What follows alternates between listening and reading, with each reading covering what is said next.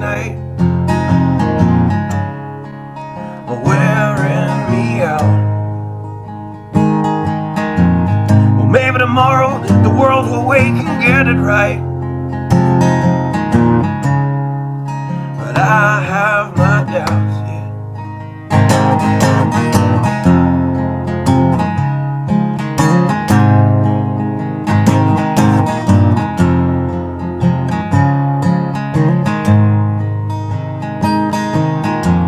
So during the day, well, I design machines of war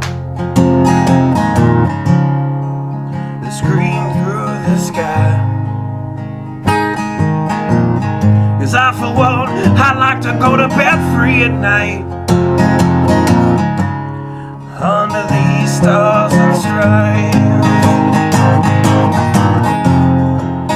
And I have my doubt that we're coming out. Yes, I have my doubt. And I have my doubt that we'll make it back out. Yes, I have my doubt. But they'll wind you up and pull the cord until you're spun right out. And I don't understand. So roll the dice and raise the price to feed the machine's mouth. Call it the progress of man.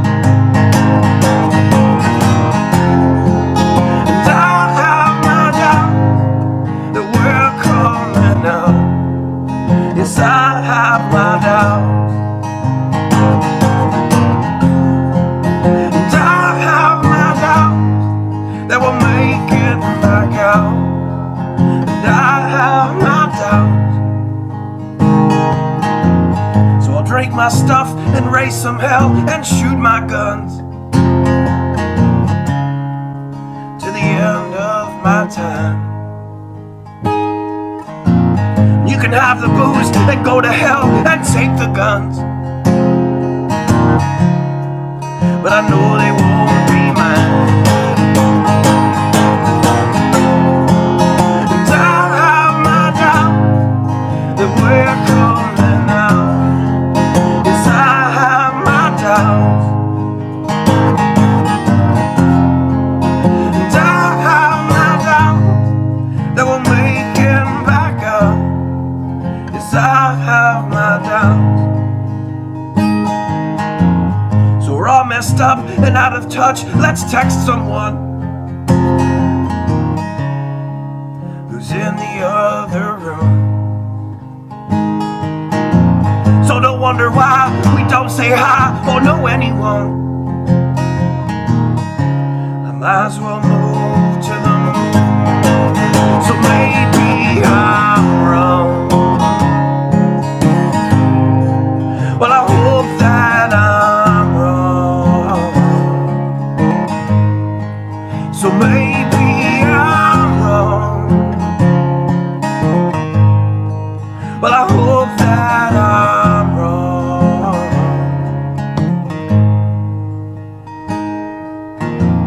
Well, the things I think, well, I lie awake and contemplate at night.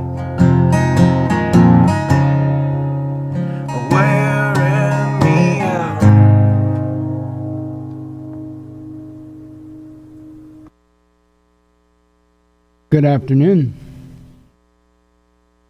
I have to say I'm thoroughly disappointed in all of you. You could not behave.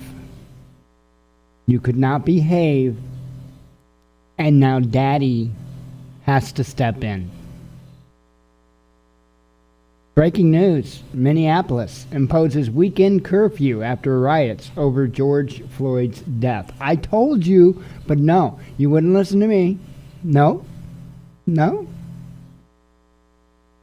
So now Daddy has to step in. This is going to be fun. This is going to be fun. And I mean that. Because I'm thinking they don't give a damn. Just my thoughts. I mean, yeah, they don't give a damn. So this is going to be interesting. Today is Friday. I'm sure you're aware of that. We do news here, but that's not really newsworthy. And I'm sure when you woke up this morning, you probably thought, fuck, it's Friday. So I didn't need to tell you that. So anyway, it is Friday. Now that we've established that and that we've all been aware that we were aware of that, I think today the numbers are going to be astronomically larger. Okay? This is the perfect storm. This is the perfect storm. It's both a combination and a culmination. Okay? You got the nice weather just breaking, right? Nice weather just breaking, coupled up with the fact that everybody's been cooped up in their homes. Okay? So you've got that going on. And then, of course, the situation, the whole reason they're out there to begin with, that's a big deal. People have had enough. People have had enough. And this is, I'm telling you, this is the perfect storm. And I think the more heavy-handed the government gets, I think the more heavy-handed the people are going to get. Folks, you know, on social media, I think a lot of people get confused thought or opinion of what my standpoint might be, because I don't always give it all out. I don't care to. If they were to ask, I'd tell them. But just because I don't provide all my feelings doesn't mean, you know, maybe it's not about my feelings. So anyway, on social media, some people might think, oh, well, this guy supports the looting and the rioting and the... Well, I do. But they're looting and rioting the wrong places. I don't support the destruction of innocent people's property. Okay, I don't support that. That is unconstitutional. And I cannot support that. I support their feelings. I support their anger. I support their demand for justice.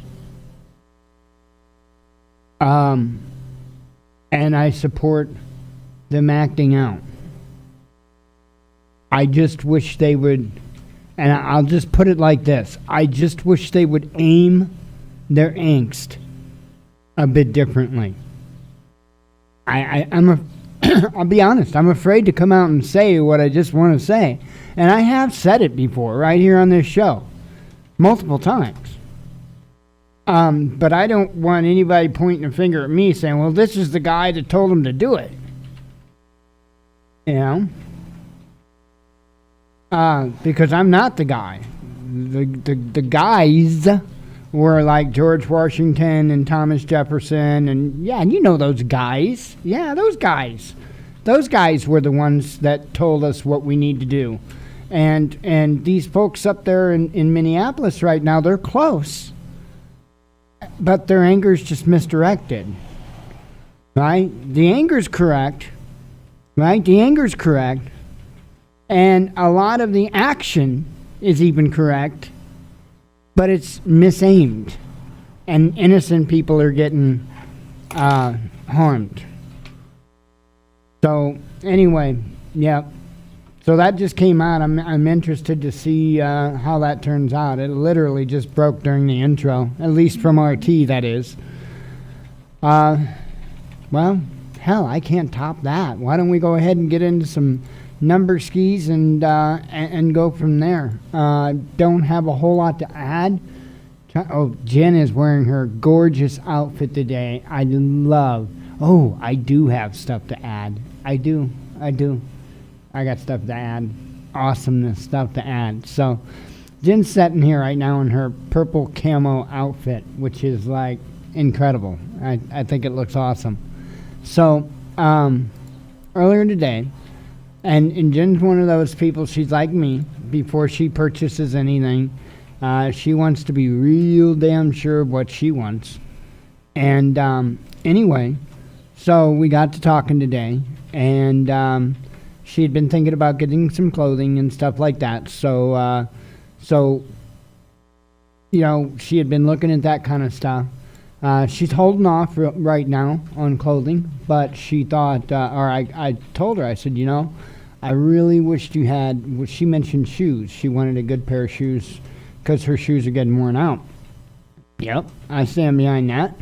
And I said, I really wished you would get a good pair of shoes for, let me show you what she, what she went with. She went with these for just like an everyday,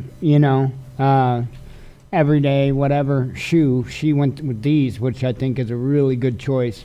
If you go with like Skechers, New Balance, stuff like that, you're going to get a good shoe. And that's what I wanted for her, a good shoe, good support, and all of that. And so can't wait until she gets that so she can check it out. But anyway, also, I wanted her to get something more along the lines of like hiking, tactical, military, something like that. And if we were to have to bug out, you're going to want something other than tennis shoes. And here's the thing. As you all know, Jen has cerebral palsy, and it's not so easy for her to get shoes on and off and stuff like that. I often help her get her shoes on. And that's, she could do it herself, don't get me wrong. I don't want to make it sound like she can't do it. She can do it. It's a lot easier for me to do it. A lot easier, a lot quicker, and probably a lot less cuss words being thrown around. Although sometimes I wonder because my hands sometimes just don't like to work, and yeah, I cuss at them. But anyway, so I wanted her to have a good type of boot in case we have to bug out or something like that. But here's the thing. Whether it's her or I that has to put on or take off the shoe, and I'm thinking even more importantly, take off, I want to be able to get that shoe on and off in a hurry. But at the same time, I need her to have something tactical / hiking / combat / you know what I mean. Well, you can find that easily once you start hitting the $120, $160 range of boots. But yeah, we were trying to go a little cheaper. This is what I found. Believe it or not, I think there were 7 pages of searches, and it was on the last page because I was looking over all of them with a fine-tooth comb. That is what we found, and yeah, I think that's going to be the ticket. I think that's going to work great. Of course, it's got the side zipper on it, so it could be put on by the laces up top like normal, or it's got the side zipper so that. Easy on, easy off. If we were to have to bug out and Jen would have an injury to her ankle or her foot, it is imperative that I am able to remove that shoe quickly and easily because I need to see what is going on. I need to inflict as least damage trying to get that shoe off, on top of the damage already done, trying to get the shoe off to see what's going on. So I needed something like this for her. And I am so, believe it or not, this was actually a pretty good weight on me because I wanted her to have good footwear. So, yeah, this was another one of the big weights that was on me. We got to get her outfitted yet, too, with good socks, good like warm clothing for winter, just the general stuff. We got to get her outfitted for that stuff too. But big step, good boots, big step. This isn't going to be a casual wear type of thing, so it's not like she's going to wear these out. So, let's see. Thought I would throw that in there, but anyway. We were looking at some hiking boots that I thought they were awesome, and they kind of had they said pink, but it looked real close to a purple. trim on it, and I thought it would look so cool with her camouflage outfit. That's why I mentioned it. But anyway, I'm cheesy. Let's do some numbers after some coffee.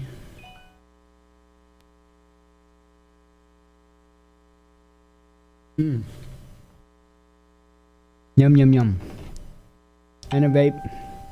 Man, all kinds of stuff is going crazy. Hang on, let me see what's up. Okay. Lots of news, and it's happening very quickly, so. All right, globally, total confirmed cases, 5,867,727. Active cases, 3,043,103.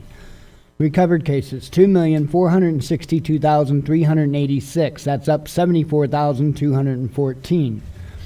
Fatal cases, 362,238. That's up 4,309. United States, total confirmed, 1,770,247. Active cases, 1,285,706. That is up 16,683. Recovered cases, 380,961. That is up 5,790. Fatal cases, 103,580. That is up 1,189. This reminds me, I forgot to mention this, and I was going to, I had intended to, when I was speaking earlier about these protests. Let's not forget about this. Let's not forget about coronavirus. Okay? I think it's going to play a factor. So, not a good one. Not a good one. Remember, folks, these protests are nationwide. 7 people were shot. Was it Louisville? I can't remember. It's in the headlines. So, folks, enough is enough. And I'm not the one that makes the call on that. I've been saying that for a really, really long time. Enough is enough. And when I say it, I'm not saying that I'm dropping the hammer. I'm saying that society has had enough. I don't control society. Now, if you're a part of society that hasn't had enough yet, I don't know what to tell you.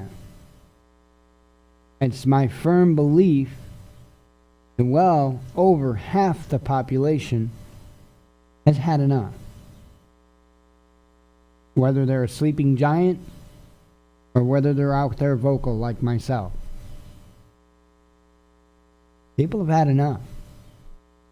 Anyway, our location, still at the number 13. I almost said lucky number 13. Let's see if this is... Ooh, okay. Okay. Hang on, let me get this tweeted out. It's actually not coronavirus related or riot, protest related. Probably thinking, really? What could it be? You'll find out soon. The other big news thing is, man, I'm telling you, I think Trump's beating that war drum hard. He had a press briefing today, and, man, and I said something on Facebook, and there's some people that aren't getting that vibe, but I'm telling you, that vibe was banging. He was laying out not just a national case of war against China, but an international case of war against China. And he was laying that framework out today. I'm telling you, that's what he was doing. Anyway, let's do some headlines, shall we? Starting with last night, Minnesota rolls out National Guard to stop riots and looting, ensure safety of peaceful protest over George Floyd killing.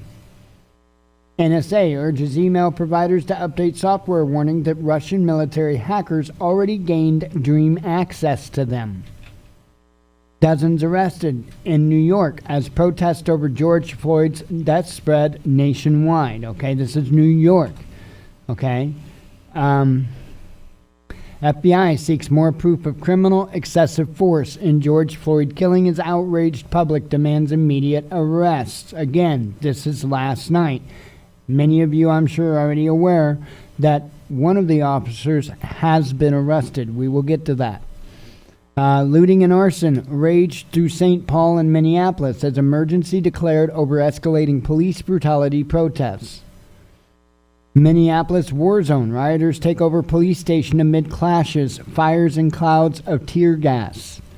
Yes, and we're gonna watch that because wow, that's all I'm saying.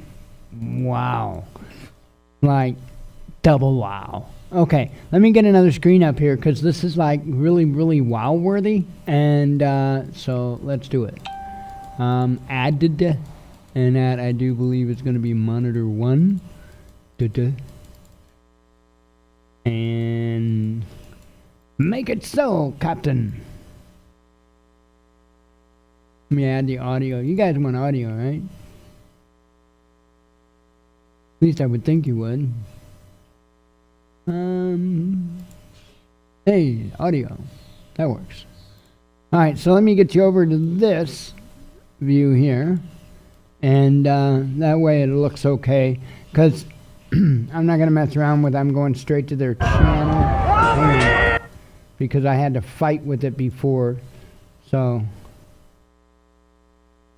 I want to make sure to be able to make it full screen and all that goodness. Anyway, you want to see a retreat. Now, we were watching live last night after the show, right? And we were watching it live after the show, and Nico, Unicorn Riot, was walking around, and he had went somewhere and did something, and when he got back to that area where this police precinct is, they had overrun the police precinct. The police were gone. And Unicorn Riot missed it. So we didn't get to see what happened at the police department, or at the precinct, and this is what happened.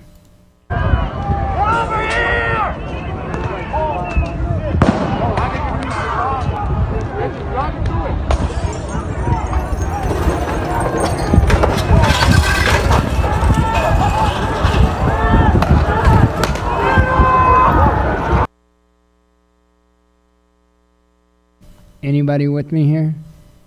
Na na na na na na na na. Hey. Yeah, you know it.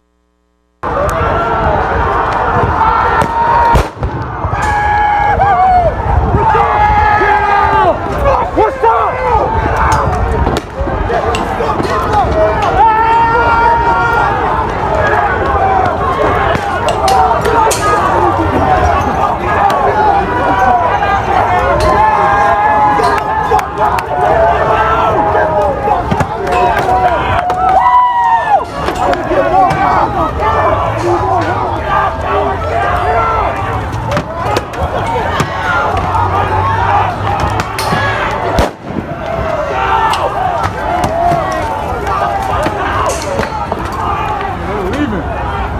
They're gone.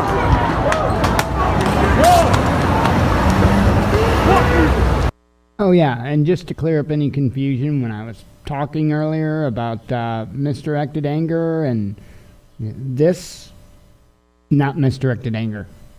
This, yeah, not misdirected.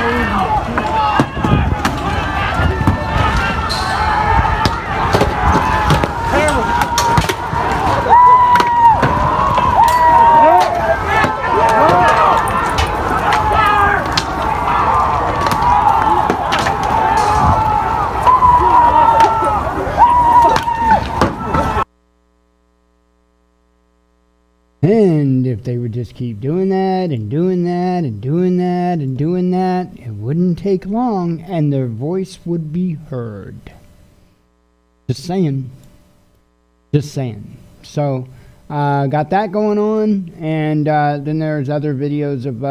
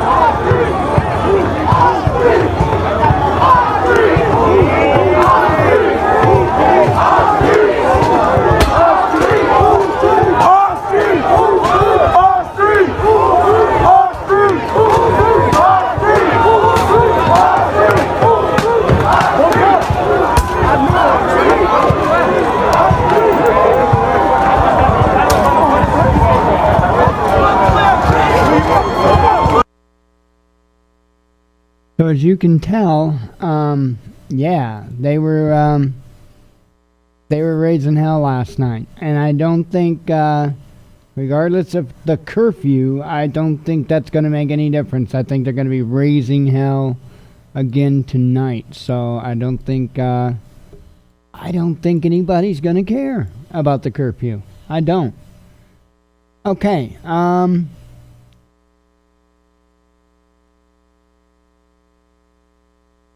Let's see, here we are. When the looting starts, the shooting starts. Trump says military is ready to act against Minneapolis thugs. Probably a dumbass thing to say. You know, I get it. And again, I'm not defending looting, burning down Little Caesars or 7-Eleven. What defense is there for that? I'm not defending that whatsoever. But maybe for once, we should ask what people want. You mean actually allow the people to redress their grievances? Oh my God, what a fucking notion. My head's gonna hurt now. Wow. Imagine that. Letting the people redress their grievances. Wonder who thought of that. Most Russian companies face huge losses due to virus lockdown and have difficulty getting government aid. Gunfire heard as massive Denver solidarity demonstration for George Floyd turns violent. This is Denver. Denver, okay? I'm just pointing out the different locations. Several people shot as enraged rioters try to help police van in Louisville. I heard like 7 people. Okay? Twitter at war. Trump's warning to Minnesota thugs flagged for glorifying violence. Renault workers protest automakers' plan to axe nearly 15,000 jobs. That's globally. Around 2 billion people may lose their jobs in the next couple of months due to the pandemic. 4th oil-filled Iranian tanker reaches Venezuelan shores, defying U.S. pressure. Russian economy shrinks 12% in April as coronavirus restrictions paralyzes business activities. Watch CNN crew arrested during live broadcast covering unrest in Minneapolis because these fucking idiots are complete morons. I wasn't speaking about CNN for a change with that, believe it or not. They're well, fuck it. They're all morons, but still, the bigger morons arrested the other morons. Hero Moscow taxi driver saves woman from capture and torture after she orders a ride. Thanks but no thanks, Trump rebuffed after offering to mediate India-China border standoff. Denmark will conduct random checks for COVID-19 at borders and holiday sites, the PM says. Twitter blocks White House tweet for glorifying violence after it reposts Trump warning from official government account. Minneapolis thugs versus Hong Kong protesters. Chinese paper accuses Trump of hypocrisy over riots. I would agree. Monkeys attack lab technician. By the way, I would agree with Obama, with Bush Jr., with Clinton Sr. It's all the same. Monkeys attack lab technician, steal COVID-19 samples in India. Wait, is this the Onion? No, it's not the Onion, folks. That's really going on. Monkeys attack lab technician, steal COVID-19 blood samples. It happened. It's not the Onion. Denver driver rams road blocking protesters angry at police killing of black man in Minnesota. Can you imagine Bear's threat matrix today? He didn't do it. I wished anything Bear would have did the threat matrix today. Sanctions can't solve problems. EU rules out punishing China over Hong Kong. Irish Prime Minister Varadkar says government may need to prepare for no trade deal Brexit. Toxic vapor leak discovered at Russia's space booster in French Guiana. Sounds good to me. Former Minneapolis police officer Derek Chauvin, if I said that right, arrested over George Floyd's death. Yes, he was arrested. It's not going to stop. It's not going to stop anything because we've seen it time and time and time again. Even if we do manage to get an arrest, getting a conviction is a whole nother story. And then when we do get a conviction, the judge fucking hugs the criminal. I couldn't believe that. I couldn't believe that. So these folks know that they're not going to get justice. They already know it. They already know it. They've been through this a time or two before. And I think they're tired of it.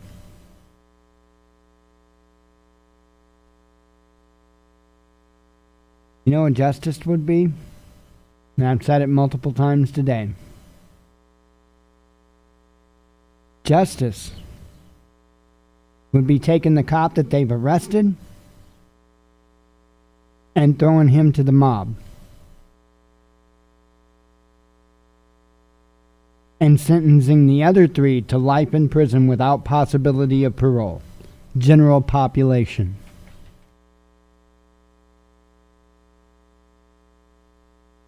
But,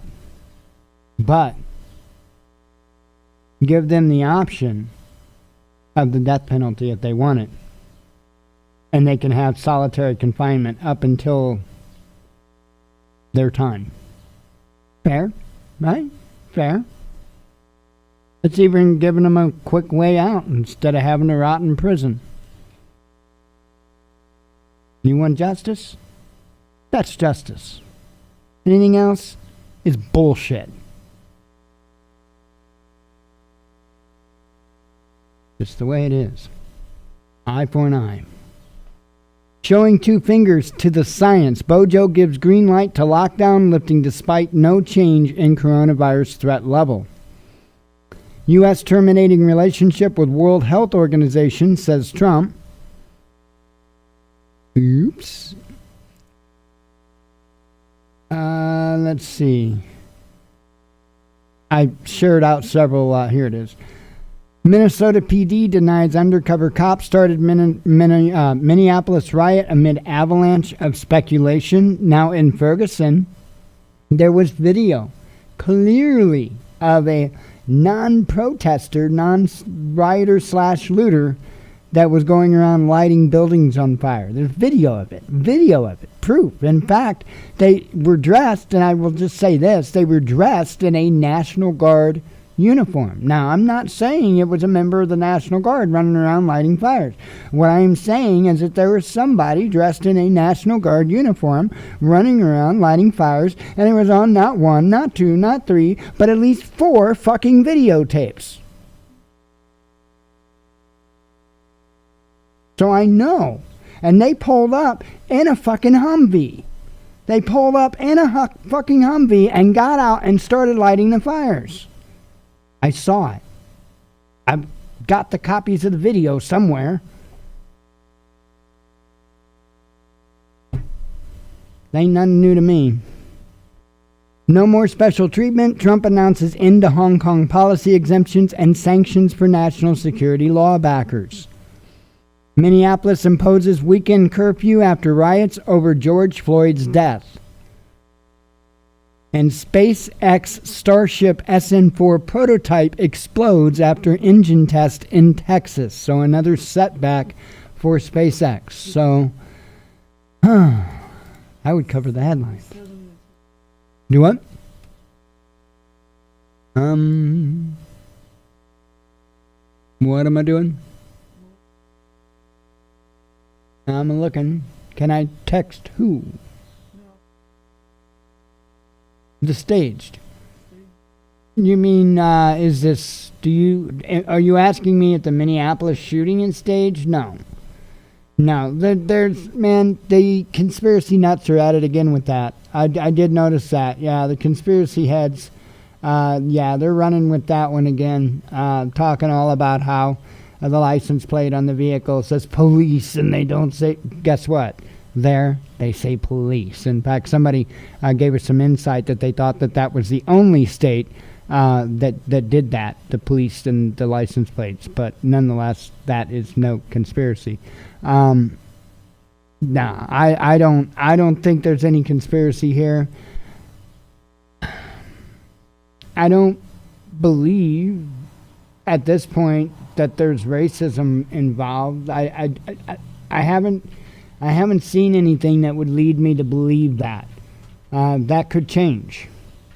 I haven't been able to confirm any of this yet, but rumor was given my way today that it's a possibility that the two men, the police officer and the victim, had previously worked together, I guess many years ago. I have not independently confirmed this as of yet.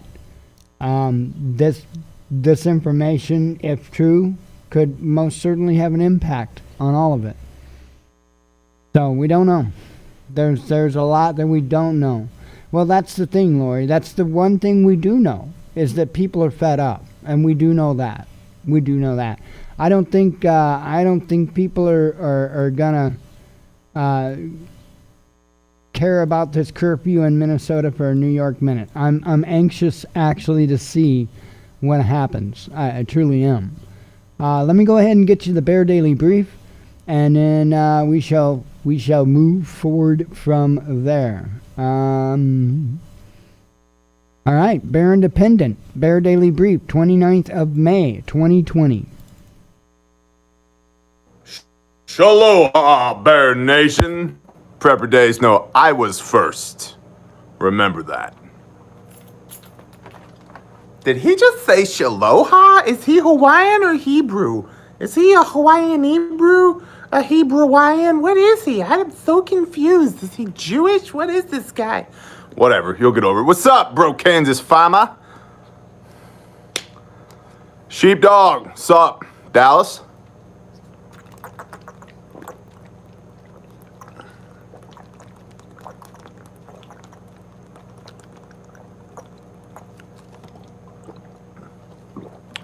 Shalom, everybody.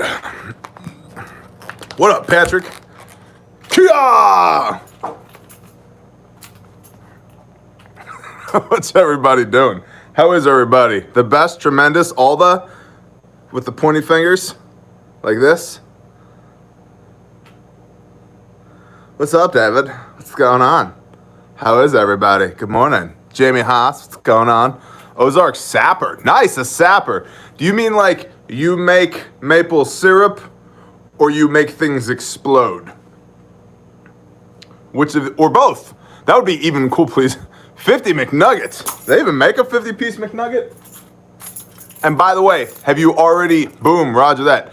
If you get the 50-piece McNugget, does it come with a free referral to a cardiac specialist rather? Andrew, good morning.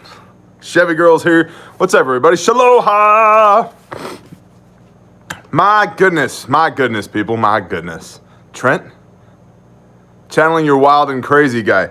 Well, listen, so I was up at 4:54 a.m. I was in the office by 6. I don't even know what time it is right now. I think it's about 7:45 a.m. Central. See these guys right here? Yeah, I just beat them like they owe me money. 07, Roger. So, yeah, I'm glowing right now. You know that high that you get after you do a whole lot of exercise? Got it right now. Daniel Streety, Bred for War. Awesome. By the way, got your envelope. I appreciate you, brother. Y'all are freaking awesome. Hold on, everybody.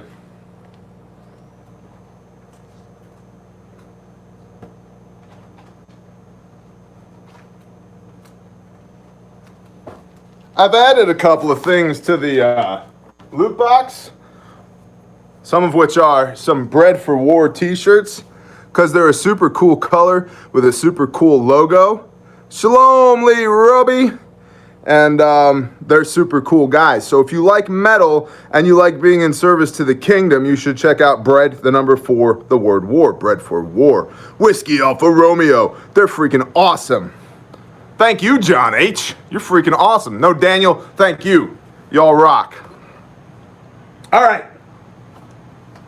Let's do some reporting, shall we? Good morning, Rev.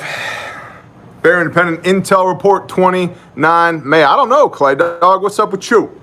29 May 2020. First of all, thank you all for being here. You guys and girls are freaking awesome. You're tremendous. Thank you. Thank you. Thank you. Thank you. I'm curious because there's only 133 people here. Did I make this unlisted? Are y'all only Patreon people, or is YouTube also here? Because I might have fat thumbed my way into this brief. It doesn't really matter. But whatever. Living free, my brother. I clicked YouTube. Roger that. YouTube. Okay, cool. We're good to go. Good. The numbers will spin up in a minute. People, it's Friday morning. They're like, I don't want to be awake. I don't want to watch this stupid bear guy right now. But thank y'all for being here. You're freaking cool. As always, the entirety of this report is found where? Patreon. That's right. What do? We go to patreon.com. What do we put in the search bar? Bear Independent. B-E-A-R, not B-A-R-E. There's a video for that, but it's an entirely separate channel. Don't judge me. I was young and I needed the money. B-E-A-R, Independent. There's how many A's in the word independent? 0! Good job, class. Okay, bearindependent.com, at Patreon. You can find us at Patreon. Shout out to the Intel team, Dance Monkeys, Intel at bearindependent.com. Y'all are cool, the coolest monkeys ever. I'm so happy to have caged you up and basically pushed you into a life of indentured servitude with nothing but animal crackers for food for the rest of your miserable existence. So, yay team. No, really, they're awesome. Intel at bearindependent.com. If you have tasty Intel nuggets for them, send it to the Intel team at bearindependent.com. And Intel at Bear Independent, they'll take care of you. Roger. Worldwide, the numbers continue to climb. As of the time of this reporting, global cases are 5.879 million, with 2.9 million active cases.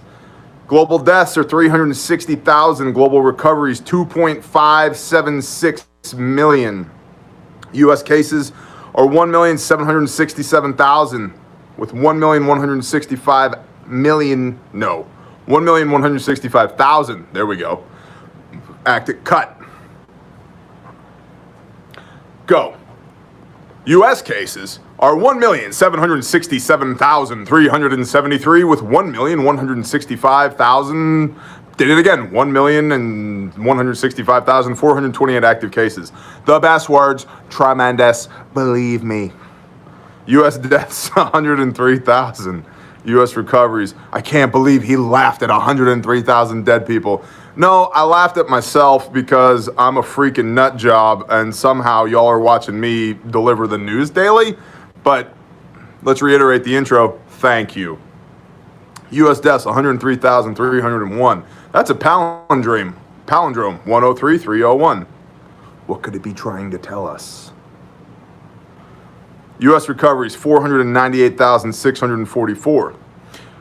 All right, into the bullet points. Venezuela has reiterated solidarity with China. How interesting. You know, officially in Venezuela, 10 people have died of COVID-19. Unofficially, it's more like 30,000. No wonder they like China. They're both very, they're on par with their reporting. Venezuela also just received oil from Iran, which has agreements with Russia. There is a pattern here. Bipartisan efforts have passed a bill called the Uyghur Human Rights Policy Act that will result in identification and sanction of Chinese officials responsible for playing a role in human rights abuses towards the Uyghur minority population. Roger. Concerns about... I'm going to need some bracketed pronunciation the next time this word shows up in the report, monkeys. Thanks. Uyghur, I believe is how it's pronounced. Concerns about tensions between the U.S. and China are now affecting the stock market. Everything affects the stock market. If a fly farts in, East Zimbabwe, they're like, oh, blip on the radar. Riots in Minneapolis over the death of George Floyd are escalating and spreading. Buildings have been burned, defaced, and looted, and the mayor has called on the National Guard. Armed militias have formed to protect shops, and one person was shot by a store owner while looting. Minneapolis police called for help from the State Patrol and St. Paul. 61 buildings in Minneapolis and 10 in St. Paul have reported damage so far. One contributor says shots could be heard throughout the night. Another says the National Guard is on condition 4. The officers involved in the filmed incident were fired, but it is uncertain that they will face long-term consequences. Protests are now also occurring in Los Angeles and Memphis. We talked about this yesterday. These cops deserve to be tried by a jury of their peers, and if everything that it appears that has happened, they should be found guilty of murder or manslaughter or something, but they should certainly be held accountable for what seems like and probably is a crime. And again, I don't know what the deal with George Floyd was, but I know that this was a tragic death. We went into this in depth yesterday. But the way that you protest a tragic death is not by setting 71 buildings on fire and destroying things and looting and rampaging. Those rioters don't care about George Floyd. They care about themselves. It's bullshit. This is classic human behavior. This is why even in Minnesota, when I tell you guys population density matters, I mean it. Yeah, well, we're in Minneapolis. What bad could happen to me? Oh, holy! Population density matters. Being able to defend yourself matters. Having a bug-out plan matters. A bug-out plan, not a bug-out bag. A bug-out bag is the smallest incrementation of what's involved in a bug-out plan. Having your team, your tribe, your mag matters. A way to communicate matters. Knowing what your rights and your laws are matters. All of that matters.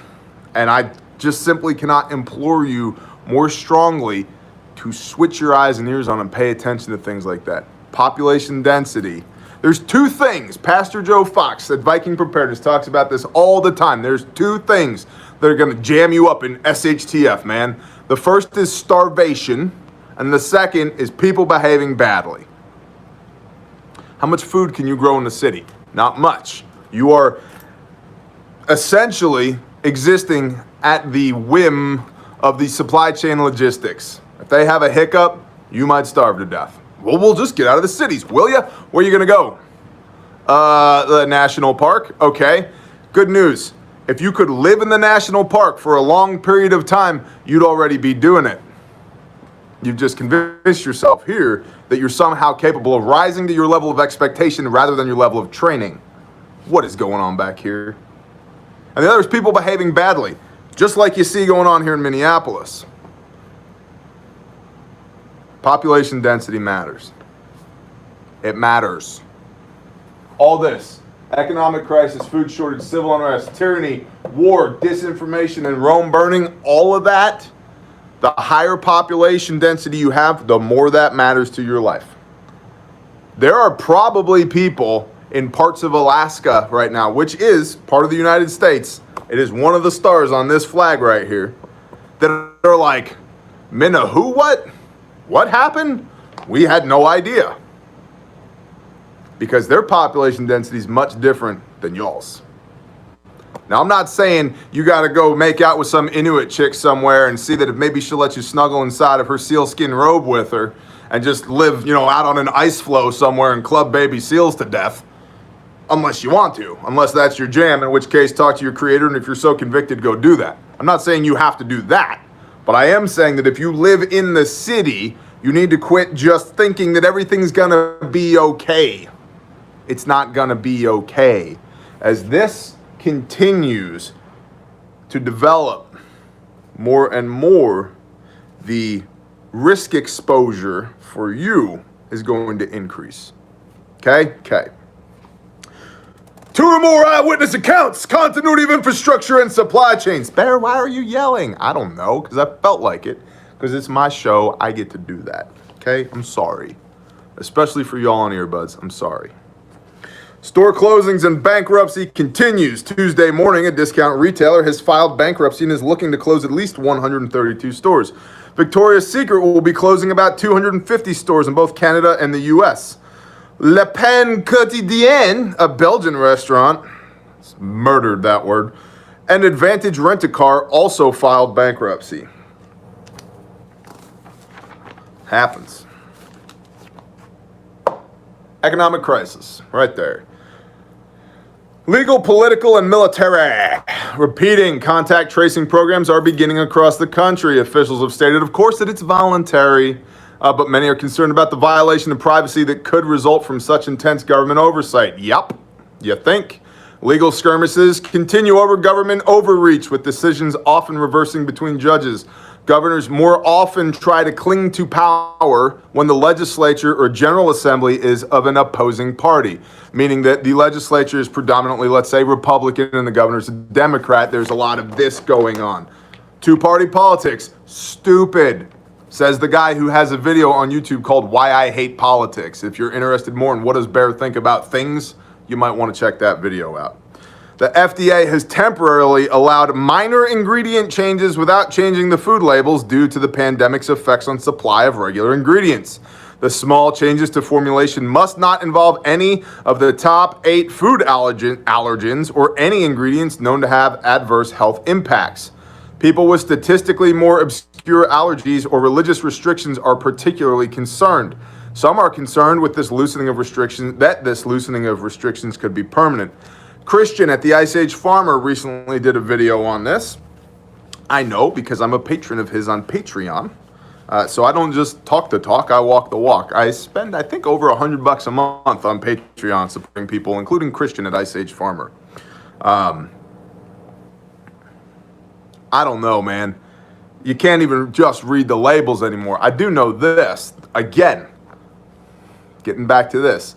The more independent from the system you are, if this concerns you, having food security, when this afternoon, when I walk into my meat bird pen, we just start dropping rounds on these birds and lopping their heads off with hatchets and hanging them in the meat tree to bleed out. Yes, we have a meat tree. It's awesome. It just grows meat. Every time you go out there, there's something else hanging in it. It's incredible. I have zero concern about that meat. It was not put through a bleach bath. It was not handled by some COVID-19 infected processor somewhere.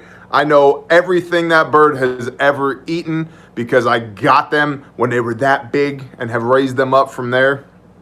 So without even trying, they're cruelty-free, antibiotic-free, organic, free-range, blah, blah, blah, pasture-raised. They're all the blah, blah, blahs without even trying.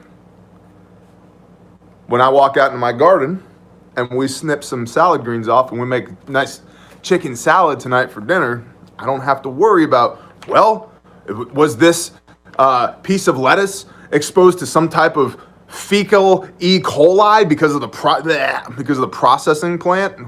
You see what I mean? And this sounds like some big unattainable goal for most people, and I'm promising you it's not. It's really simple. Just put seeds in dirt. Make sure they get sunshine. Make sure they get water. Well, Bear, what happens if I mess it up? Then you will learn and you'll be better at it next time. Check your ego at the gate into the garden, because it is a learning experience. And it's also a cathartic experience. Especially, it's incredible. You know that quote, I'd rather be a warrior in a garden than a gardener in a war? Yes, for sure. But there's something about putting a warrior in a garden that's good for their soul. I have so many brothers who are just busted up from just life. And I don't mean just physically, mentally, emotionally, spiritually. They've been broken, and maybe they've figured out how to knit themselves back together again, at least enough to heal the cracks in the facade. You put them in a garden and something beautiful happens. When your business has been killing things and then you start making things live and grow, and it's a beautiful, beautiful thing. So go plant a garden. Okay, awesome. House Republicans are suing Speaker Nancy Pelosi to block proxy voting during the pandemic. Good. They believe it is unconstitutional, as the Constitution requires a majority of lawmakers to be present to vote. Agreed. They also worry that proxy voting concentrates power into the hands of a few. Yep. Trump tweeted he would veto the bill that would reauthorize parts of the federal surveillance program, FISA, if it should make it to his desk, and House Democrats have now pulled the bill. Good. New Mexico's governor is coming under fire for purchasing jewelry during a time when she is urging citizens to only do what is essential to stay home as much as possible. I'm telling you, there is a let them eat cake mentality. There's a let them eat cake mentality because these politicians have never gotten up at 4 a.m. and walked with you out into the barn to go milk the cows. They've never been woken up at 4:24 in the morning because the roosters are crowing. They've never been up till midnight because something's trying to eat their cattle or their sheep or their goats or their roosters or their ducks or whatever the hell else they got, and had to put rounds on target. They've never been all the way over there and watched one of their best friends get ripped in half by an IED and then bleed out. They've never done this shit. And they don't know. And they, for the vast majority of them, don't represent us. And they're like, yeah. Y'all stay home. Be responsible. I'll be over here buying jewelry, but y'all stay home. Stupid. And again, this contributes to, they wonder why people are up to here with this BS. We just don't understand. These citizens, we just don't understand. You're damn right you just don't understand. Have you ever worked so much all day that you literally can't feel your body anymore? Your whole body's numb. Or you get up the next morning and you can't move because you've done so much physical labor the day before that you can't move. And you know what? You got to do it again today. And the next day, and the next day, and the next day. I have had 16 cents in my bank account. Praying to the Father. First of all, thank you that all my employees are paid, that insurance is paid, that there's food in the pantry, that there's fuel in the trucks, that there's a roof over my head. But Father God, I got to have something. So if you could just go ahead and do whatever it is you're going to do, I really appreciate it, because 16 cents scares the shit out of me. 3 days later, we booked 6 months worth of work because he's awesome. But these people don't live that. They don't get it. They don't understand it. They don't know what it's like to walk through a grocery store and go, I can't afford that, but I need it. So y'all stay home and be responsible. I'm going to go buy some jewelry, okay? And by the way, simmer down, or we're going to send the National Guard out here to Now, of course, in Minneapolis, I think at this point the National Guard is warranted, but nobody should have that much control over your life, especially when they don't get you, when they don't understand you. It's hot as hell in here. I gotta go turn the AC on. Stand by. Talk quietly amongst yourselves.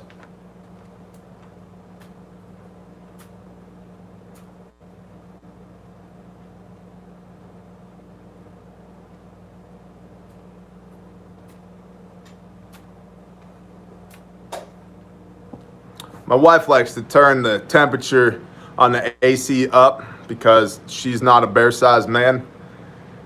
Thank God. But I like to keep it cool enough that we could be hanging slabs of beef in here. So, yeah. We have disparaging opinions about what cool is. All right. Trump signed Michigan's governor is asking for aid from the federal government. How about no? How about no? Sound good? Good. Okay, cool. No. On behalf of all you citizens of these United States, no. Good try, but no. Fix your own problems and quit acting like a moron. Trump signed an executive order cracking down on social media site censorship and says he will pursue legislation. Most view the move as retaliation against Twitter for adding fact-checking labels on the president's tweets. Boy, there's a can of worms here. On the one hand, private companies should be able to do whatever the hell they want, and I do not like additional legislation. On the other hand, at some point, and this is an argument that Glenn Beck has been making, and just so we're clear, I do not track with everything Glenn says. We're probably about 50-50 at this point as far as agree, disagree, and that's okay. And I used to listen to the guy every day when I was at work. Not so much anymore, probably about once a week right now. Anyway, he's been talking a long time about the difference between publisher and platform. And if you are going to edit the content that is on your site, you're now publishing. And maybe you should be subject to legislation like everybody else. And so rather than walking on that line between publisher and platform and having the best of both worlds, maybe you should do what's moral and ethical or pound sand. Bear for President 2020. Societal in general. Hurricane season is due to begin 1 June. Figure your stuff out now. Because if your town gets schwacked by a hurricane tornado, that's a thing, a hurricane tornado. That's right. It's terrible. It's almost as bad as a hurricane and earthquake tornado, which is horrendous. The only thing worse than that is the tsunami, hurricane, tornado, earthquake, tornado. That thing is terrible. And you don't want that thing at all. So if your town has a high risk of a tsunami, hurricane, or tornado, then you really need to figure out what you're going to do now. Because when that thing hits, the government is not coming to save you, okay? They can't save their own asses. They're definitely not. They got jewelry to buy, okay? They're too busy buying jewelry. They ain't coming for you, all right? Michigan's out of money. New Mexico's buying jewelry. A lot of these storm shelters are not open. They're just not opening because of the COVID-19 crisis. So where are you going to go? Figure it out now. What are you going to do? I mean, just really simple takeaways here. If you can have, like, most people are like, yeah, man, I got my bug out bag. Cool. Where is it? Maybe it shouldn't be inside of your house, because if your house catches fire or gets schwacked by a tornado, God forbid, or something like this. And by the way, most preppers are like, yeah, man, I got my AR-15 and my combat loadout, and I'm telling you what, when the zombies come up this cul-de-sac, we're going to step off and get some, son. Like, yeah, that's a cool story, bro. By the way, I don't believe you at all. Have fun with that. And do not be a problem in my neighborhood or robust compost pile. That's how a lot of people approach prepping. I'm here to tell you, house fires, flooding, all the things that aren't sexy, tornadoes, hurricanes, earthquakes, those things are much more likely to happen in your life. Job loss, injury, these things happen all the time. You know how many people I know who are like, yeah, man, I lost my job for X amount of time. We didn't sweat it because we had 2 years worth of food put up.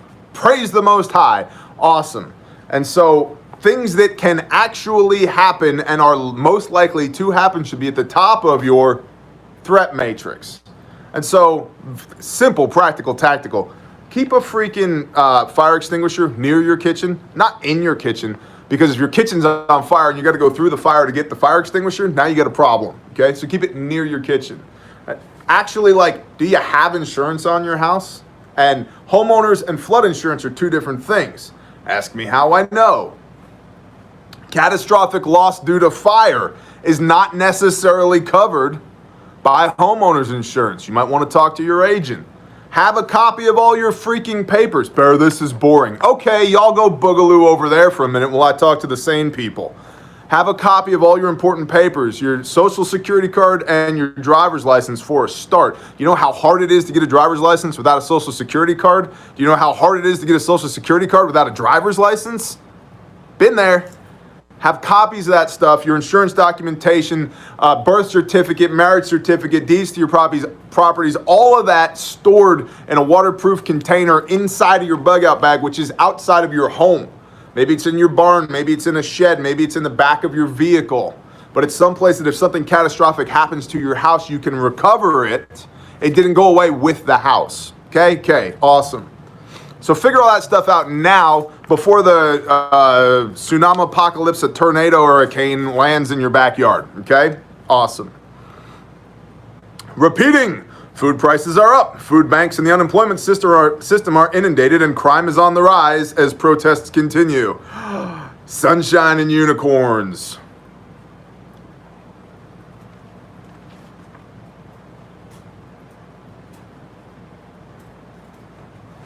Oofda.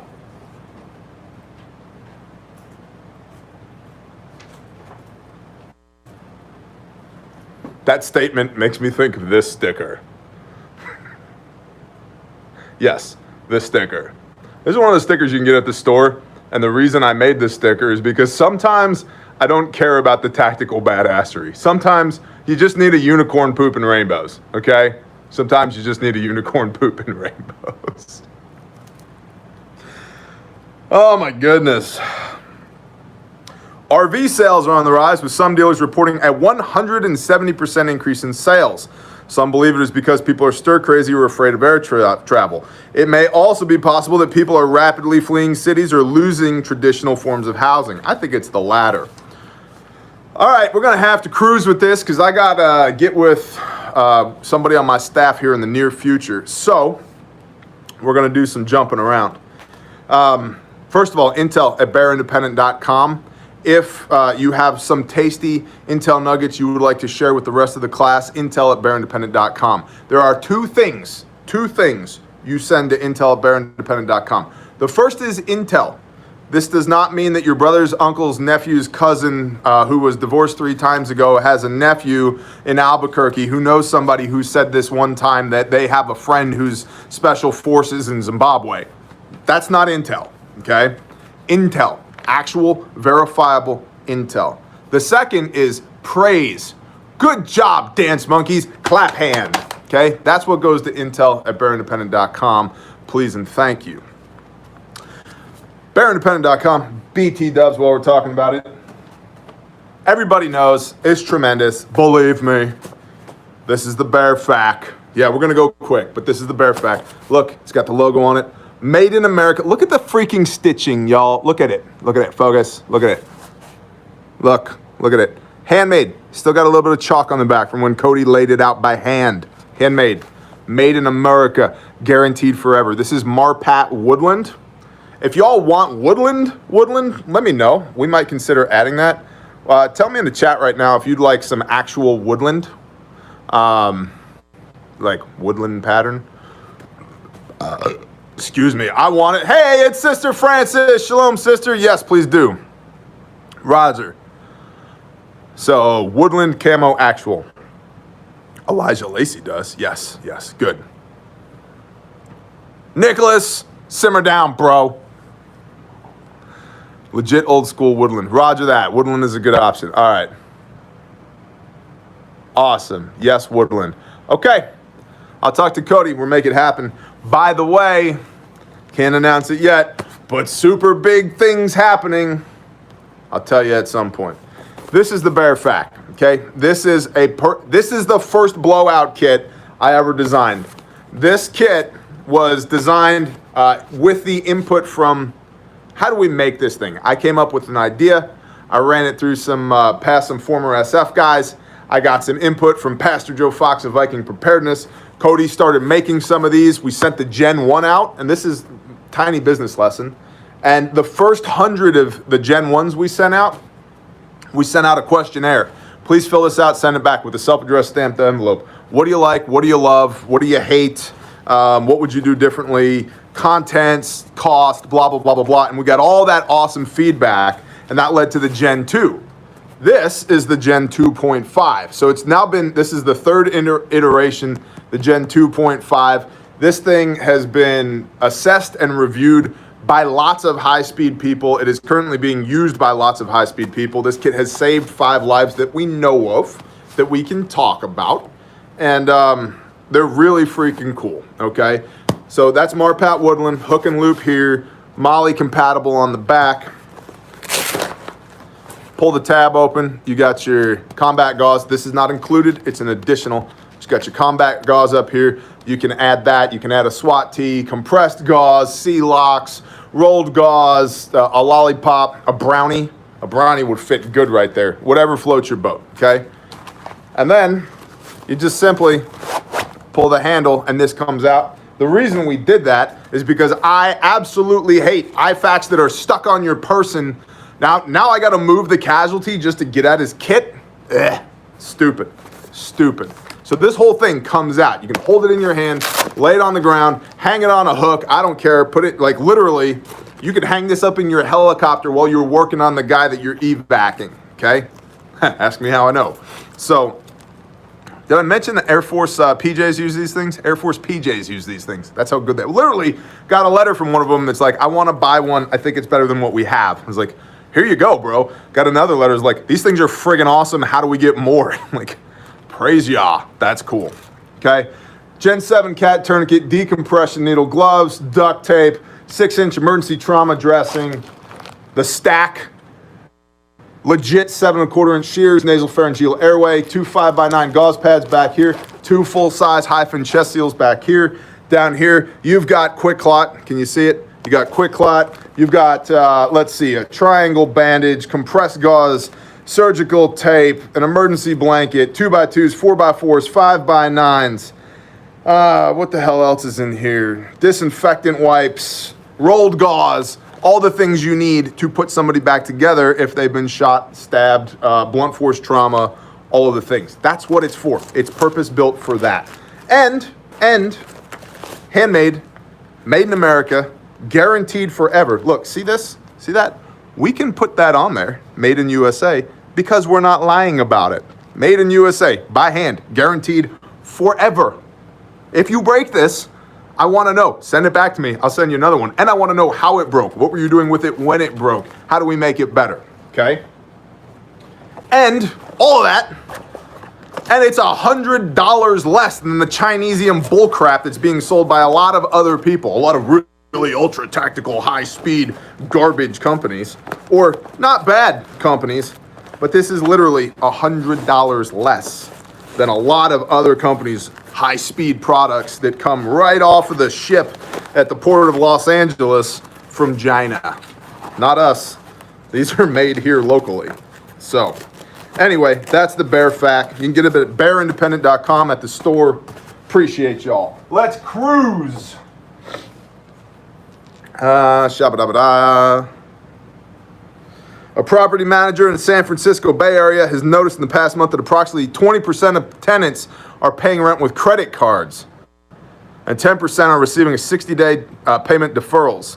In Colombia, they're loosening restrictions on the 1st of June. The new decree includes specifications about how often and for how long certain people in people groups can go outside. For example, people over 70 are allowed to go outside 3 times a week for 30 minutes, and children 6 to 17 can go outside 3 times a week for an hour a day.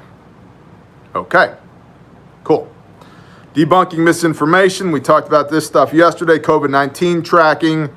And if it's banned, it must be true. Again, the entirety of this report is on Patreon actionable. New firearms transaction record has all the buyer information on the first page. Make sure nobody's snapping pics of your first page when you're buying firearms. I think this goes into effect 1 November. Reach out and socially support others. Suicide is on the rise, even among children sequestered at home. I just had a conversation with a brother about this morning. Be vigilant. What can you do? Let them know that you are there and love them through it. And hey, by the way, and this doesn't matter, it does not matter if they're 11 years old or 71 years old. I'm here. I love you. Good news. You're messed up. We all are. This is just for a moment in time. It's gonna be okay. It's gonna be okay. I'm here. No pressure. I'm here. Don't do anything stupid, but I'm here. Okay? So that's the mental, emotional, spiritual side of it. The tactical, practical side, if you have somebody you're worried about, remove all the means that they could possibly harm themselves with.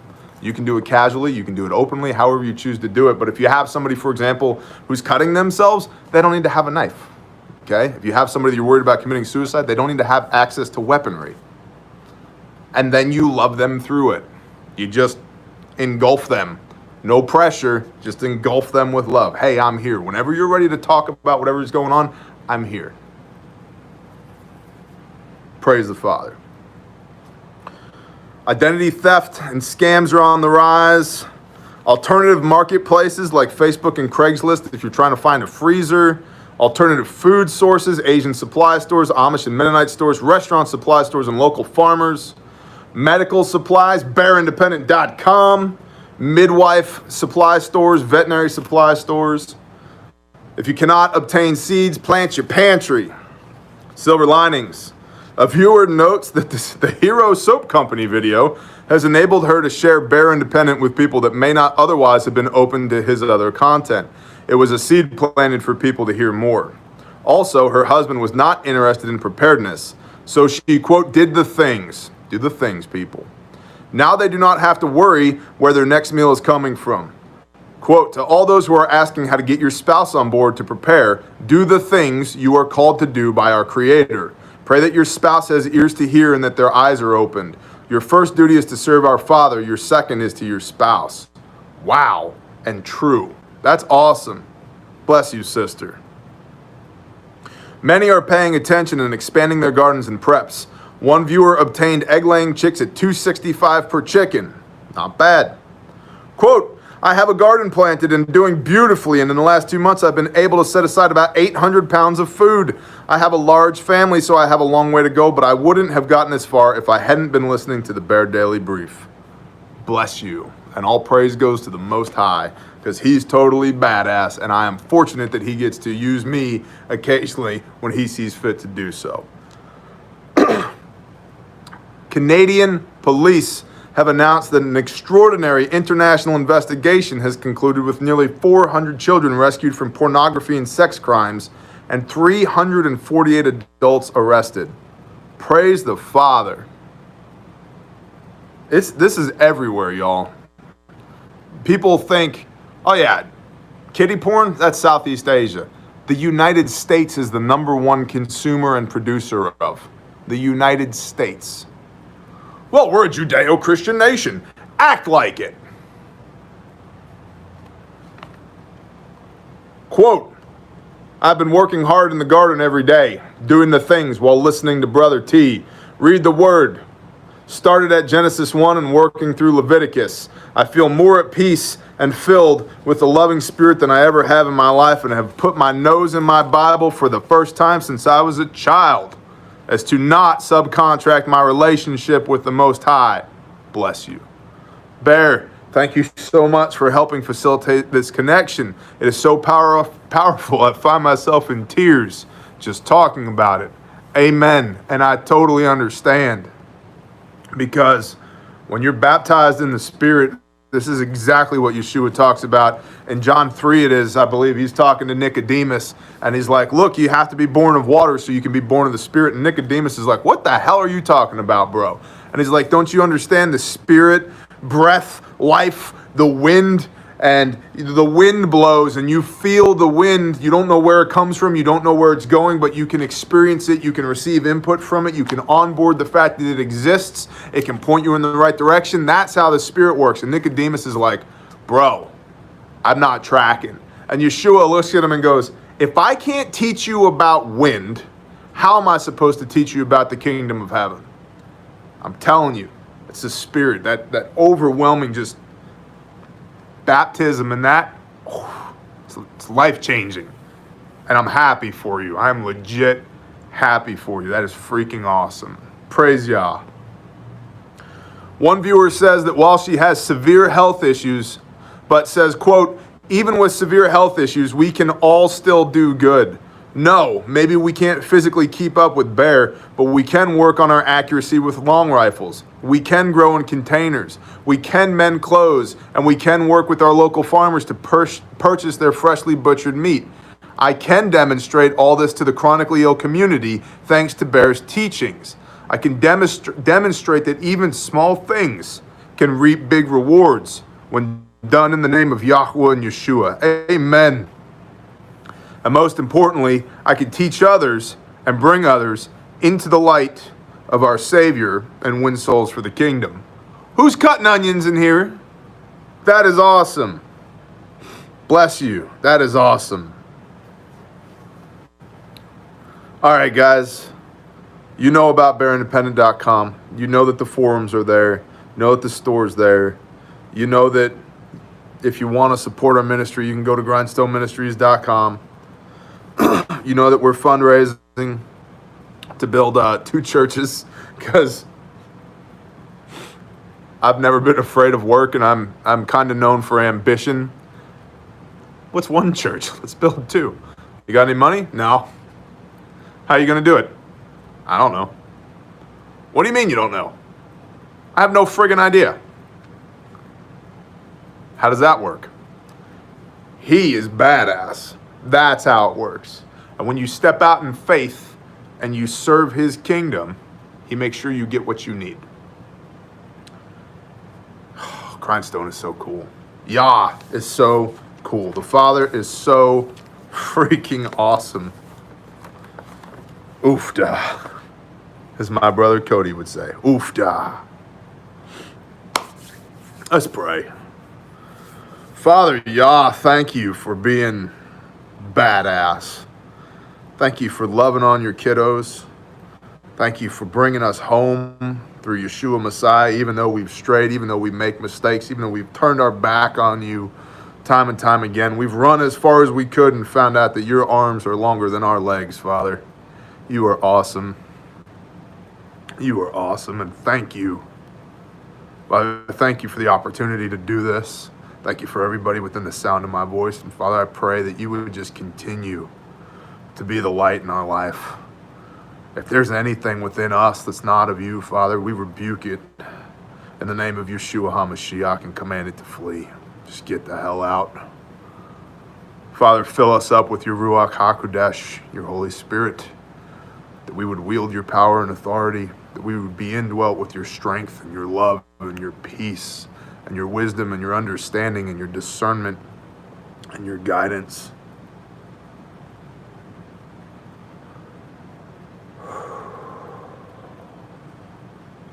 Father, in your breath, your spirit. Father, thank you for this. Thank you for my wife and for my kids, for my friends and my family and my community and my tribe, the entirety of the Bear Nation, everybody within the sound of my voice, Father. Thank you for being sovereign over all things, and thank you for using us to serve your kingdom, for trusting us to wield your authority. Father, just please continue to walk with us and guide us and point us in the right direction. Ask all these things in the mighty name of Yeshua HaMashiach. Amen. Oofda. Y'all are awesome. Shabbat Shalom. We'll see you, let's see. Next live stream is the weekly Threat Matrix on Sunday for the $10 and up patrons. And then we'll be back here on YouTube Monday to do the brief again. I pray y'all have an awesome weekend. Go out there and make the Father smile and do the things. That's right, Miss Hermit. He'll do the things. Bless y'all. Alrighty. Let's see. Got one from We Are Change here titled, Is This All Being Engineered to Create Chaos? What you're watching right now are police officers escaping and abandoning one of their police precincts, which was later burned down by protesters in a major U.S. city.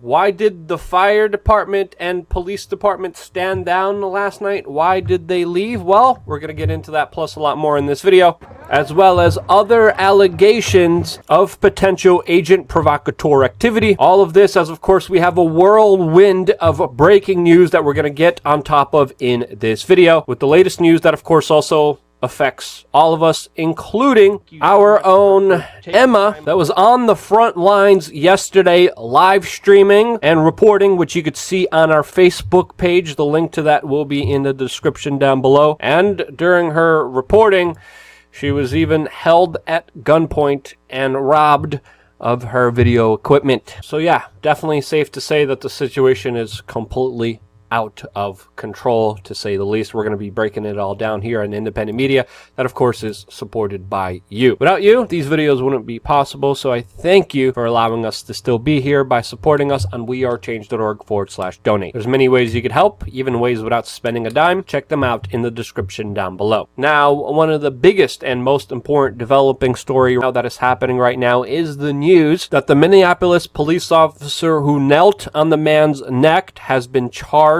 with third-degree murder and manslaughter charges, and he has been taken into custody after another wild night of rioting in the city. The prosecutors in this case highlighted how this police officer had his knee on George Floyd's neck for over 8 minutes and 46 seconds in total, adding that 2 minutes and 53 seconds of this was when Mr. Floyd was non-responsive. And after investigating this police officer, many people have also found that he had 18 previous complaints made against him, including one where there was a $25,000 settlement, which the city's taxpayers paid for, not him, not the police precinct. He was previously accused of punching a suspect that was handcuffed, involved in other fatal police shootings in 2006, 2008, and even 2011, twice. Many of this happened under famous political pundit Amy Klobuchar's nose,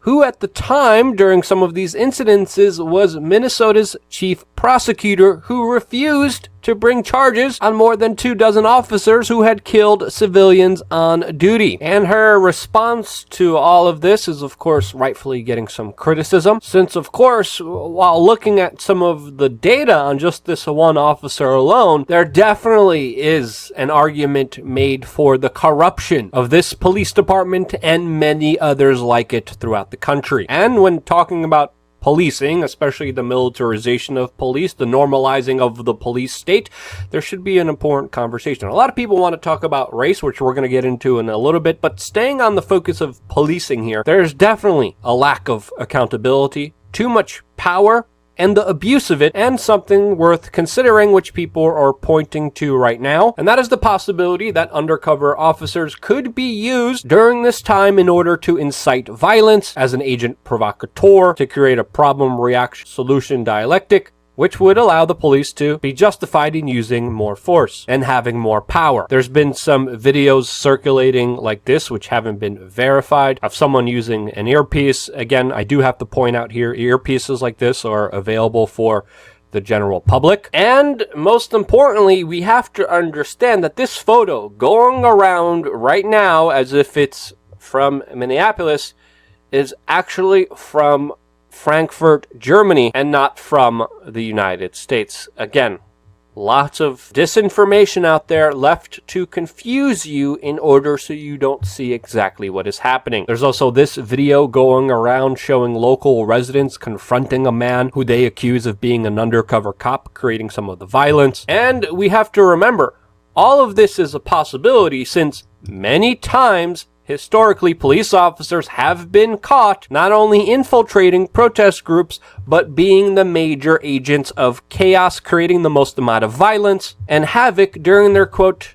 undercover duties. This has been documented time and time again. Is this happening in this particular case? Well, there's some people investigating online whether that is the truth or not. So far, there has not been any empirical 100% proof of this assertion, but we should be aware that it is a possibility. Since, of course, there was massive violence that happened just moments ago that will most likely continue to happen, not just in Minneapolis, but all over the United States. Violence and destruction of property that some, quote, news organizations, if you could even call them that, are having a hard time describing, as of course a building is burning down behind this NBC's anchor, and he had this to say. I want to be clear in how I characterize this. This is mostly a protest.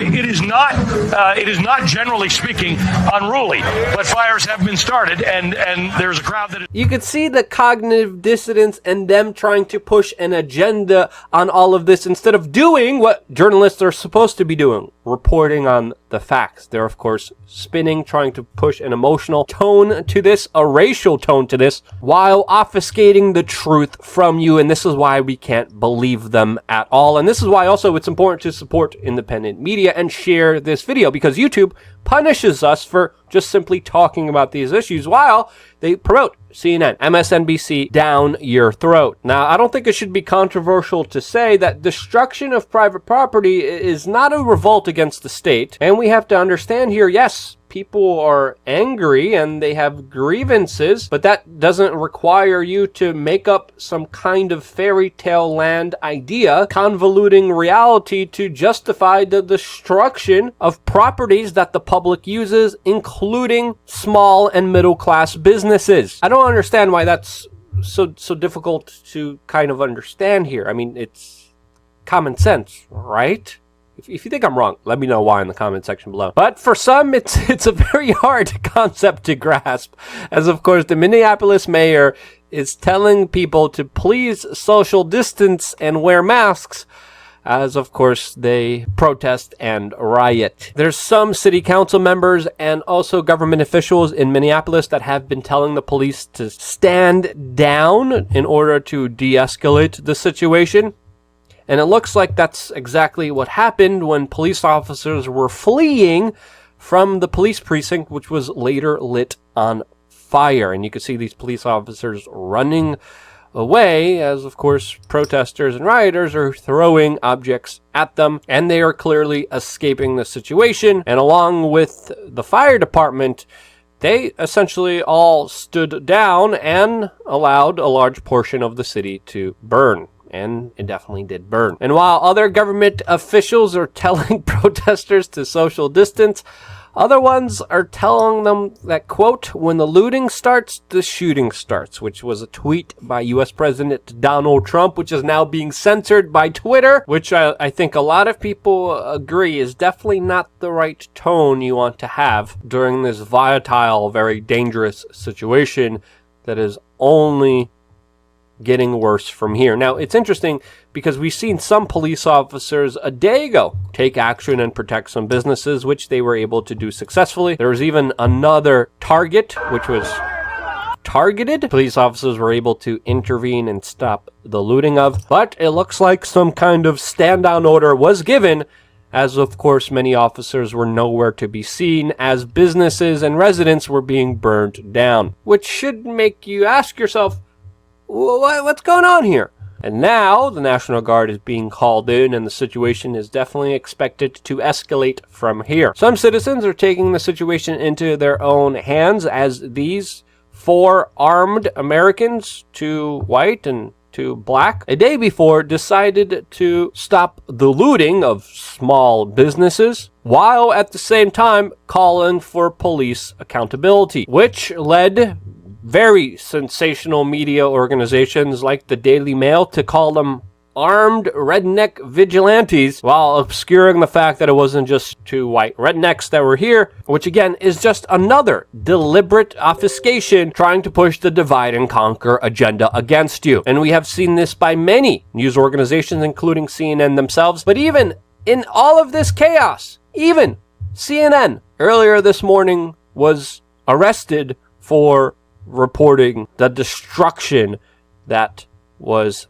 happening because of the rioting. So even CNN ended up in jail for being, quote, journalists on the scene. Now again, hundreds of businesses are being damaged and destroyed. This was the tally just even 14 hours ago. The tally is expected to go up with how many people have destroyed their livelihoods from this. I think we could all agree that that is not a good thing. There's some people making arguments that this is only against big corporations like Target, when it's not. There's small businesses also affected here, and this should be called out. This is wrong. It's just as wrong as Jeff Bezos of Amazon looting the American people as his workers are on public assistance, as of course he gets record level tax breaks. The corporate financial looting, especially what is happening with Wall Street and the Federal Reserve, is also another form of looting that needs to be called out, and you should be disgusted just as much as you are by this looting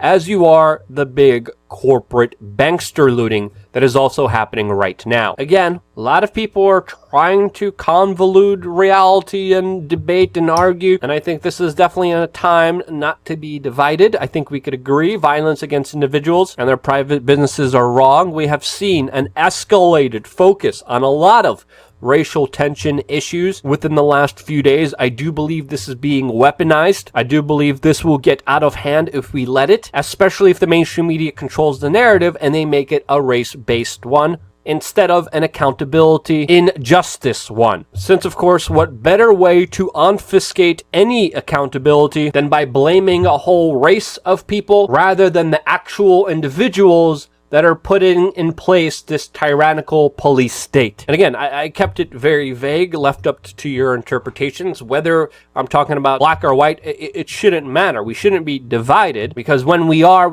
easily conquered. Our political ridiculous system has been enforced by force if we refuse to do what they decree on us. And it's more important than ever to not be blindsided by hate, by emotions, by mass generalizations, and it's time we understand we're going to be in deep crap, which in my opinion is being engineered, unless we wake up to the true reality of exactly what is happening and take the proper, legitimate actions. That's my take on it. I know it might be controversial, but I'm here for the conversation. Again, if you think I'm wrong in any way, if you think I'm not seeing it in a way that you're seeing it, let me know down in the comment section below. I'm here mainly because of you. I'm here to learn. I'm here to listen. And if it wasn't for you, I wouldn't be here. This is why. Love you guys. Stay tuned for more here on wearechange.org.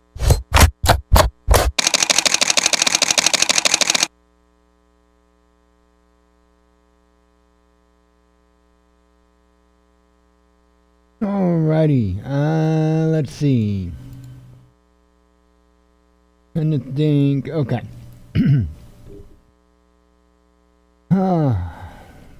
Dimensions Friday. Yeah, last night though it was surreal. I would urge you tonight, if you can, find live streams and watch them. I don't think the curfew is going to make a damn bit of difference. I really do not think. Yeah, I don't think they're gonna care. Miko, not Miko. Let me get this right. Nico. I'm close.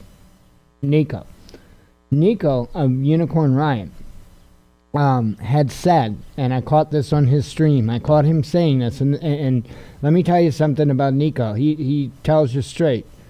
And he said that his experience there in Minneapolis with this event, this far surpasses any protest that he's ever been to, as far as numbers, as far as how do I put this in words, how fed up people are. You know, he of many people have made a very clear point of how this time it's different. And I agree. I see that as an observer sitting in my computer chair. I can tell you undoubtedly this time it's different. We'll see. We'll see. Let's see.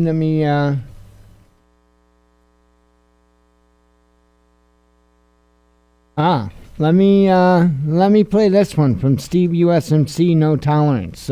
He's one, he doesn't put out a video very often, and when he does, I typically play it. He's a good man. He's a good man. Anyway, again, the channel is Steve USMC No Tolerance, and the video is titled Lessons from Rodney King and Reginald Denny. Can't we just get along?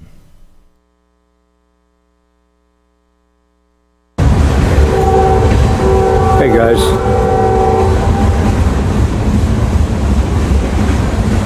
you know, been following the unnecessary death of George Floyd in Minneapolis.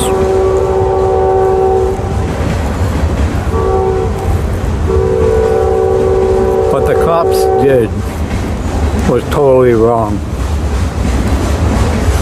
and it should be murder. I agree, totally unnecessary. I mean, the guy tried to pass a $20 bill that was fake. So what? To kneel on his neck for not 8-9 minutes until he was dead? No. That really pisses me off. But what pisses me off more is there were people around him, civilians, white, black, Hispanics, and they did nothing. They yelled at the cops, but they did nothing. If just one person had made a move, that cop would have come off that guy's neck. I know. I've done it.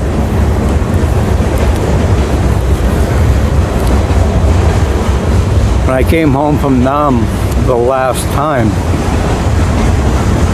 I flew from San Francisco to Boston,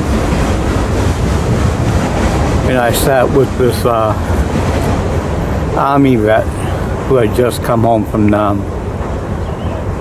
And the whole flight, we didn't know how people were going to treat us.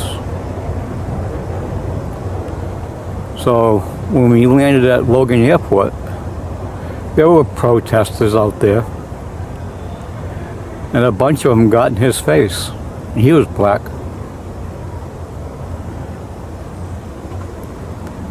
I jumped right in the middle of it. This white girl threw human shit at me, so I knocked her out.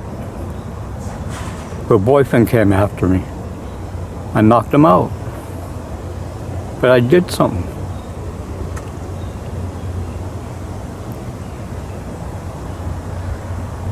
You know, nothing can justify this man's death. we can all second guess like I'm doing now. It just seems like it's the times we live in right now. And I don't recognize the country I grew up in. I saw a lot of Black Lives Matter on YouTube. You know, if they really meant it, in Chicago, Memorial Day weekend, for the 3 days, there was 49 shootings, 16 deaths. One 12-year-old girl got caught in a drive-by, and they were all black. If Black Lives Matter really means it, why don't they get the black people to stop shooting black people? They'll take the one shooting or unnecessary killing, like George Floyd, by a white cop or a white man, and they will tear the place apart. Why are they burning? There was low-income housing being built. I think it was 116 units. And the developer had already put $16 or $18 million into the project. Now this is for low-income housing. They burned it down. They burned down Super Target, a tire store. They burned down a police department. Why are you burning down your own neighborhood? If I had a business there, or was thinking about having a business there, I would not rebuild, or I would not put my business in your town, in Minneapolis. Look at Watts. What was it, 55 years ago? I was at Camp Pendleton in 1968, training for riot control. But got sent to Nam before that happened.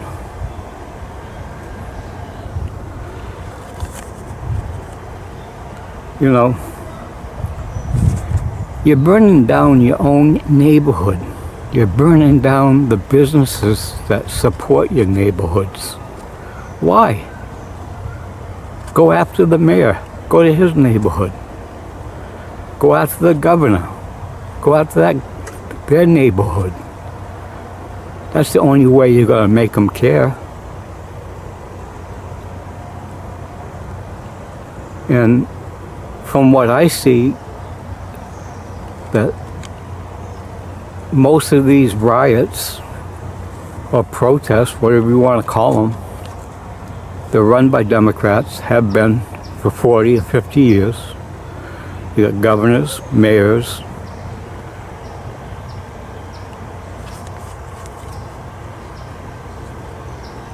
you know, and you're buying into that the Dems are good for you.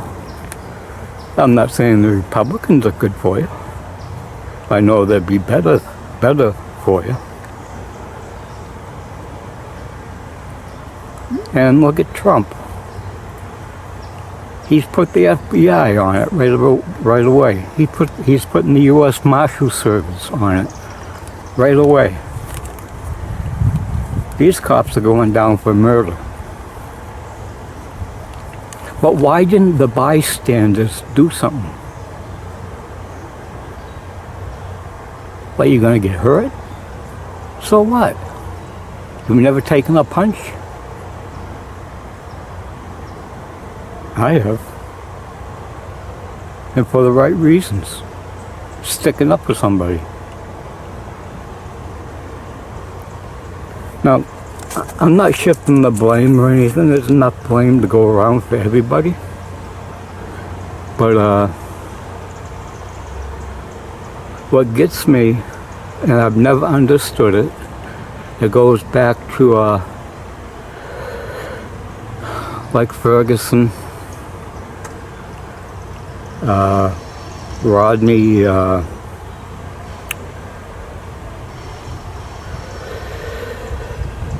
in LA.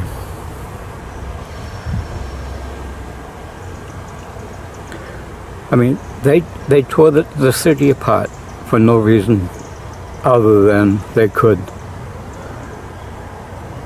And all the looting. I mean, what does this man's death have to do with taking 80-inch, 60-inch flat screen TVs and then burning the place down? That makes no sense. You're not doing it for him. You're doing it because you're an asshole. You're greedy. You don't want to work for it, so you'll steal it. You use this man's death to take advantage, to get something that you wanted. That makes you as bad as the cop.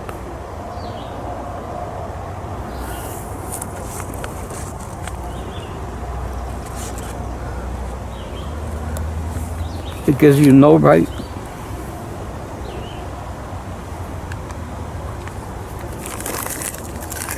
to burn, steal, protest, do it peacefully. You get more accomplished. Well, if you're going to burn something down, like I said earlier, go get the mayor, go get the governor, make it count. Not your own neighborhood. You have to live there. That super target, the people who live around there, who have to walk or take a bus, where they gonna get their food? You took that away from them. Why?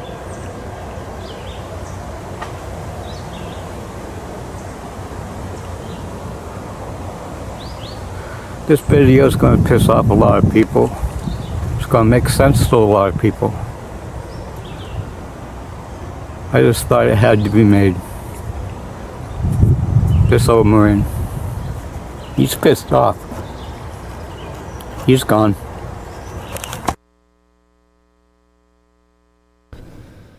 Right on. It's been a little while since he's done a video. So, like I said, when he does one, I typically play it. He's seen a few things in his day, you know.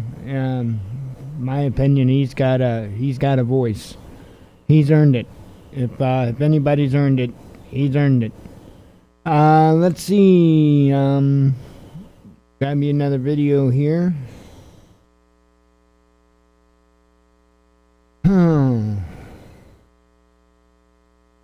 Got a quick one here from the Patriot Nurse. It's titled, Minnesota National Guard is not coming to save you.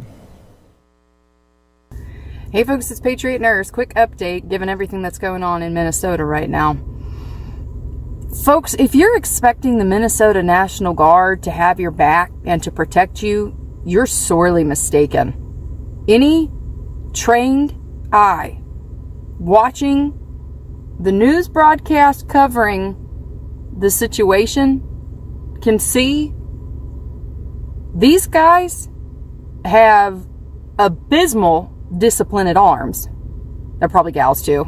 These people have abysmal discipline at arms. They do not carry themselves with a posture of confidence, and criminal elements can sniff that out in a heartbeat. They sense weakness like you and I would smell a chicken dinner after not eating for 24 hours.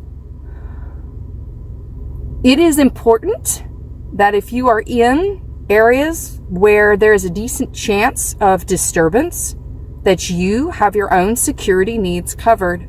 with your immediate area, with your friends, your neighbors, your family, because they're not coming to save you. And when I see, I'm not laughing because it's funny, I'm laughing because I'm incredulous at it.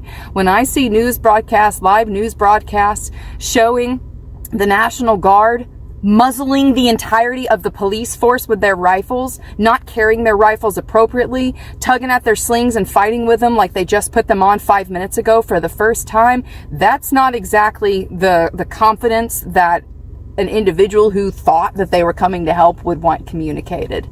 If anything, the militia and the ability of free people to defend themselves in this situation right now, I think, is more critical than ever, and again demonstrates the wisdom of our founders in putting into the Bill of Rights the Second Amendment. There is no one coming to help and save your property if you're up there. It's going to be up to you. So make sure that you and your friends and your neighbors and people in your immediate area, if you are affected or if you are in the path of disturbance, make sure that you have a contingency plan to be able to defend what's yours. That's what I have for y'all. I hope it was helpful for you. If you enjoyed the video, please subscribe. You can also support me on Patreon and Subscribestar, as well as cryptocurrency. I got links in the description box below. Stay safe, y'all. For now, it's Patreoners signing off, and I'll see you later. Hi. During the monologue, I had talked about a news conference that Trump had earlier. I'm going to go ahead and play that news conference now. This is from the White House channel, and it's titled, President Trump Holds a News Conference. I'm telling you, it sounded like, to me, he was not laying out just a national, but even an international case for war against China. That's what it sounded like to me. Thank you very much. Good afternoon. Thank you. I'm here today to talk about our relationship with China and several new measures to protect American security and prosperity. China's pattern of misconduct is well known. For decades, they've ripped off the United States like no one has ever done before. Hundreds of billions of dollars a year were lost dealing with China, especially over the years during the prior administration. China raided our factories, offshored our jobs, gutted our industries, stole our intellectual property, and violated their commitments under the World Trade Organization. To make matters worse, they are considered a developing nation, getting all sorts of benefits that others, including the United States, are not entitled to. But I have never solely blamed China for this. They were able to get away with the theft like no one was able to get away with before because of past politicians and, frankly, past presidents. But unlike those who came before, my administration negotiated and fought for what was right. It's called fair and reciprocal treatment. China has also unlawfully claimed territory in the Pacific Ocean, threatening freedom of navigation and international trade. And they broke their word to the world on ensuring the autonomy of Hong Kong. The United States wants an open and constructive relationship with China, but achieving that relationship requires us to vigorously defend our national interests. The Chinese government has continually violated its promises to us and so many other nations. These plain facts cannot be overlooked or swept aside. The world is now suffering as a result of the malfeasance of the Chinese government. China's cover-up of the Wuhan virus allowed the disease to spread all over the world, instigating a global pandemic that has cost more than 100,000 American lives and over 1 million lives worldwide. Chinese officials ignored their reporting obligations to the World Health Organization and pressured the World Health Organization to mislead the world when the virus was first discovered by Chinese authorities. Countless lives have been taken and profound economic hardship has been inflicted all around the globe. They strongly recommended against me doing the early ban from China, but I did it anyway and was proven to be 100% correct. China has total control over the World Health Organization, despite only paying $40 million per year compared to what the United States has been paying, which is approximately $450 million a year. We have detailed the reforms that it must make and engaged with them directly, but they have refused to act. Because they have failed to make the requested and greatly needed reforms, we will be today terminating our relationship with the World Health Organization and redirecting those funds to other worldwide and deserving urgent global public health needs. The world needs answers from China on the virus. We must have transparency.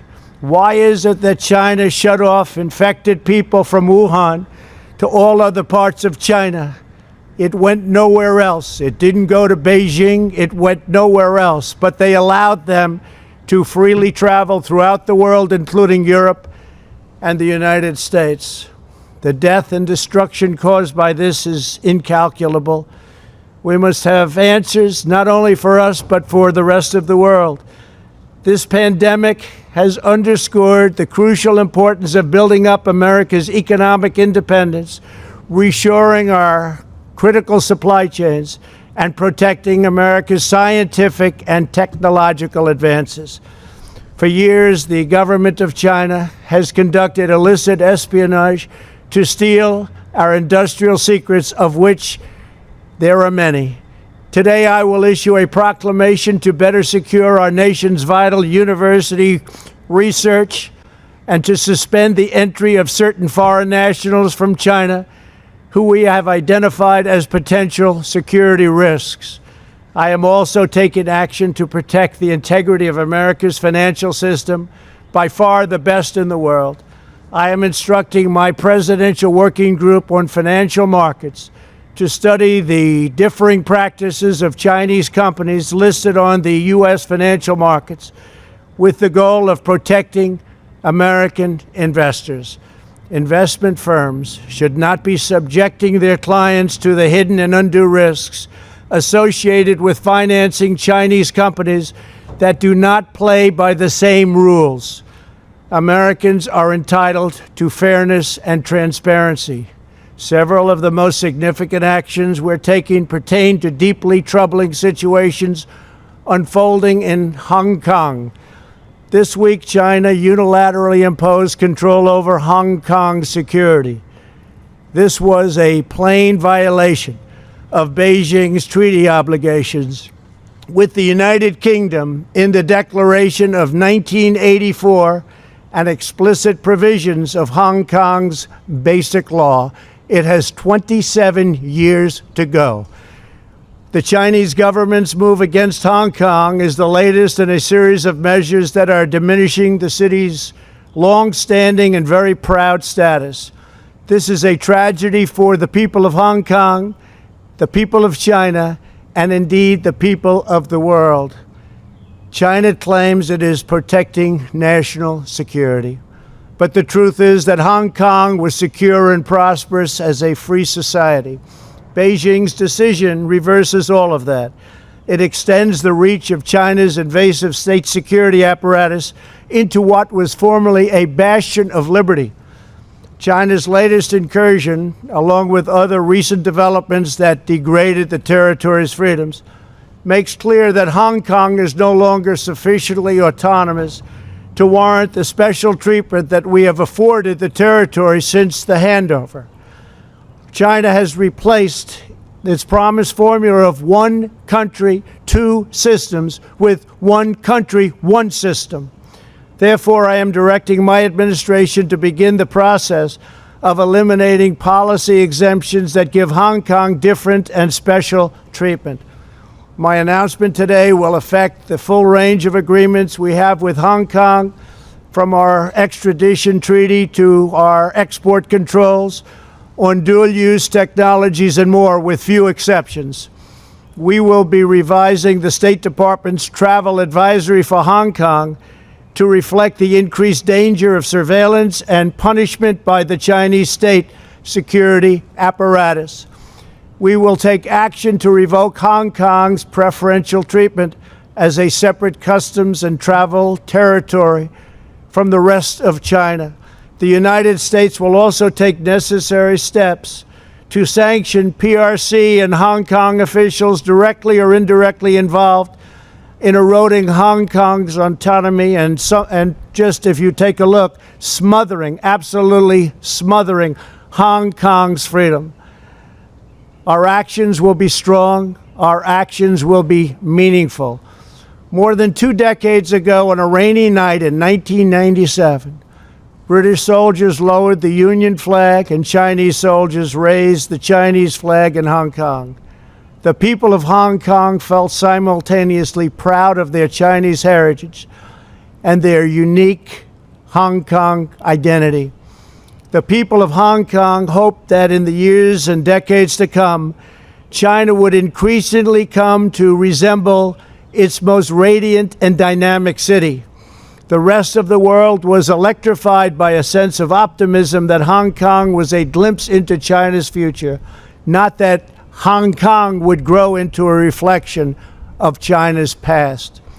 In every decision, I will continue to proudly defend and protect the workers, families, and citizens of the United States of America.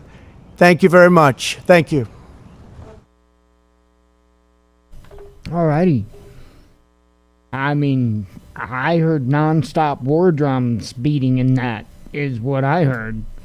And not just, U.S. war drums, but wanting to, involve the EU and other places as well.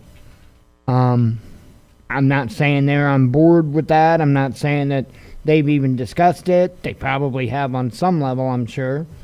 But we'll see. I've been holding this position, the position of war from the very beginning. From the very beginning.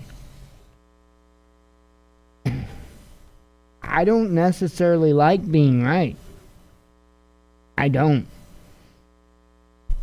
Unfortunately, I have a knack. I don't like it, but it is what it is. Let me grab you a video here.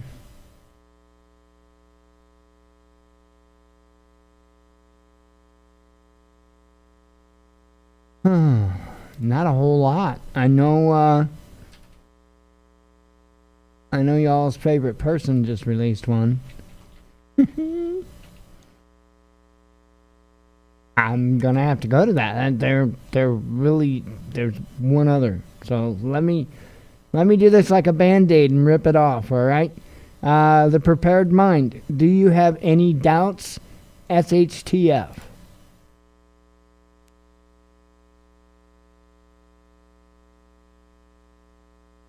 Been a contributor in the past. He's right there, just south of town, very aware of what's going on.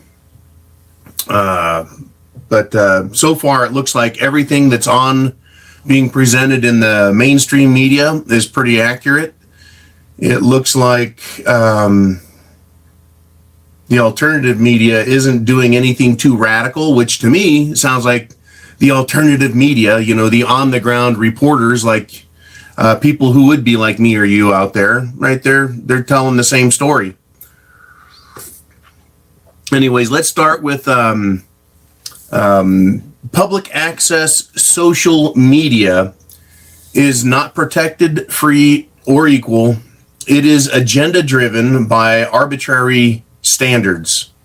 President Trump, right, is informing the public, right? Informing the public is considered to be glorifying violence. Well, that's what they've said now. And so big changes are coming to Twitter, YouTube, social media. Big changes are coming. So look out. The standards are going to change, folks. I don't know if that means that we're going to be getting more interference or less interference. The First Amendment, public rights, private agendas, right? They have been part of a social engineering, shall we say, conflict for decades now. Remember when that term first came out, politically correct? And everyone was like, oh, that's a really cool sounding term. It's my belief at that time that they really turned up the psychological approach to using terminology to try and control us. And, right, politically correct. Well, I'm kind of a nonconformist kind of guy. Didn't miss anything, Charlie. We just started. I want everyone to get a chance to get here, and I need to let the YouTube censors gloss over. Nothing to see here. These aren't the preppers you're looking for.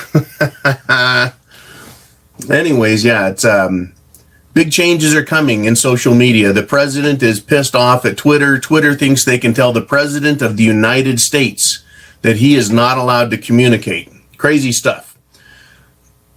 You know, how are we supposed to deal with this, folks, right? Shit has hit the fan, and we're going from SHTF Light into the Mad Max hotspots. We've discussed this.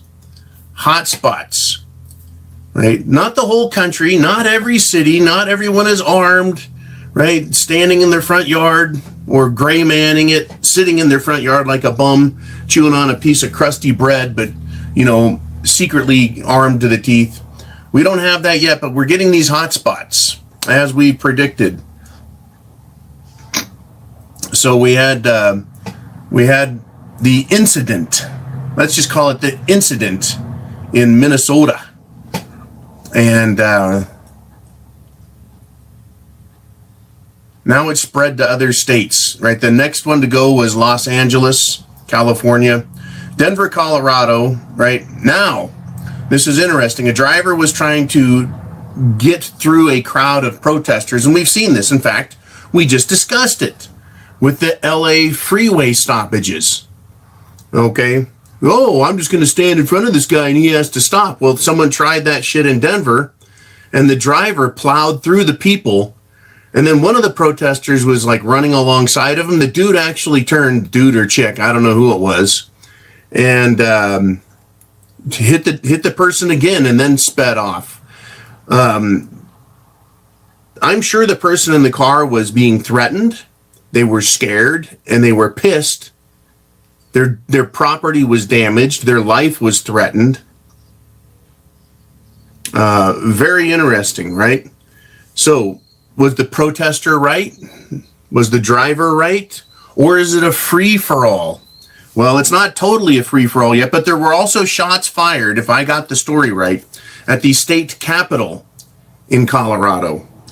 NYPD, right? This Minneapolis event is now in New York City.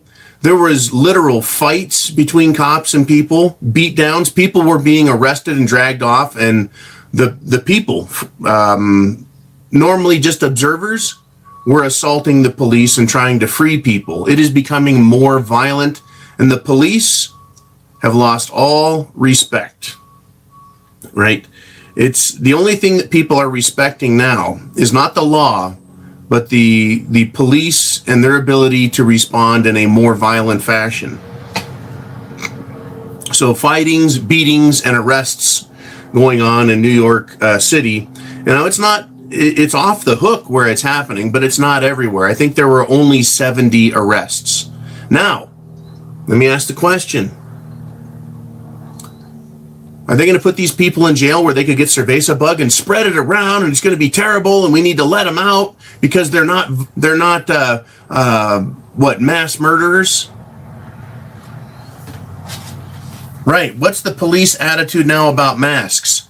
I can't breathe with this stupid thing on. What's their attitude now about putting people in jail and letting them go?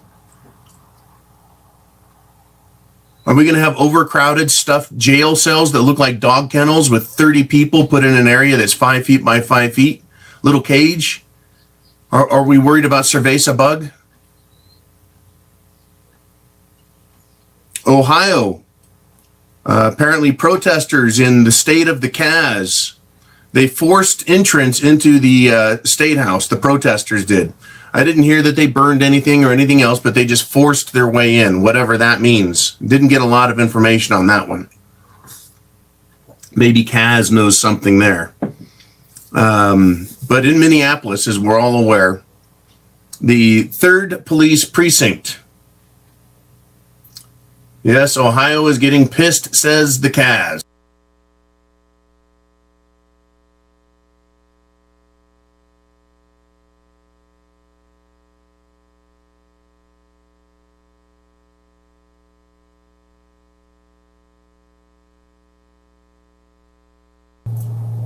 Yeah. Okay, I think it was my connection was bad. Yep, router says everything is good. Hey, we're all back. So, in Minneapolis, the police have abandoned ship. Right, they evacuated for their safety. What I'm not going to do on this, folks, is I'm not going to go into a police bashing thing. Not going to do it. But I will talk about all of the interesting concepts behind it. The police abandoned ship. They don't feel safe. Right? Their job is supposed to enforce the laws. They're supposed to decide which laws are worth enforcing as well. Anyways, they're abandoning ship. They decided they need to go home and have dinner. Okay. Are we buffering again? Are we buffering or are we good?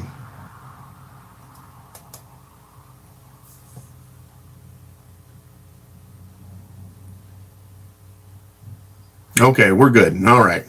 I get worried when I keep getting people saying buffering. Okay. Bonnie Blue is buffering on and off, so it must be a local bottleneck there, Bonnie. I'm sorry. Everyone else good. Okay. So the police there abandoned ship. They need to get home and get some food, I guess. Anyways, many businesses were set on fire too in Minneapolis. As the police left, they were pelted with rocks or bricks or whatever. And shouts and screams. The crowd, right? The crowd was pissed. Now, here's another thing that happened there. CNN, fake news. Their crew was there, and they were arrested while doing a live broadcast. Then the police lied about it, and then the police released them. Now, I just said a second ago, I'm not going to bash the police, but I'm going to bash the bad police. Right? There's a reason that people do this. So the police abandoned the 3rd precinct. Do they understand why they are hated there? In other precincts and other districts and other jurisdictions, do the police understand why they are hated by the people? Right? Years and decades and lives of frustration are lived out here. There's 350 million Americans. Let's say half of us are over the age of 20.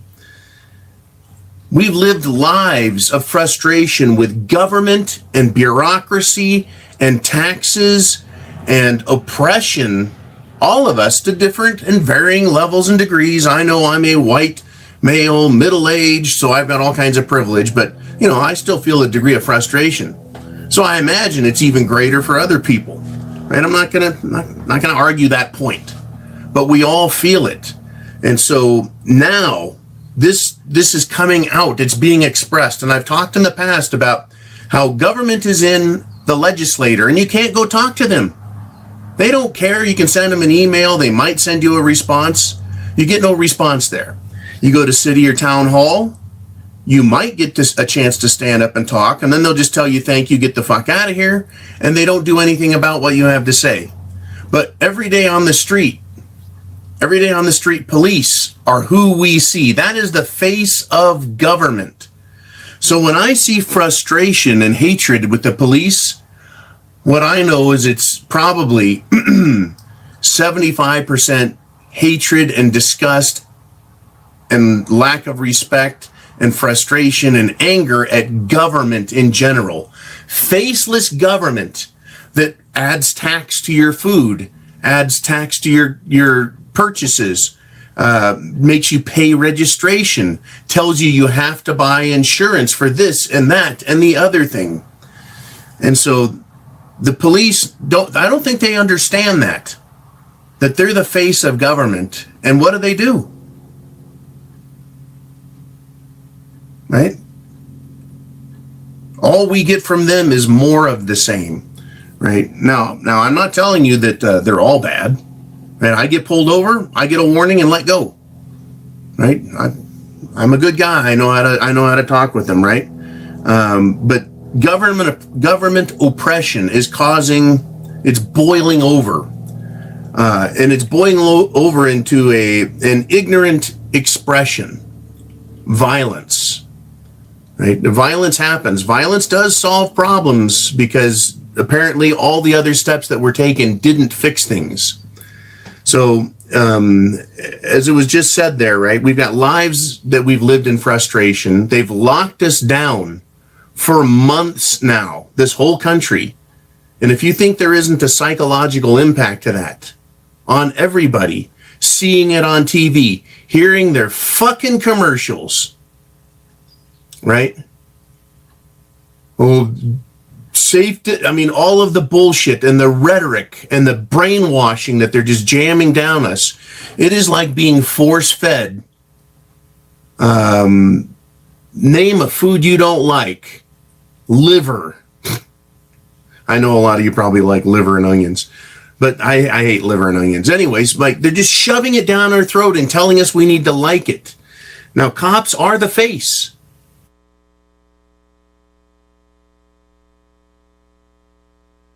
And you would think if you're going to shove oppression down someone's throat all day long, you would want them to do it in a nicer manner. Instead, we get people with a badge and a gun, a baton, a radio, a taser, and pepper spray saying, no, we're going to give you all of it because that's what we see we need to do. I've been authorized to shove this oppression down your face from the government. And so here we are. Right, here we are. Don't register your car, you're going to get pulled over and your life is screwed up. Right? Now we've got social media police like Twitter. What are they doing? They're in your face. Right? Cops are not hiring geniuses. Police stations, they don't hire geniuses to do law enforcement. They're hiring people that want to be in that profession. So I have to question their motivation. Why do you want to be a cop? Do you want to serve the public or do you want to be a badass? Right, and run around with a badge and a gun all day? Well, it's kind of easy to see, isn't it? The difference and the distinction between people who have different thoughts. Now, you know, bad cops, we see it, but then we have to ask other questions. The police are defending a murdering cop's home. This guy, right, has got 100 cops outside his house protecting him. How many people do we have protecting us? Well, the protect and serve guys are the ones who, right, the community is seeing violating people like George Floyd and others. You wouldn't believe the amount of police beatdown videos that are all over Twitter right now, or maybe you do, all over the internet. If you want to go look at it, you can see cops stomping people, kicking them, punching women in the back and in the head and in the face, and slamming women in the wall. You know, not to mention what they do to men, just absolutely terrorizing human beings. So then you have to say, well, where's the good cop when all this happens? Because apparently only bad cops do this and the good cops don't. But all we ever see is the bad cops doing this, right? So, but then the police start defending a murdering cop, right? And by the way, the prosecutor in Minnesota says there's problems with attempting to charge this guy with murder. There's going to be problems with it. It doesn't look so good, right? Like he doesn't think he'll get a conviction. Are you kidding me?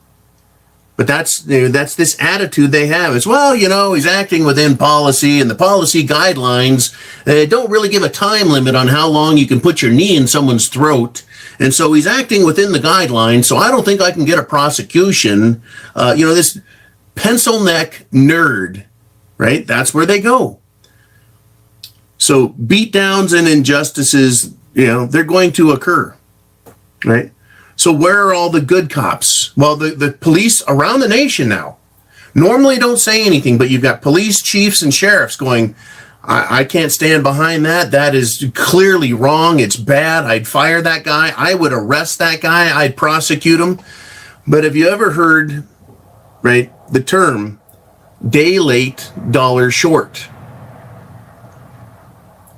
Day late and $1 short. And that's why everyone on here is pissed off. And I know we're not a bunch of radical left-wing Antifa type, anti-government type. No, we're pro-government as long as it's a pro-constitutional government, right? So, right, these cops that are protesting what happened by saying it should have never happened and it's wrong, right? They'll just go stand outside and stand in front of these guys' house and protect them, whether it's the jackass cop in Boise, Idaho that arrested mommy for going to the park, or, it's too little, too late, right? You can't get the shit back in the horse. They've screwed up for years. Cops around the country have had an opportunity as the face of government, as the enforcement on the street of government.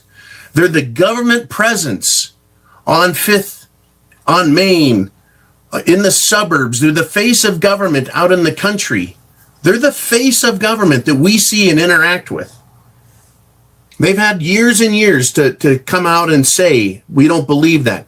To talk to the public and say, we believe in your rights. But instead, what they've done is stood up and said, we're here to enforce the law. We're not going to question the law. We're just going to enforce it. Well, until recently, when we've been talking about lockdowns and some sheriffs saying no more. And we've been talking about gun confiscation and some sheriffs saying it won't happen. So we're getting this really interesting thing with law enforcement. So I have to ask the community, ask you, in your community, do you think you'll be able to trust your police and your sheriff's deputies? Or do you live in one of these jurisdictions where they're going to say one thing and do another and then stand up for government at all times? It's going to be interesting, folks. This is an element of shit hitting the fan. So, yeah, now I said that the boiling over, the anger and the rioting and the violence, it's an ignorant expression. But it's born out of an ignorance on government's part. Okay, that's kind of what I'm saying. So, here we go. Preppers. We were put on notice by one of these rioting idiots in Minnesota. Are you ready for this? Quote, we're going to start coming to the suburbs, end quote. That's us, right? Rioters, protesters are mad at government, so they want to vandalize, break, and burn. I understand. I get it. I totally understand their desire to act out. Finally, they're going to get even with the police department, with Target, with Arby's, with AutoZone, right? Gonna break some windows, gonna burn some stuff. That's what they're doing, right? Well, now they're saying we're gonna start coming to the suburbs. Now, if they want to destroy unrelated businesses, what has already started happening in Minnesota? They're going to be met by the likes of large black and large white, well-armed and well-fed rednecks, right? They were on the news yesterday, standing there with their ARs, defending businesses that were being patronized by calm, normal, black and white citizens. But when they say suburbs, what good would it do these rioters to go to suburbs? I've said, their problem is not the people in the suburbs, right? So what are they talking about? It's an extension of their frustration, and it's an extension of their ignorantly expressed desires. Okay, they're mad at government, but guess what? Guess who they're also mad at? They're also mad at you in the suburbs because you live in the suburbs, because you have a car and a house and a job. They're mad at you, and it's like their frustration is going to places that they're mad at themselves. In other words, their life hasn't gone the way they want. Hell, My life changed and didn't go the way I wanted it. But I'm not going to go out and attack anyone else. Yeah, they think that the suburbs is rich people. Well, compared to where they're at, it may be rich, right? Wealthier, better off, higher standard of living. And they want to take their frustrations out on others. We've talked about this as preppers a long time, right?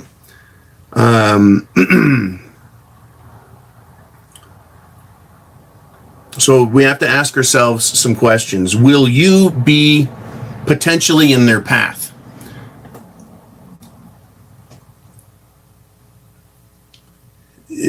Are you in a big or a small city?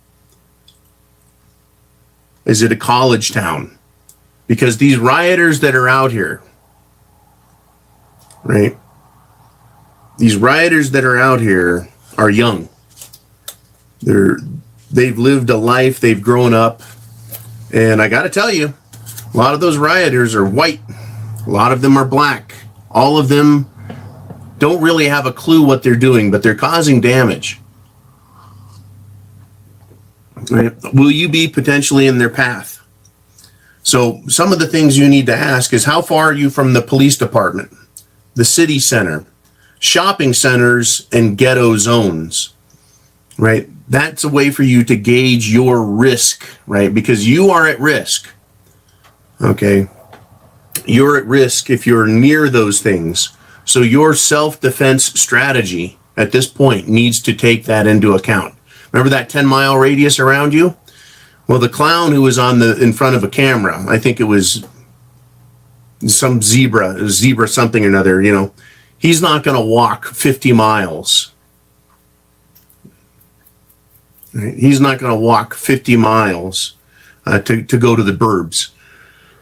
You know, so I have to ask the question, you know, will you set defenses and perimeters? Will you stand guard? You know, what if violence enters suburbia? How is it going to be repelled? Those are just some things to think about.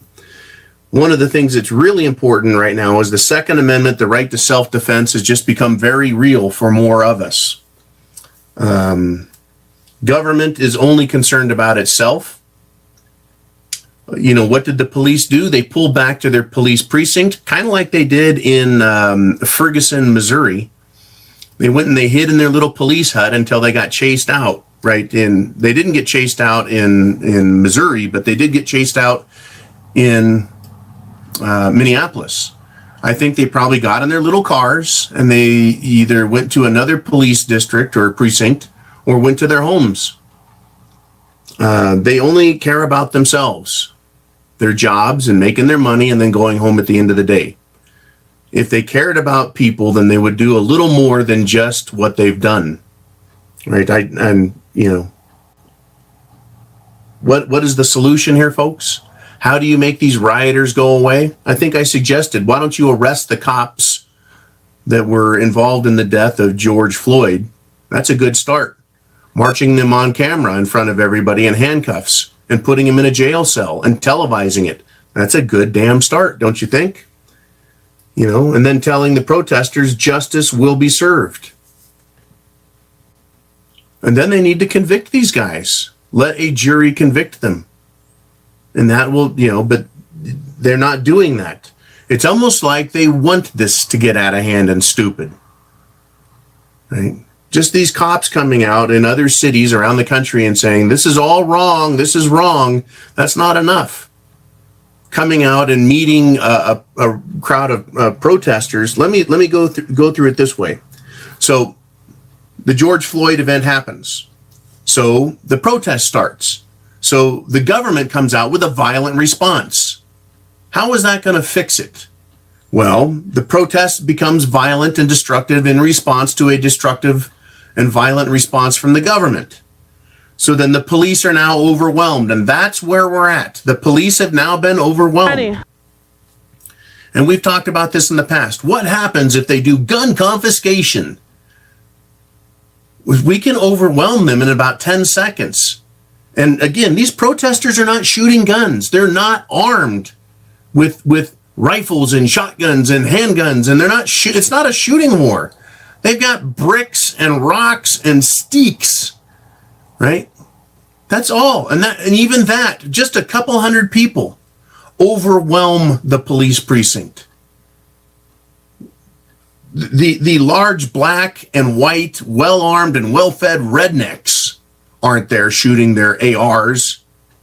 I mean, what is the government going to do about all of these assault stones and assault bricks and high-capacity fingers? Right? Guns have not even been, we haven't gone to that level yet. Anyways, so you got, the protest, violent government response, response, the police are overwhelmed. Now the National Guard is called in. They're there with their Humvees, they're there with their rifles. What comes next? What comes next? Are the people on the street going to stop protesting? Okay, what did we just teach everyone? You need more violence, right? Maybe that'll do it, folks. Maybe that'll end it. Maybe the National Guard there with guns will be enough to stop them. Or maybe the people will get more pissed off. Maybe they'll organize more. Maybe Antifa will show up with their rifles and start, right? Would Antifa and those people start taking pop shots at the National Guard? Remember who's in the National Guard. A lot of law enforcement are in National Guard.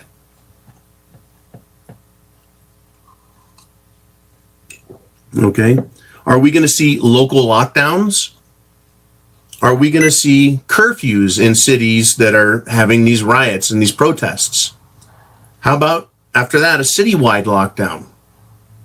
Well, why just this area? Why not the whole city? How about a total police state? Is that where this is going? Is this engineered to take us there? Right? Civil war? Is that where we're going with this?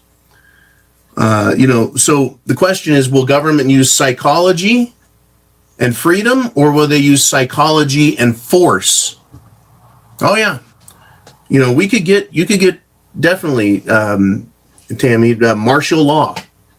Now, across the whole nation, is it necessary? No, but I do see these hot spots. Once again, Mad Max hot spots where there's lawlessness.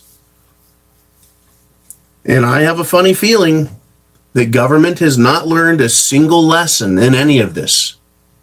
They haven't learned a lesson, folks. They think that force is the answer to controlling people. And it's not. Freedom is the answer to controlling people. Let people control themselves. Let people manage their own lives. Anyways, this is where we're going. We are in shit, it's the fan. Do you have any doubts? Aren't you glad you're a prepper? And yes, June 1st is what? 3 days away. And then people can't pay more bills. And then people have more bills coming. And then people can't buy food. People are running out of food. Yeah, they're eating their food and they're not getting money to replace it. While a lot of people are getting more money than ever in their lives for doing nothing, for producing nothing. We're going the wrong way, down a wrong way street. And I want to end my monologue with a little bit of humor, because I do believe we still need to have a little humor. There was a total chimp out in Delhi, India.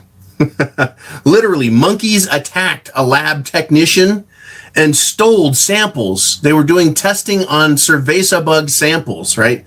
To testing people.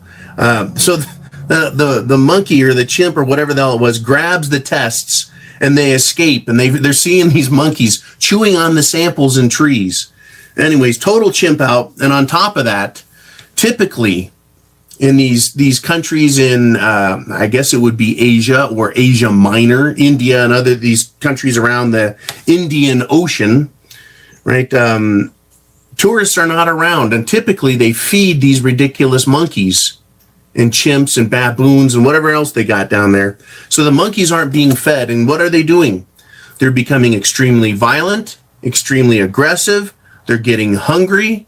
They're hurting each other. So humans and monkeys and humans, right? We're like on a chimp farm right now, and we're starting to see chimp outs in India, and we're starting to see chimp out in Minnesota and Denver and Ohio and all over the place. The monkeys are getting crazy, folks, right? The government, they need to quit treating us like monkeys and start letting us be humans. It's absolutely stunning. But yeah, freaking monkeys. Monkeys are taking over India. It cracks me up. What to do with that, right? It's like we live in an asylum or something, and the lunatics are running it.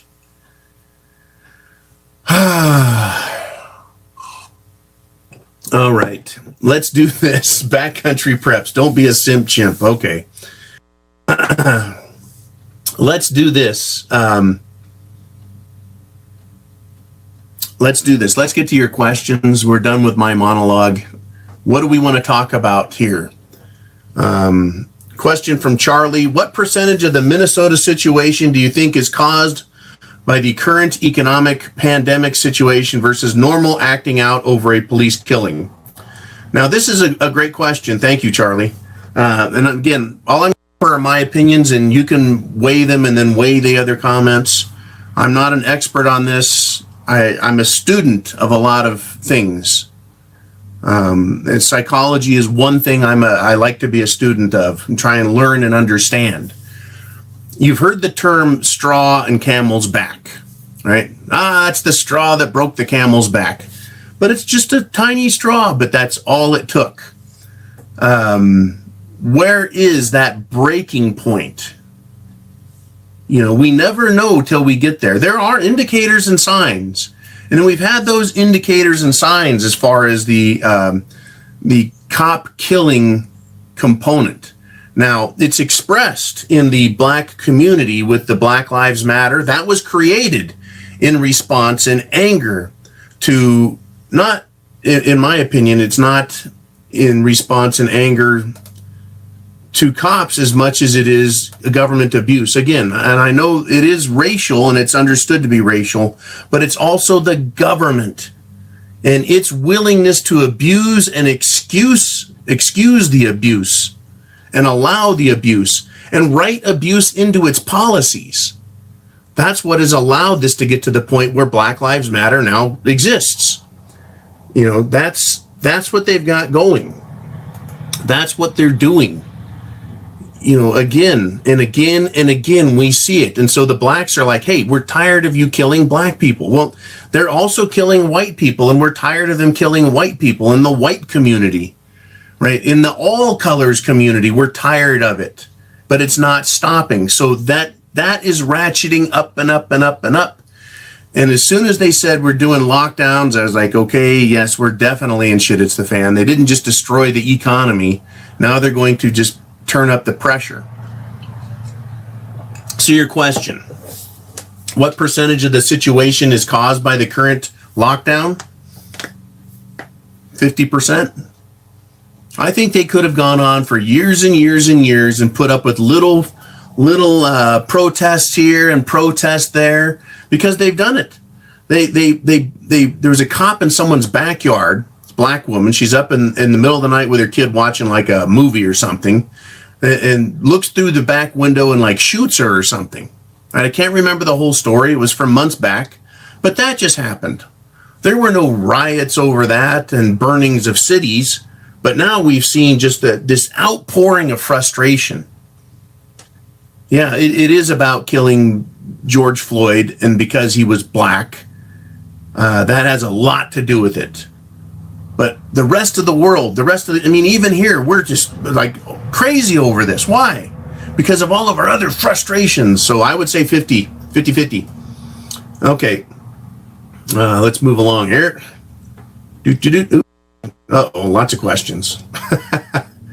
Okay. Went too far, back down, and we'll get into these. Question from Opie Waddell. Ask John to discuss it. FF. Cop and victim worked at the same club as security guards. Yeah, this is interesting. I read this story. Both the cop who is responsible for George Floyd's death, aka murder, they worked at the same nightclub together for years. Apparently, George worked inside as security, and I guess the cop worked outside. And I keep hearing this thing where cops moonlight. They've got, the one cop, the black cop who beat the shit out of the black lady for not wearing a mask and then smarting off in a food store where she got body slammed onto her face by a moonlighting cop, right? This moonlighting shit has to stop. Either you're a cop or you're not, but quit taking your fucking badge out on the street and to stores and to bars and to restaurants and bullying everybody. Same stuff, folks. We're seeing, right? You're just walking down the street. All of a sudden, you've got the government in your face again. And you didn't even know it's the government. And they're telling you how they're going to tell you what to do. It's frustrating for people. And you see it and you hear about it. Anyways, yeah, they worked at the same place for years. In fact, I think the alleged murdering cop has worked there for like 17 years. This guy has no life. Apparently, also the same cop, Amy Klobuchar, Democrat presidential nominee for the Democrat Party, apparently he was involved in another act of violence and he wasn't prosecuted or investigated or something. There's more coming out on this guy, meaning he's been around the block. He's well known. You have to wonder, was this done? Is this faked? Is this bullshit?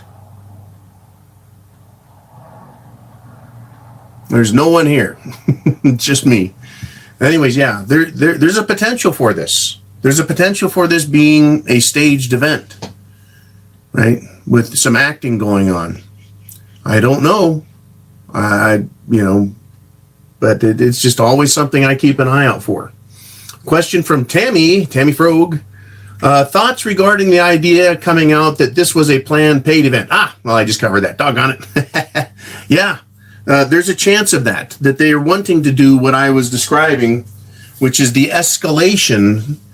Right, the protest, the government response is violent, it gets more violent, so then the police abandon ship, so now the National Guard are in, and then now we have lockdowns, curfews, police state. Right, is that what we want? This gradual transition into a complete police state? We'll see. Paranormal Prepper, it's going beyond a protest for that guy. George is becoming an excuse. Yes, it is. In my opinion, right, we've got all of this frustration and anger and ignorance. And now we can act out like idiotic morons. It's an excuse, right? What did Target have to do with the killing? That's why I said, look, if you're going to protest, police station, city hall, state capitol. That's how you protest. If you're going to burn anything, those are the places you burn. You don't burn a Waffle House, and you don't burn a AutoZone, and you don't burn an Arby's, and you don't go after Target, right? That shows you where, yeah, you're exactly right. It's an excuse. This is an excuse for rioting and looting, and I'm going to enrich myself because George is dead by committing terrible crimes. Are you kidding me? How does that make any sense? Right, it's an excuse.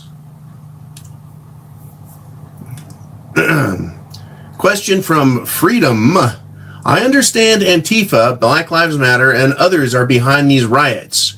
Will charging really quell them or just embolden them more? Will charging.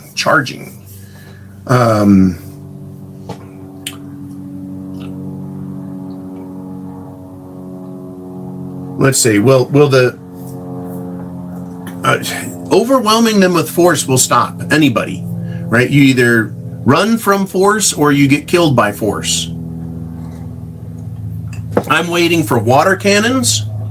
I'm waiting for sound cannons, sonic cannons. I'm waiting for the implementation of the microwave, directed microwave cannons that heat people's skin so that they have to run. And then we'll see, are these people, is this just an excuse, or is it about protesting? And if they believe it's about protesting, then they'll be back with guns. And then we go to that next level. But for the most part, I have a feeling that they're mad, they're upset, they're frustrated. They're expressing their ignorance and their frustrations in a manner of violence because nothing else works either. And they'll go away with this violence, with this National Guard presence. That's what should happen. But if it is Antifa and a bunch of militant violence, they may come back and start taking pop shots.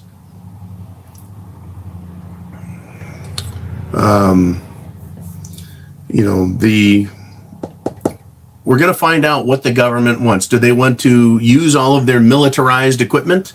The way they rolled up on those dudes in back of the bar out in an alley with their guns in Texas and roll up on them in an MRAP? Are you kidding me? Right? And do you know how to handle an MRAP?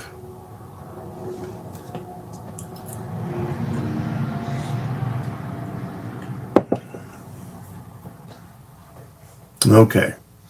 A great question. Statement from Robert. Hey, John, I thought... Dang it. 1 second, Robert.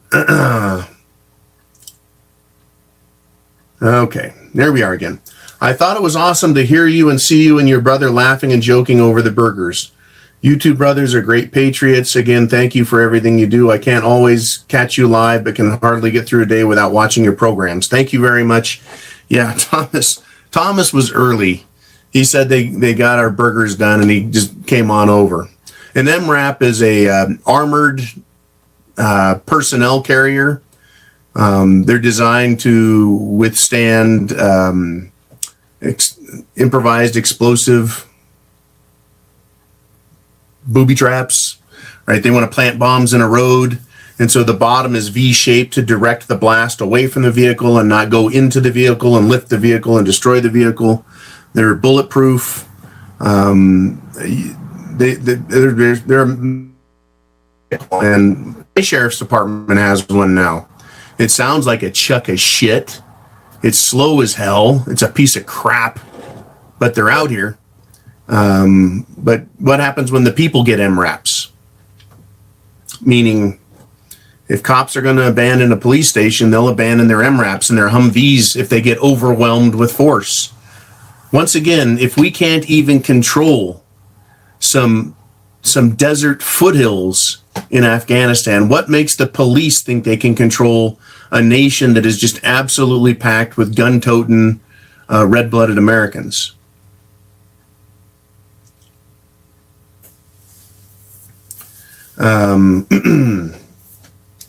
Someone just wrote something about an MRAP is an oven that people get baked in, and that does happen. Okay. Question from Detroit. Do you have a guess as to what we will see if the National Guard is in the streets of Minnesota? I have a feeling what they'll do is they'll probably use a line. They'll line them up and just go down the street. They'll use tear gas, I believe, to force people back and out and away and try and disperse the crowds. I don't think they're going to want to do arrests because, cerveza bug. Right, the National Guard isn't really a unit or a thing set up for arresting people. I think the government is going to want to try and keep this down, but if they want more violence, they'll just go out there and start shooting people. Could the National Guard use rubber bullets? They might. They could, they might. They're authorized. President Trump has expressed the opinion that it needs to stop. Right, that the violence needs to stop, that the thuggery needs to stop. By the way, there are murders going on. I'm sure there are rapes, and I'm sure there are assaults and violence against people who had nothing to do with this. I've seen those reports, like a woman in a wheelchair in Target was assaulted for doing what? For being a woman in a wheelchair? Right? Yeah, these a lot of these people are just thugs. They're criminals, and this is their excuse. This is their opportunity. They'll use this, right? And so that's what Trump is speaking about. Protest is one thing. It's a mess, though, folks. Shit is at the fan. It's absolutely... Hang on here. I do want to interject something. The woman in the wheelchair, not that I'm defending that anybody harmed her. Okay, I want to make that clear. But let me point something out here. She had remarked to one of the looters, thieves, rioters, whatever label you want to put on it, doesn't matter to me. But she had said something to one of them, and that's why she got assaulted. And again, I'm not defending that she was, no, that's not cool. But what I want to point out here, there's an important lesson here. And I've said this a million times, and this might be a little hard for people to really train their minds, but it is something that is important for you to train your mind. There is no place for idealism in a reality of survivalism. Okay? No place for idealism in a reality of survivalism. Idealism will get you killed under the rules of survivalism. Guaranteed. Guaranteed.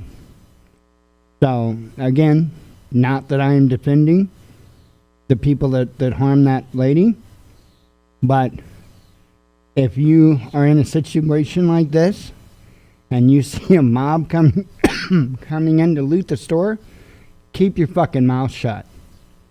Just a suggestion. Just a suggestion. And again, I'm not defending the actions that were taken against her in any way, shape, or form.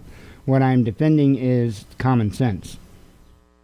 So, yeah. Just a suggestion. Idealism goes out the window, man, real quick. And that's a hard concept for many to fully realize, to be able to digest and employ, which is the most important part, being able to employ it. Anyway, a good movie for a good example of this is the Book of Eli. Okay? All the different times that he had to very, very, very begrudgingly walk on because it wasn't his fight. And if he were to stop and get involved in that fight, he may not be able to finish the fight that the God had put him on. And then it would have been a total failure. I know it's a movie, but nonetheless, there's a lot of realism, if we're going to go with isms, to that. So, anyway, continuing on. Hit the fan, and my prediction stands that the more stores they burn, the less places people will have to go to get food and things they need.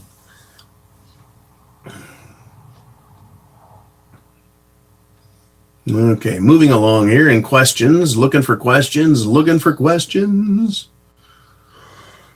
Whew.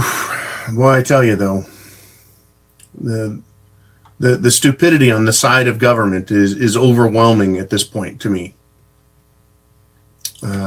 Yeah, we've seen home invasions, Lake Rat. We've seen home invasions, and I expect to see a lot more of them. But people are now aware, and people have woken up, and they're ready for the home invasions. I would hope they are, anyways, or more ready. Hell, right off the bat, that one guy had the home invasion robbery. Was it Arlington Heights, north of Chicago? Home invasion guys came in and he beat the ever-loving, he shot one and beat the shit out of the other until he escaped. Question from FEMA. How good are those life straws? Effective? Can you briefly address the life straw? A simple yay or nay, strong or weak is fine. Oh, they work.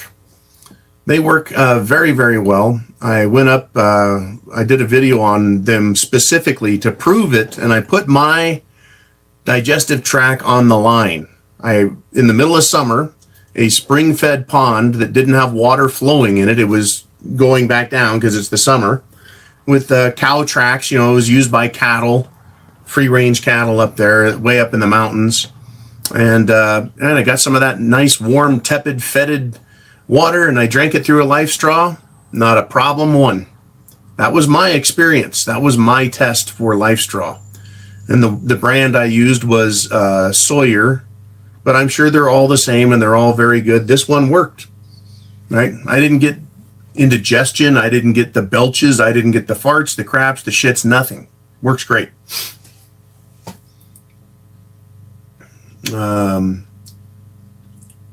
Ooh, lots of questions all of a sudden. Thanks, Jolene. Roy, question from Roy. Prosecutor in Minnesota not wanting to charge the police officer. The incident is being investigated by the FBI.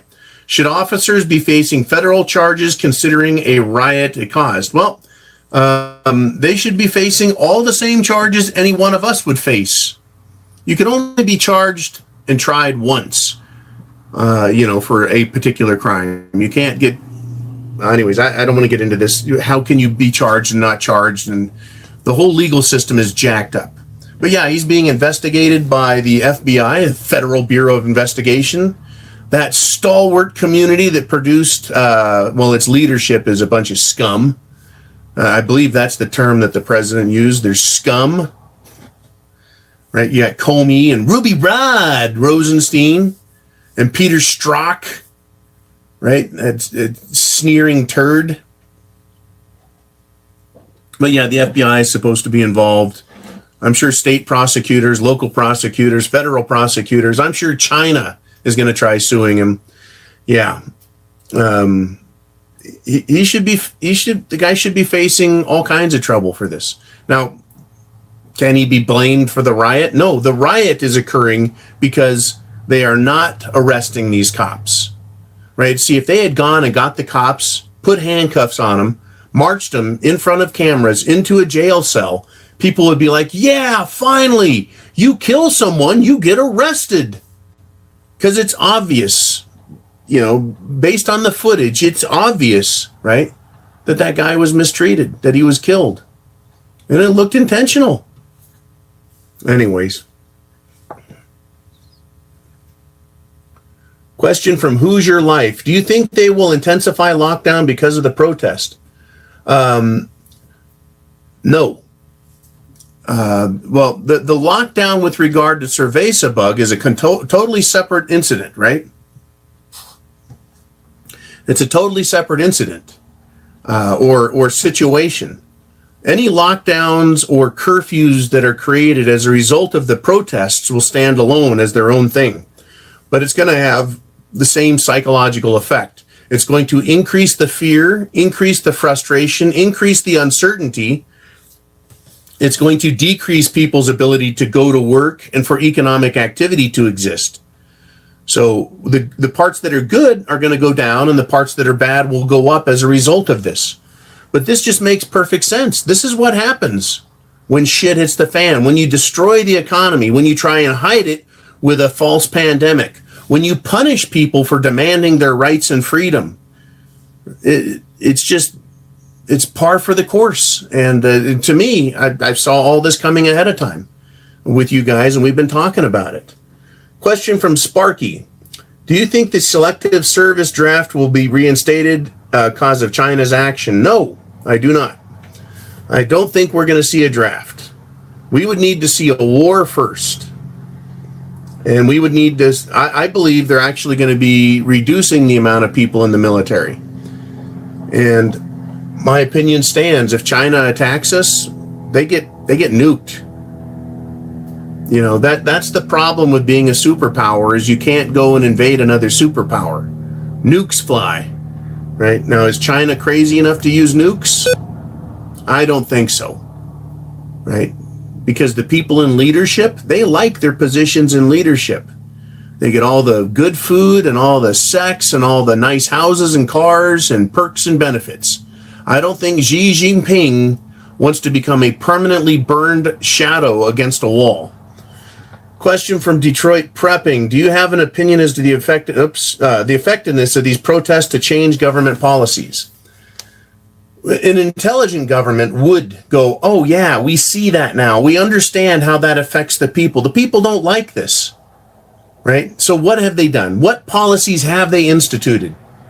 Cultural sensitivity training on the one hand, and over here, new arrest techniques like putting your knee on someone's throat, their neck, while you arrest them, because officer safety is so critical, right? You've got 3 or 4 guys wrestling one man to the ground, and they could get hurt too. Well, that's part of the job.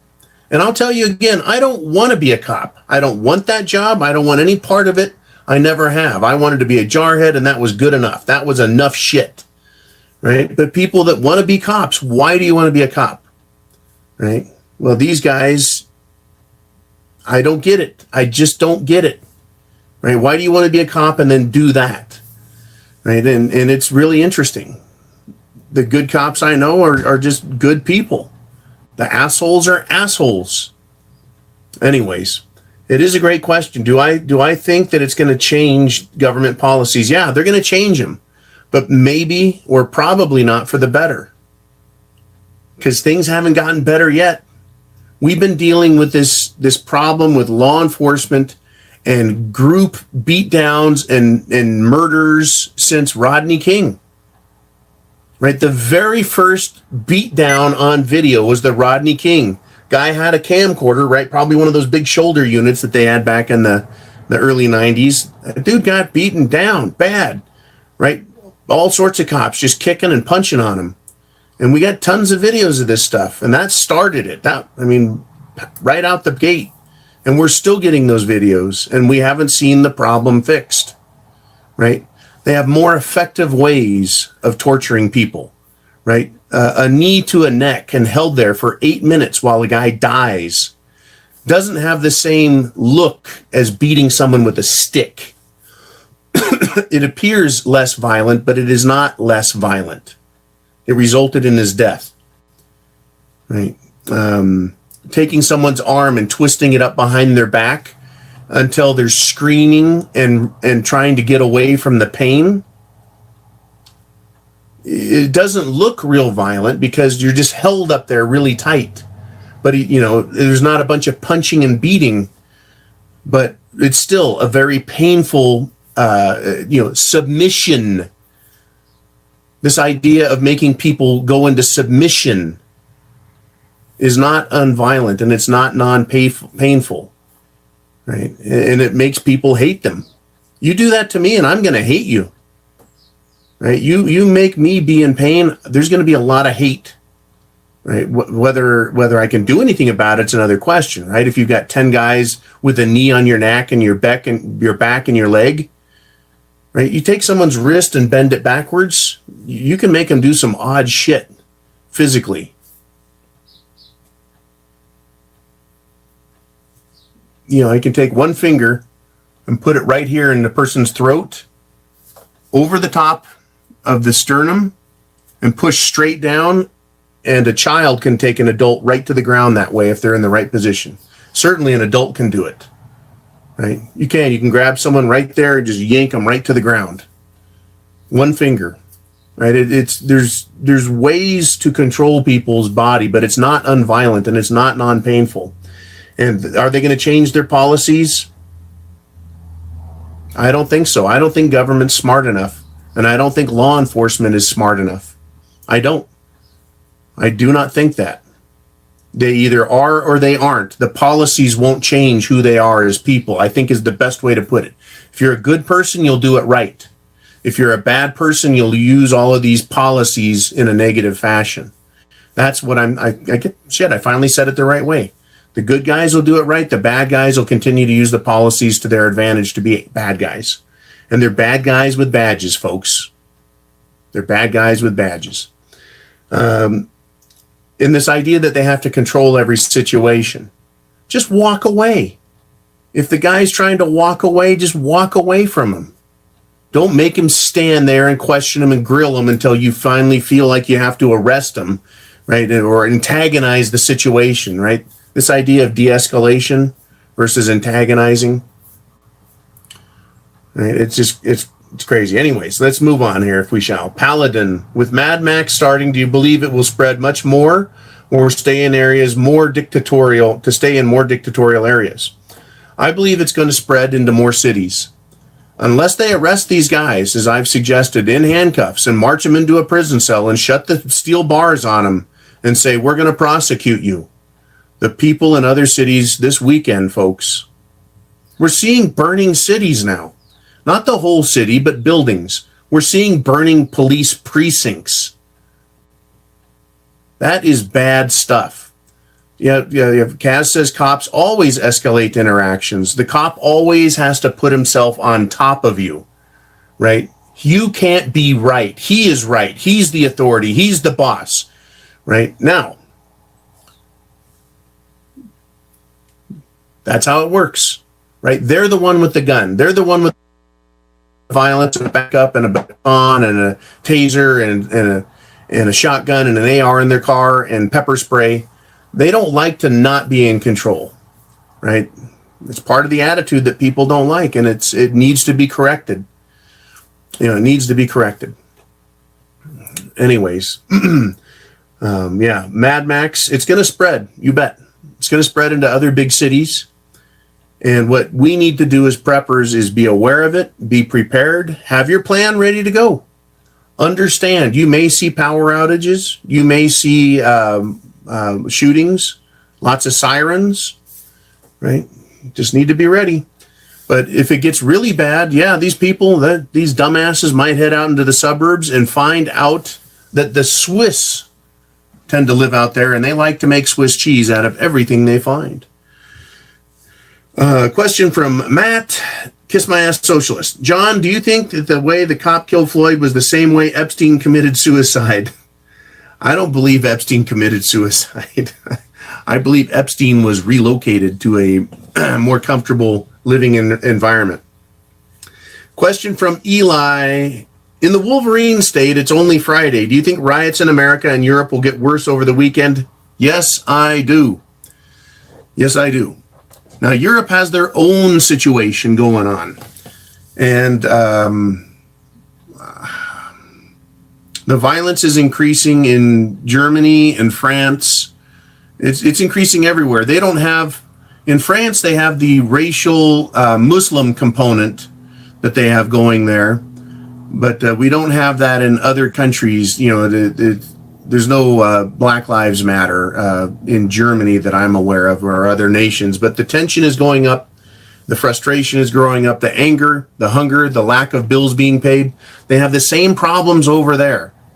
Same problems. Right? It's not getting better. And so we'll see more of it.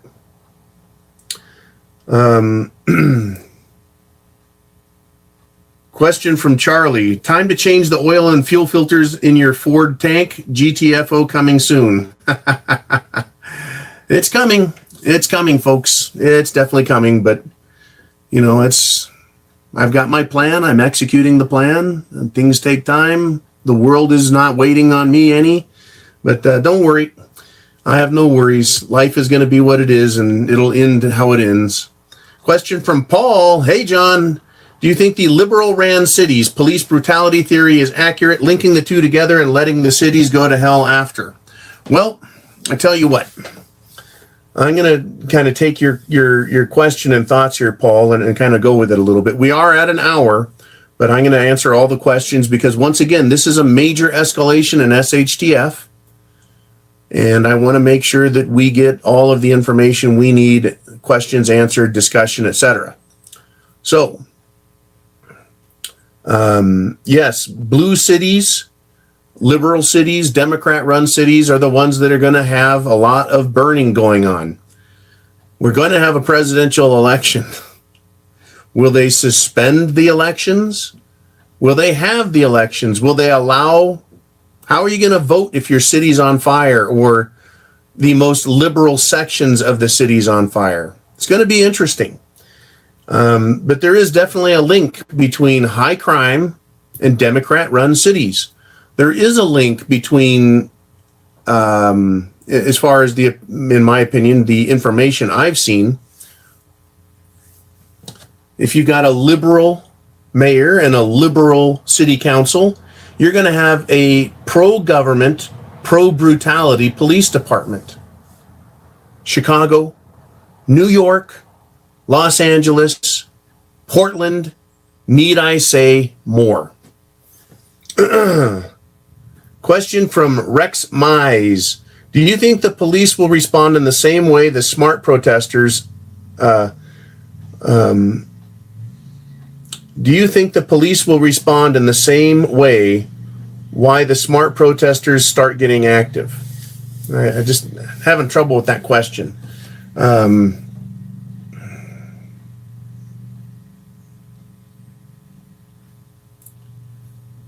Government can only respond one of two ways: with violence or doing nothing.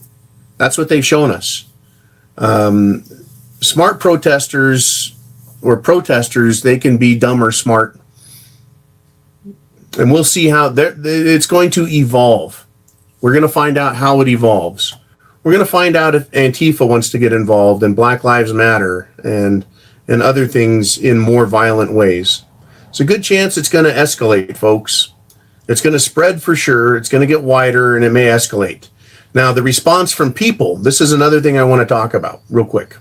The response from people. You're in your car, you're driving down the freeway, now traffic is stopped because they blocked the freeway or the highway. Are people in all of these cars around you, they're getting frustrated. They're hungry, hot, tired, scared. Right? Now, if people start shooting, right, these protesters start using guns, people in cars are not even going to slow down. They're going to see protesters and think they've got guns, they're probably going to shoot me, and they're just going to start running people over. Yes, Paranormal Prepper, watch Portland. Portland is waking up. Question from Penelope. I feel strongly that we are going to have separations within regions of states, blue versus red counties banding together to take care of themselves and to flip the finger to tyrannical governors. Your opinion? Yeah, I believe that is coming probably further down the road, but it's already occurring with people absolutely fleeing cities and states. Cities and states are being fled.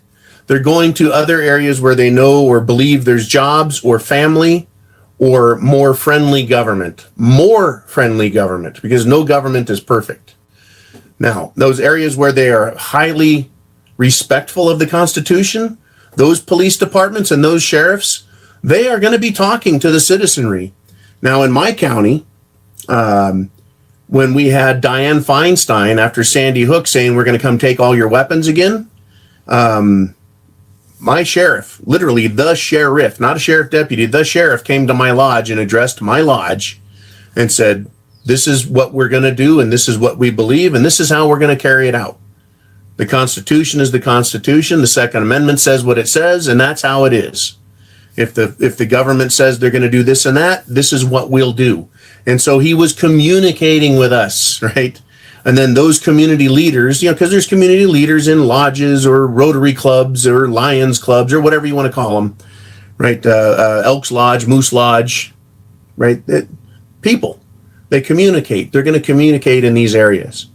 Now, if things get dramatically worse, you can start to see, like Northern California saying, we're completely broke off of California, right? You're going to start seeing that and groups forming sorts of non-binding unions, right? The red state union blocks, those start showing up, and we may see the same thing from blue union blocks, except they're going to be on fire. Okay. But yeah, it's definitely flipping the finger, if you will, Penelope, to tyrannical governors. Question from Lady Lily. Now, for people who are red-blooded, who live in blue areas and can't get out, we're going to see, possibly, the potential exists for an attempt to remove tyrannical governors and mayors from office. That's a very real potential. Now, remember, there's only so many cops and there's only so many National Guardsmen, and they can't guard every city building, every county building, every state building. There's not enough of them. And if it's an armed response from a well-regulated militia that doesn't like tyranny, look out, right? Look out. You got a Humvee, you got to stick your head out to shoot a gun, right? I'm not saying it's going to be funny or fun or good. I'm just saying these are the potentials and possibilities. I don't want to see it happen. I am a peace-loving man. I don't want anyone to do anything illegal, unlawful, dangerous, or harmful. Question from Lady Lily. Considering the economy, how many business owners who were burned out will take insurance money and call it quits and be grateful to get out? In my opinion, all of them. Every single one of them. Every single one of them would be glad to just cash out and go somewhere else. They may open a business in a nice red state, red county, red city area, but they're going to definitely leave the areas where they're getting burned out. I would, right? Why would I want to do that to myself again? Statement from Tammy Frog per National Guard. The deployment delayed due to the mayor's request was lacking details of the ask of National Guard equipment, area needed protection, mission, etc. This is a great comment, a great statement. The mayor of Minneapolis appears to be, he has kind of a weak wrist, right? He's also very young. And I don't have anything against young people, right? I was young once. But when it comes to experience, running a small city versus a medium or large city or a metropolis like St. Paul, Minneapolis, huge metropolitan area. It's not like running your daddy's store, right? Or driving a tractor. It's a little more complicated than that. So this guy calls the National Guard, but he has no idea how many he needs or what equipment and what areas, and he doesn't have a plan. Right? That's how these Democrats approach everything is, I'm the boss, everyone do it for me. Right? Just like the people that say, well, I'm alive, everyone give me food. They have no idea how stuff works. This guy is a complete and total clown. Right? Yeah. He should have come out and said, that is a bad cop. He killed the guy. He goes in jail. Arrest him now. Arrest warrant now. Now. Arrest him. Instead, he says, George was killed because he's black. No, that just fanned the flames, you idiot. Yeah, this guy's a moron. Expect to see more moronic decision making. Ida Hat says, do you think guerrilla warfare will begin? Yes, I do. In areas I expect it to start. I really do expect it to start. I'm going to finish up with this little statement here. I expect at some point here for Antifa that has guns to start their shit. What flavor it takes, I don't know. Will they go after the government? The police? Possibly. Will they go after other groups they don't like? Will they target groups, right? Like Antifa private citizens go after another private citizen group, or maybe gun stores. They're going to go shoot up a bunch of gun stores. Who knows, folks? But the potential is very real and it exists. Food, water, shelter, clothing, medicine, means of self-defense to protect yourself and to protect others. Right? We need to be fully aware of what's going on. We need to be fully prepared. Have an action plan, folks. Aren't you glad you're a prepper? Because if you weren't, right, people have no idea how much worse this can get and will get. They have no clue, right? They're just trying to live life to the fullest, which you should do, but they're just not paying attention. Now, they're all behind the eight ball. Anyways, I'll talk to you guys later, 8 a.m., 4 p.m., and we're going to do Saturday Night Live. I don't know how I can't do Saturday Night Live, considering what is going to happen this weekend. Yeah, AR-14 matters. Yeah, this weekend, I'll probably have the TV going with some live feeds coming in while we discuss everything on Saturday Night Live. So you guys be cool, Semper Fi, Godspeed, and protect yourselves and your family and your loved ones. I'll talk to you soon. Alrighty, let's see.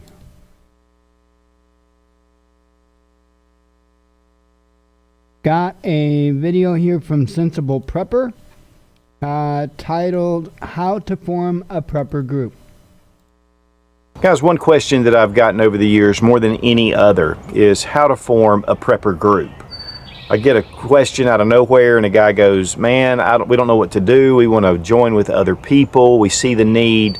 What do we do? And it's honestly the hardest to answer. For me, it was a little bit easier because I am kind of out there with my channel and all my friends know what I do. And so we've had a lot of people to approach us. One thing that I do want to say, though, and we're going to look at some different ways, because there are some things that you can do to form a good, solid group. But there are some pitfalls as well, and we're going to talk about that. One of the big things that you need to think about is having the current relationships that you already have, using those. Whether it's your friendships, whether it's people that have common goals, common values, they have a good, strong moral compass, and they just suit you. These could be friends that you would enjoy having, grilling out together, having dinner together, just socializing at the beach or whatever. That is your first group. Those are people that you already rely on, that you have relationships with, because trust is one of the most important elements of any prepper group. The people that are in our group are people that we've already previously had connections, but there were also some people that were recommended to us from people that we trusted, and they have become some of the strongest people in our group. Now, with the current situation that we're dealing with the pandemic, a lot of people are looking for the first time. They see that it's pulled them out of their normal lives, and they see that there is a fragile system that we deal with, and that they need to be somewhat more prepared and are more survival minded. And so right now is a great time to be able to address that. A lot of people have a fear that, they may come off crazy because they are prepping. And one of the things about it right now is that preppers aren't so crazy. We all have that friend that we'd really like to be part of our prepper group, and we've talked to them a number of times. They're in agreement. They say, yes, I see a need. We need to do some things, and they just never do anything. You have a meeting, they just have an excuse why they don't show up, or it's real hit or miss. One of the things that I've told a lot of people is you can't push a rope. And if they're not willing to do something on their own, if they can't take the initiative, then it's best just to let it go. Because once you get into a crisis situation, typically you're going to find those people the same. They're going to be lazy, they're going to procrastinate, and they're going to be more of a drain than they are an asset. Let them come to you with their supplies and let you know when they're ready. When people are wanting to form a group, they want to find somebody. They want to find people. One thing that we always do is look at the groups that we're already a part of, which is, number one, church. We have common goals. We have common faith. I'm part of a security team there of about 20 guys. And I know those guys. There's some that I would really love to have in a prepper group. Guys, I just want to remind everybody that if I'm not mistaken, correct me if I'm wrong, babe, but I believe they're in the same time zone as what we are in Minneapolis, correct? I believe so. So we are T-minus 33 minutes from curfew, ladies and gentlemen. T-minus 33 minutes. Anybody want to place any bets on whether or not the curfew is respected? It's now 20 or 32 minutes away from curfew, and well, us right now, bringing awareness to the catastrophe that has happened here in Minneapolis, man. It's a big problem. What's up with it, brother? How you feeling today? Oh man, double line. Yeah, we out here with it, Hey man, in the mix, man. I'll be right back. That's my boy Waterwave right there, man. Good people. But I just wanted to say, man, we're bringing awareness to what's going on, man. I'm keeping you guys live, updated, vicariously living live in the realm of YouTube, which they're not going to show you on TV, man. Some of these networks, they don't want to give you what we're actually seeing out here, man, on the ground, man. So that's what it's all about. And I appreciate y'all staying tuned in. And I got a whole lot more. We're just gonna run to the car real quick. I need to get water, and we'll be right back with it. Hey man, what's up with it, all my G's and Q's, man? It's your boy GQ out with another top shelf video, and we're out here in Minneapolis right now covering a serious issue. So I need you to go ahead and pay attention to this. Let's get into some of this footage. I ain't gonna talk too much. We're gonna get into the action. You know what I'm saying? Look at the city, man. They want to burn this thing down? We got a beautiful city.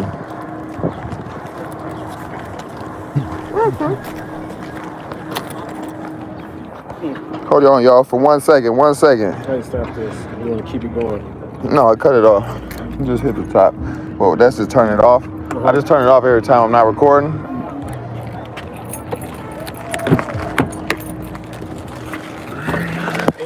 Where? Period. 8 o'clock, man. It's almost that time. What time is it? It gotta be about 7:30, yeah. Goddamn. 7:30 on the dot.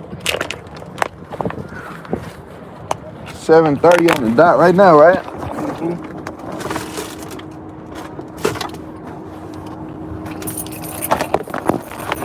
You got your lighter on you? Yeah.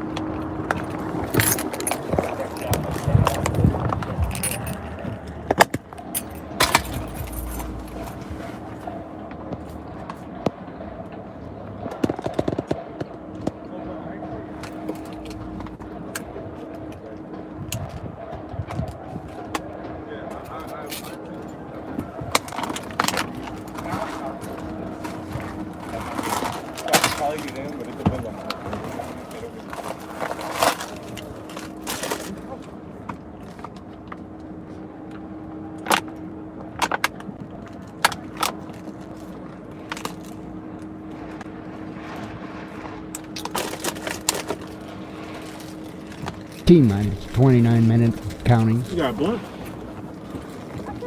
I'm ready to go. What, you want to do that right now? You trying to blame? Who is You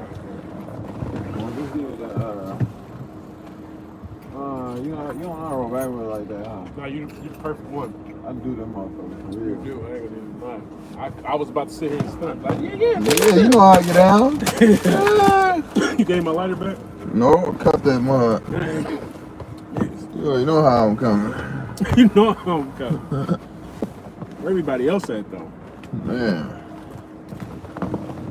Did I? Oh, you gave nope. You didn't give it back to my other one. I gave you a blue one. Sorry, man. I got another one. Oh, here we go. You gave it back. Oh, is it some things out here? You know what I'm saying? Top shelf with it. They looking real delicious. No, It's summertime, man. That sunshine. summertime fly. Mm-hmm. Damn. Justice and peace. Prosecute them. But all of them should be charged right now. They only Even charge. if they They only don't. gonna charge 2 of them. Right, the Asian and him, huh? Yeah. But all of the other 2 was on his back. Yeah, they definitely need to charge all of them. How y'all don't know this man goddamn cuffed up, man? And he ain't even doing nothing. Y'all just gonna keep just pinning his neck. We'll talk about it in a minute.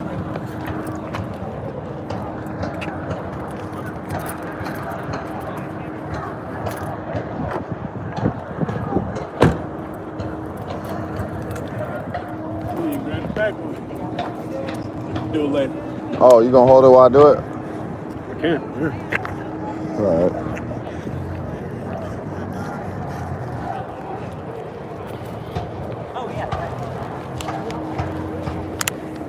Probably would be embarrassing. Yeah.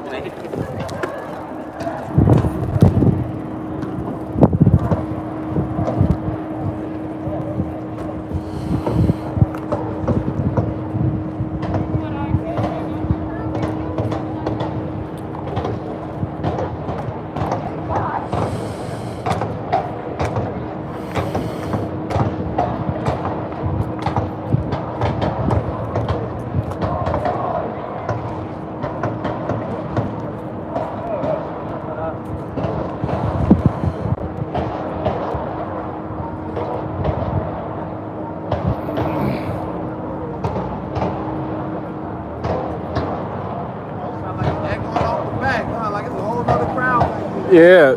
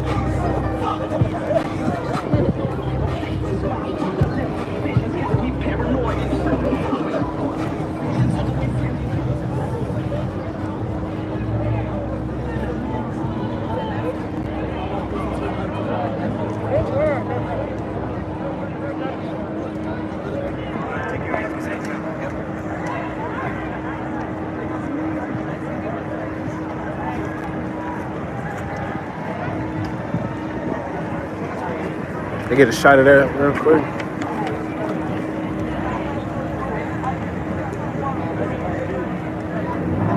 Thank you, brother.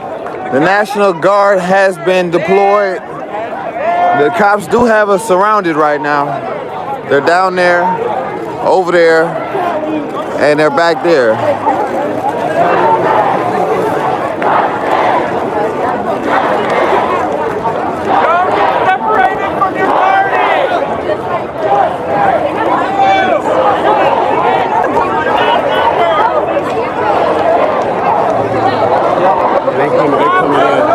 Cool.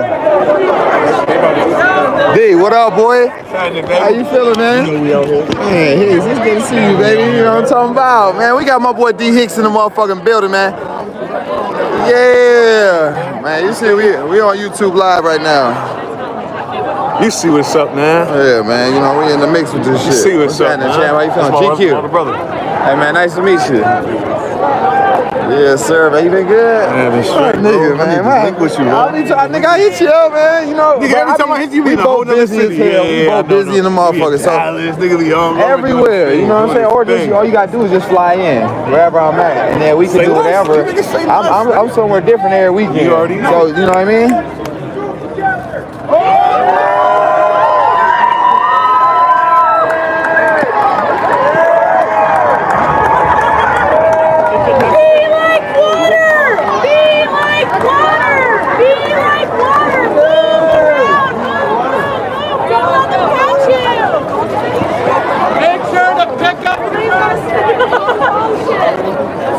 Hey, what you finna do? Got a nice hand. What y'all going? Link with Marcus and them niggas. What y'all gonna do? Well, shit, hit my line. You got my number? You got the same number? Yeah, I got the same one, the 800-1799. Just type it in real quick, see if it come up. 800-1799. Good. Alright. So shoot me a text right now. I got you locked in. Yes, sir. Alright, love, man. Be safe. Yeah.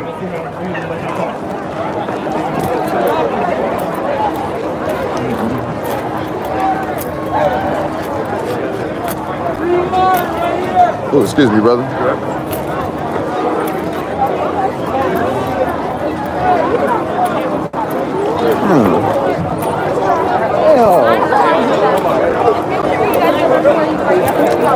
Say good night.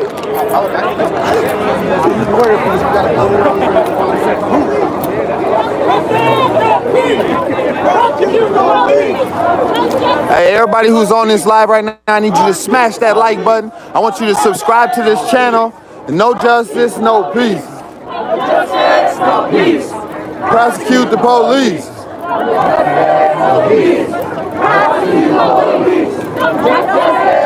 Turn a little bit. Prosecute the police. No justice, no peace. Prosecute the police. No justice, no peace. Prosecute the police. No justice, no peace. Prosecute the police. Thanks, brother. No justice, no peace. Prosecute the police. No justice, no peace. Prosecute the police. No justice, no peace. Prosecute the police. No justice, no peace.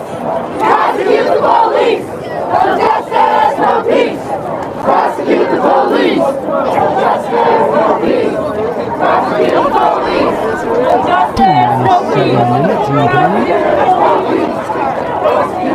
peace. Make that 6 minutes. Hey, prosecute the police. No justice. No peace. Prosecute the police. No justice, no peace. Prosecute the police. Did they get the flag?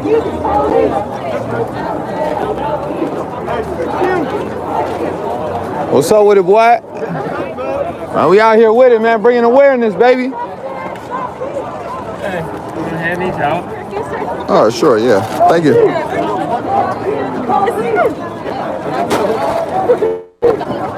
Hey, anybody need some water? I appreciate You it. need some water?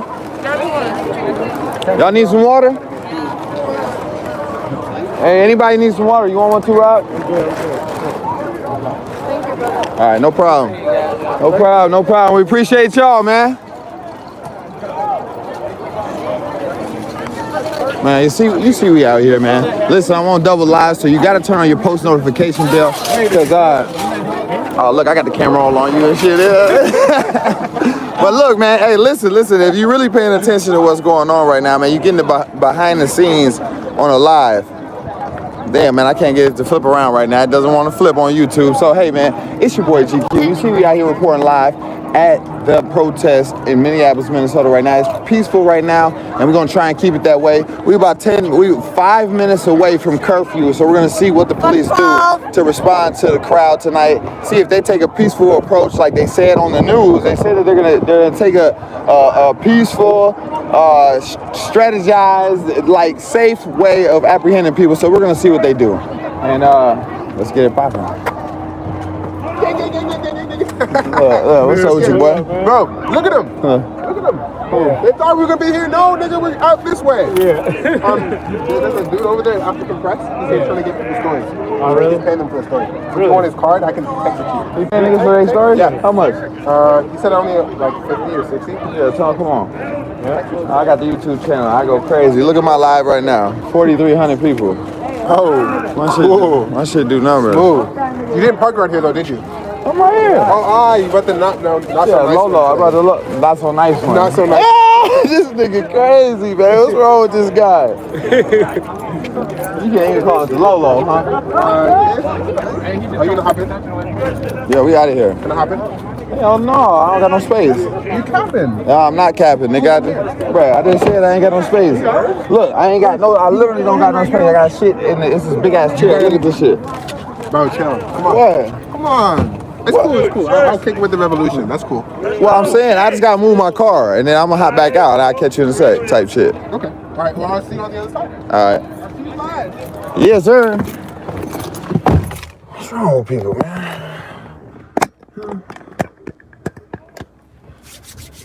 I just, I don't know you. Like T.I. said, if you see me in the street with a nigga, you don't know me. I look what you see, nigga, you don't know me.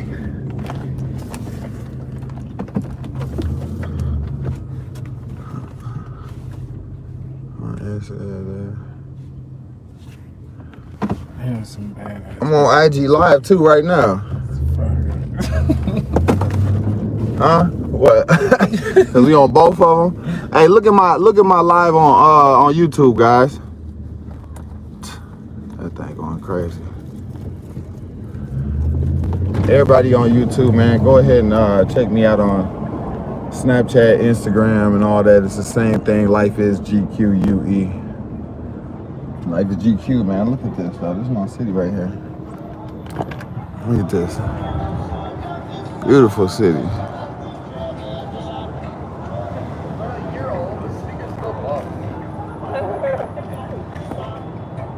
Yes, sir. Justice must be served, huh?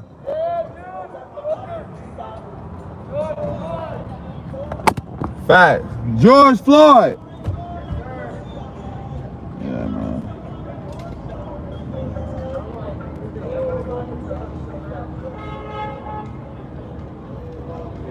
Bro, they said Atlanta going crazy. They fucking shit up down there. For real? Look on your phone real quick, cause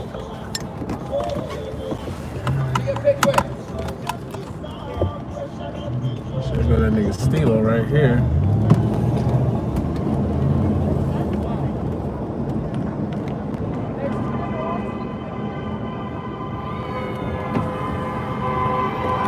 Hey, yo, Steve. What up, bro? What's good? Oh, yeah, man. What you gonna do when it's time to go to jail, my nigga? Man, I ain't going. we gonna get about that jam. I'm not going.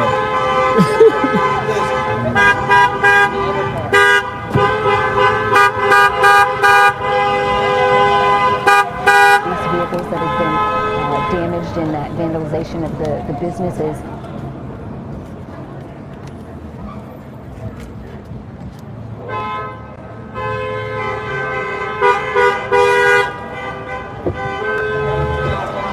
Run this hoe, huh?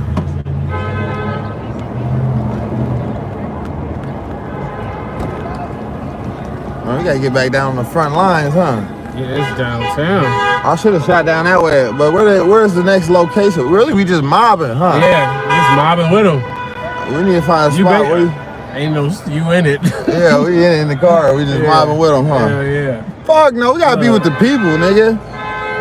Try to get with the people. Man, scoot that big motherfucking construction slime shit over, nigga.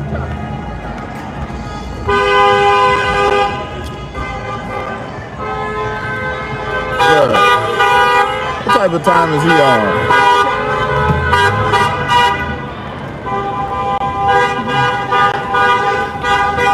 He on 2 lives too, goddammit.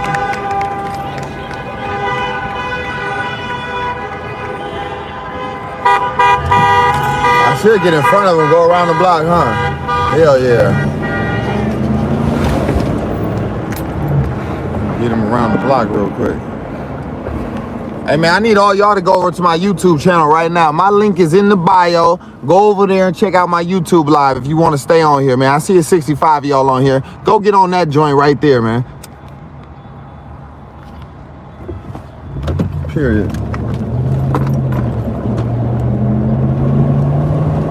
Hey man, since we got 4,500 people on this live right now, I need y'all to smash that like button. I need you to get on there and subscribe to my channel right now. Listen, I'm trying to get to 50,000 subscribers real soon. I'm trying to do that by the end of the week. Help me get there, help me achieve my goal, man. Share this profile to everybody that you know that might like this content or likes cars. I do a little bit of everything. Okay, they still right there. Okay, look, and they gonna gain momentum now because it's getting later. Everybody gonna come down here. And the bird out. I wonder what they doing, man, on the other side. What they doing on the south side right now. I wish, man, I wish I could be in 6 places at one time right now, dog. Real talk. There they go right there. So I go up 1 more block, get in front of them.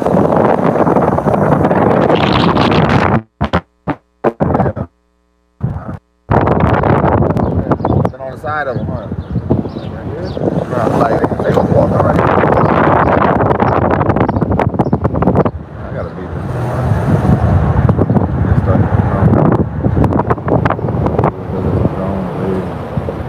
Well, look at how beautiful it looks tonight, though. I swear, the last 2 nights, though, it's been gloomy. The city been gloomy.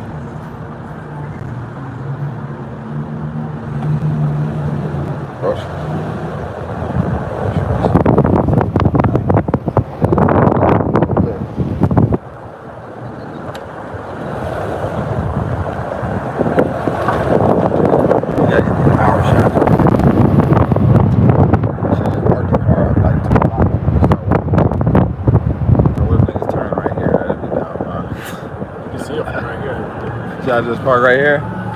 Or no, I'm gonna park on Washington so niggas know I'm in the crowd. Where's they going? Which way are they going?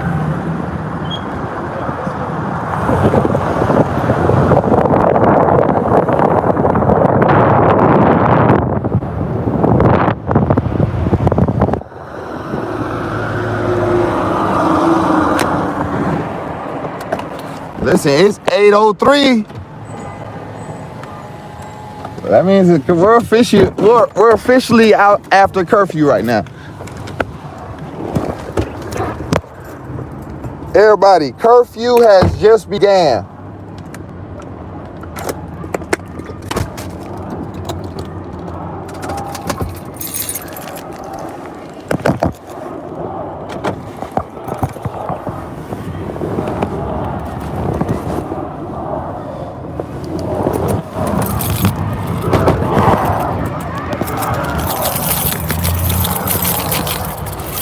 Folks, so you know, on the bottom right, that is Atlanta.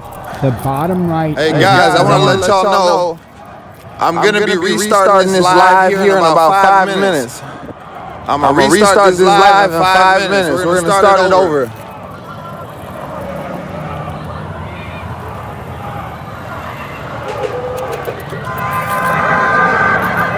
George Floyd!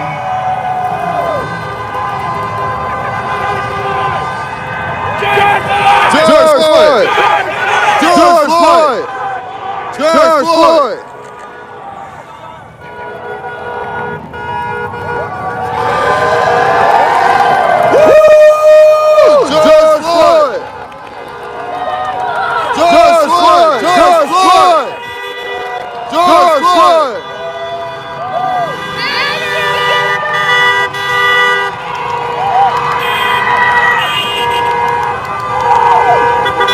George Floyd!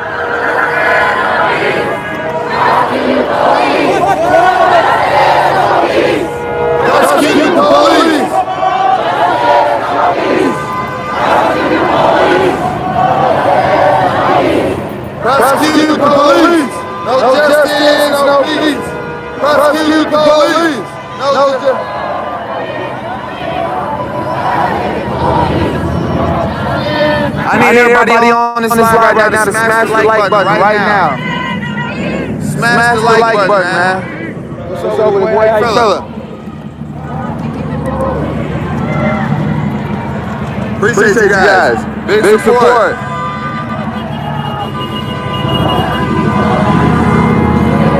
No peace. Prosecute the police. No justice, no peace. Prosecute the police.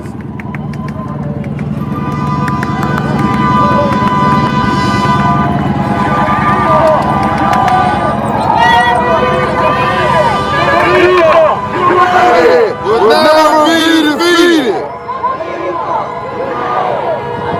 Be defeated.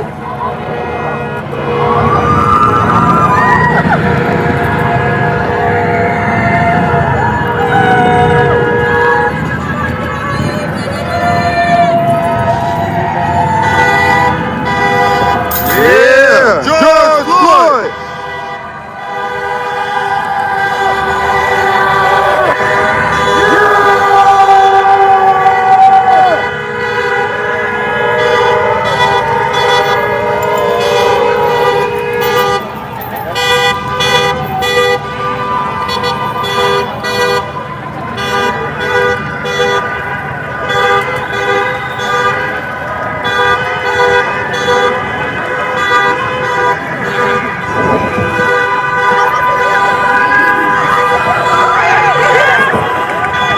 Thank you.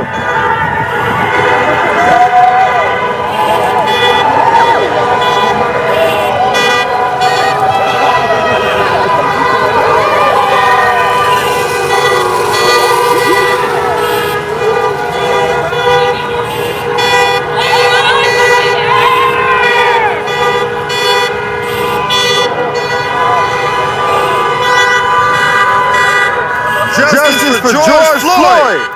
That's what we out here for, man. This is what the fuck we out here standing tall for.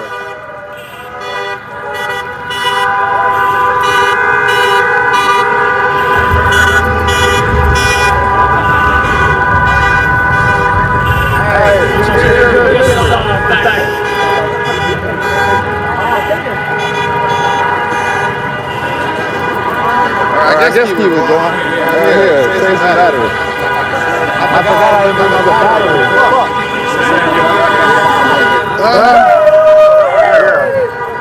You got it.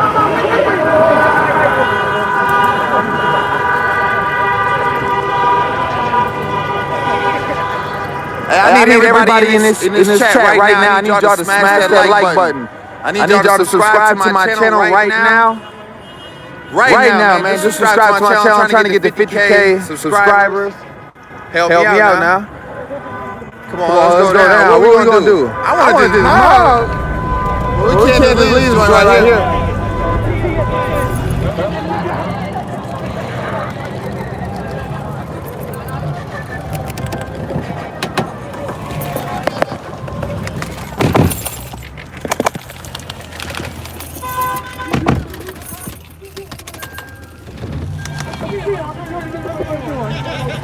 Yeah. You trying to do barrels? Bro, let's do fucking barrels! Bro, we gonna do it, bro! Man, come on now. Hey, we go right around the block.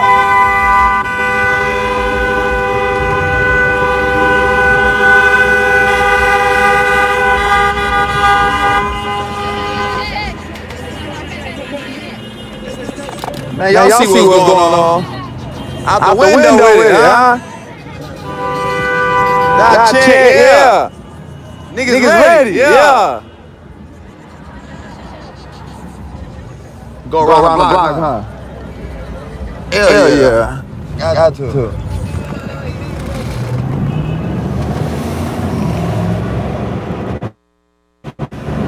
Oh, there go 12 up there. Yeah. That's 12. Yeah. I know what. This is a driveway to go in this parking lot. I don't do that type of illegal activity.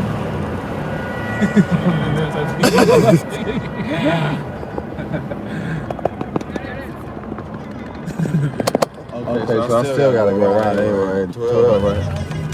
Fuck him. Seatbelt on? Seatbelt on real quick. Look, this is the first cop I've seen since we've been on lockdown now, guys.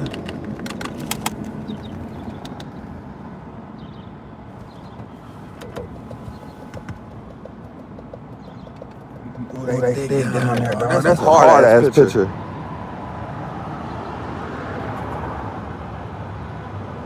Fuck! That's a hard-ass picture. Fuck!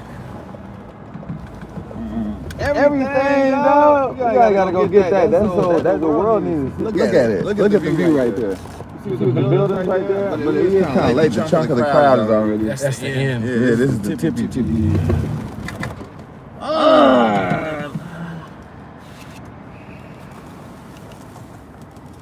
Man, let me see what Atlanta's doing. Let me see this shit. They gotta be tearing that joint up. If they burn this, they burn our city down. This is so surreal, bro. I ain't gonna lie to you. Hey, listen, guys, look. I'm about to get off this live right now. I gotta restart another one. My phone's acting up and all that stuff, but I'm about to jump right back online. I'm gonna call that one.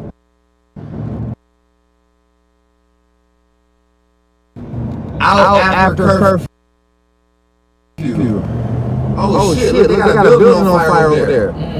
Oh fuck! Oh shit, man! Look, I'm gonna call the next one out after curfew, man. Live in Minneapolis. Hashtag George Floyd or Justice for George Floyd.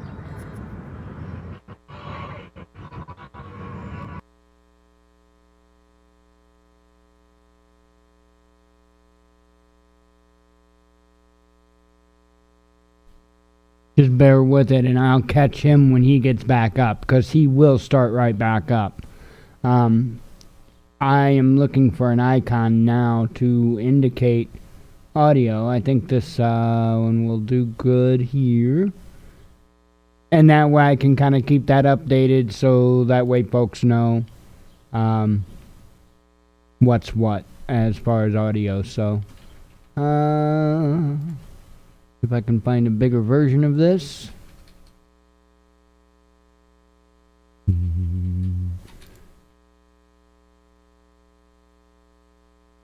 Not so far. Nope.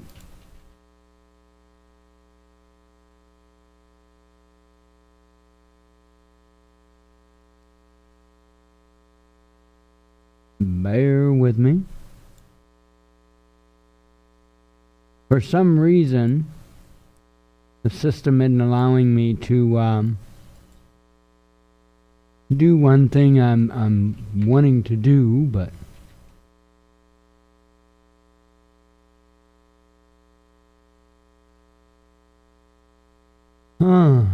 media file, browse disk, add, desktop. What the hell was that called? Okay.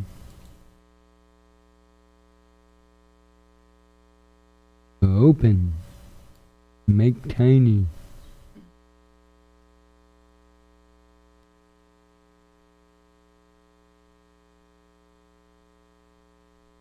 See if I can.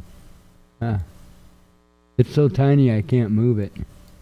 Maybe I need to move it first. and then make it tiny. Bear with me. Almost got it. I don't know if you guys can see that or not until I, no, you can't. No, you can. Okay, so as soon as he's back up, we'll get that audio. I don't know what's going on here. Let me try refreshing this. Okay, this is back going. And it quit. And that was Boston. Okay. I will work on that. Let me see if GQ is back up here. I do have him on blast, so to speak. I get a notification if he goes live, so. But I haven't had a chance to even look over it. Email, Facebook just went off. Unicorn Riot isn't in the action. So I am actually going to replace Boston with Unicorn Riot. And I will actually go with his audio.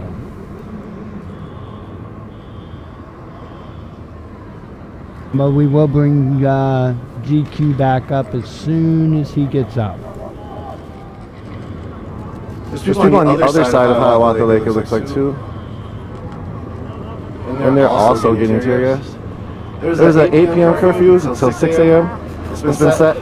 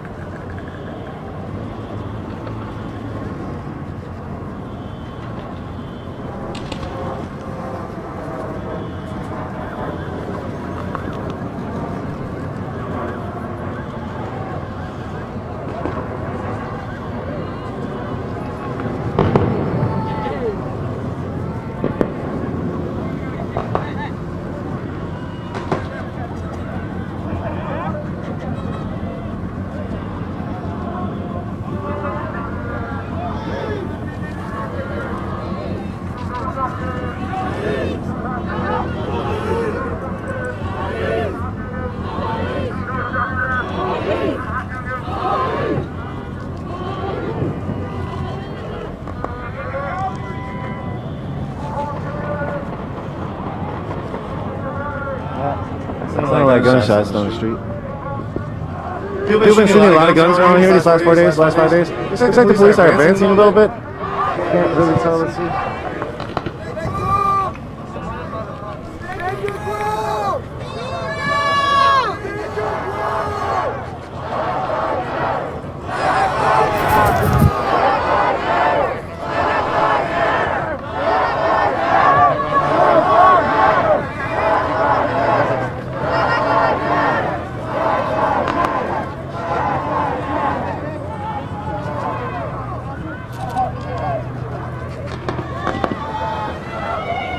Anybody getting close is getting popped with marker rounds and tear gas. Shot.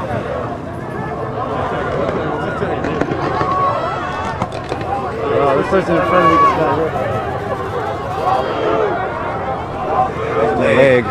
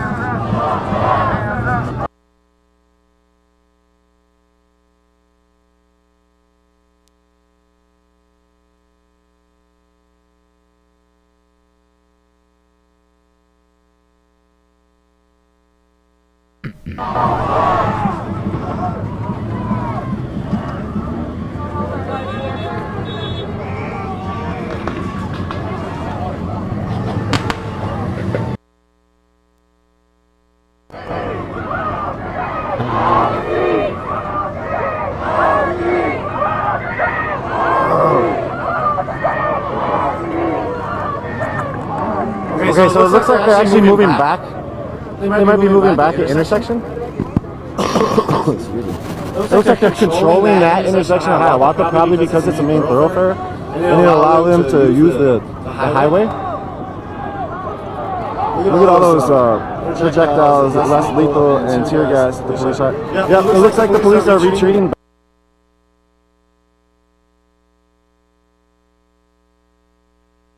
back.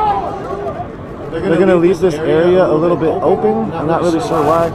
Possibly on the scanner, they're saying they're going to move back to 22nd Avenue, and that's where, if you watched our stream last night at about 4 o'clock in the morning, that's where the National Guard was stationed at while they were protecting the firefighters who were putting out the blaze in one of the buildings next to it. So people are now moving up as the police move back. And thank you all for tuning in. You want to know more about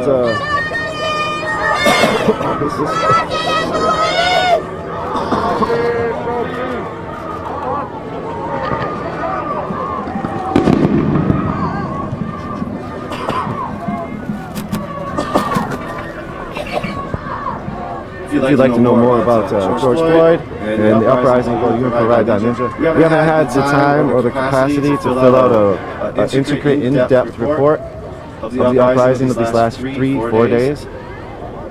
But that'll be coming sometime in the future.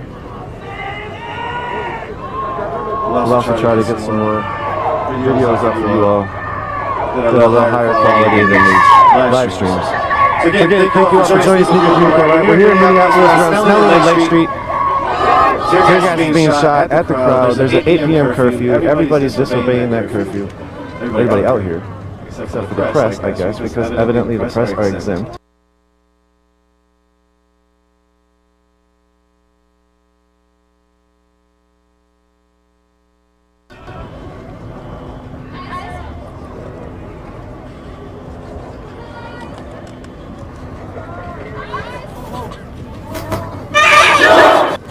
Everywhere around, everybody's just coughing, and people are helping each other.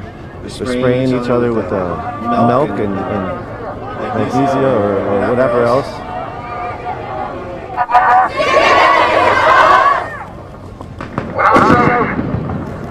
Show me what unity looks like. This is what unity looks like.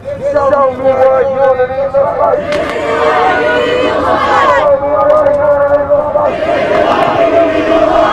There's a bunch of youth out here. There's no specific leader. This is organized through their own grassroots, organic approach to life. They just come autonomously, do autonomous things, and it is what it is. What we have is what we have. And this is about to flood the area. I'm going to move back a little bit.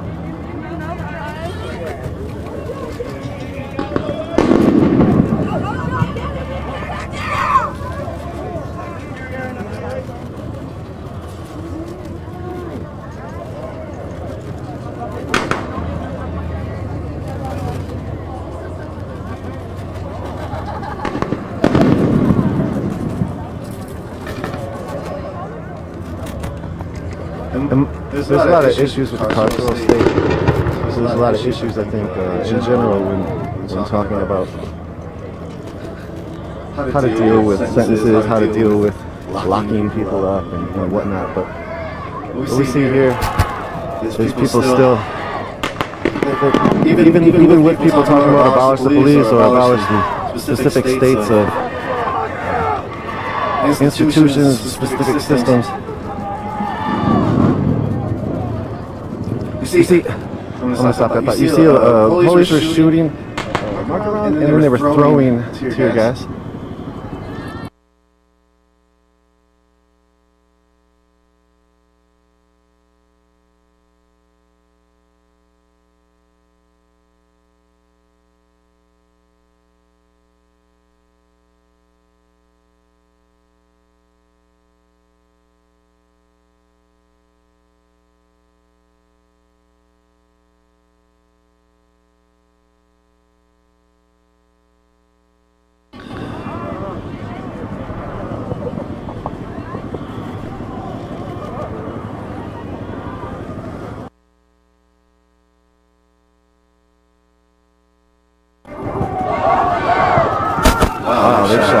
they've thrown a lot of tear gas already. Holy cow. Listen, some of this was before I came to. It was first order. Being given. People have been out in the street basically for the last 4 days. It's been no stop. It's been no calm. Did they leave? Yeah. That unit just left. And that truck back there on the right.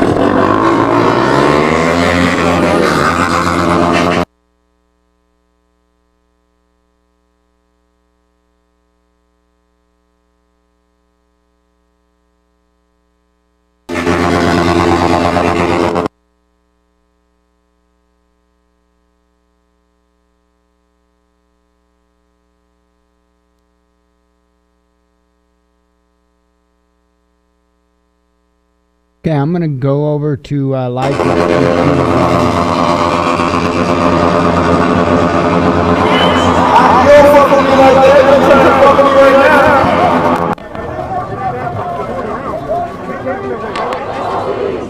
This is the security unit that these corporate news.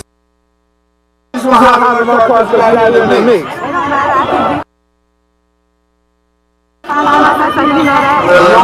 I ain't see you. You hit me or nothing. I ain't know nobody's dick. I don't fuck with her.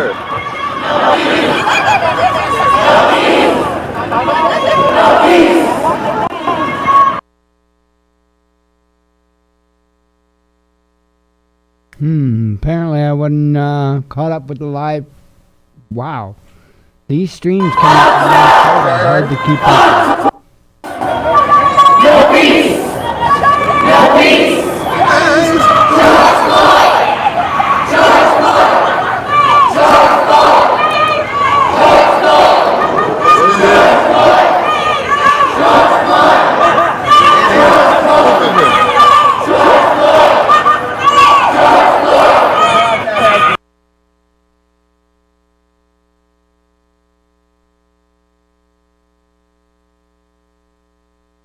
Of course, this is the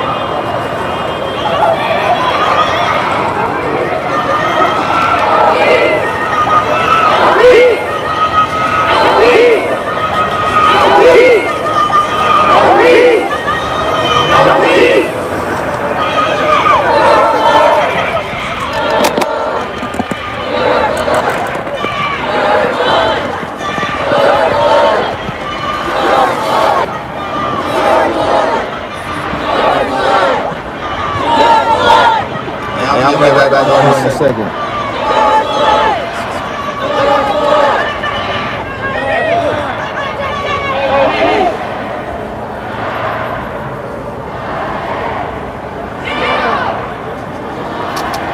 Fuck, man, we need to be on foot. But I'm charging my phone though too though, actually, because I think I was down to 20%. I got a battery pack too. Man, I'm trying to drink something. I'm trying to always gassed up. I whooped the fuck. Big cap. Hey, please, nobody even start breaking shit and burning shit.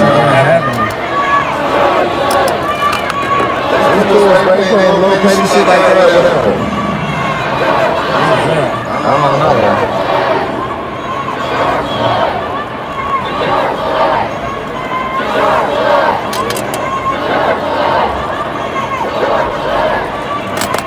Lord.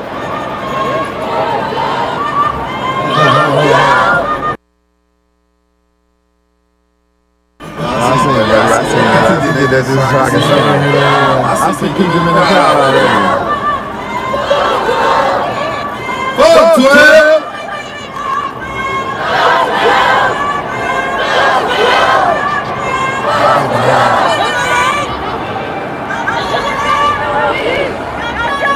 No peace! No justice! No peace! Hey, you help me come around?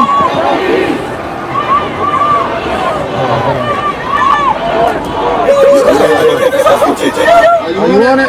Sure, baby. I'm right from your haircut real soon. I know. I can't afford no haircut. If you got that car for $200. True. I already got a Lexus. I like how Lexus feel. Well, you know what? I had. No, man. This ain't the first one. That Lexus sliders. We out here, man, for a cause, man. Appreciate you getting here, nigga. We out here representing this shit to the world. Oh, yeah. Shit.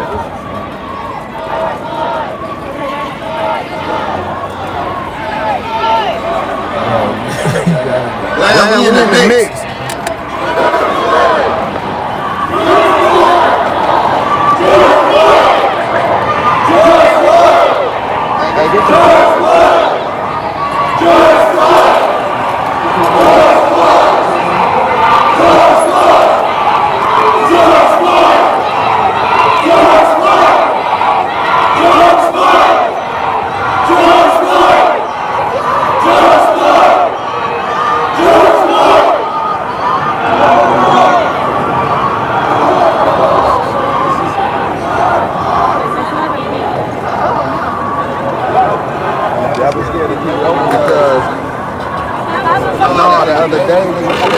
They just here. Start coming in the car when I hopped back in. I had the roof crack. Oh my God, bro! I was in here crying. I was in here crying, boy.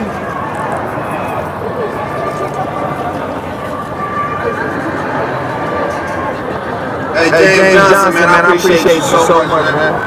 Big shout out to James Johnson in the building. We're reporting live from Minneapolis, guys.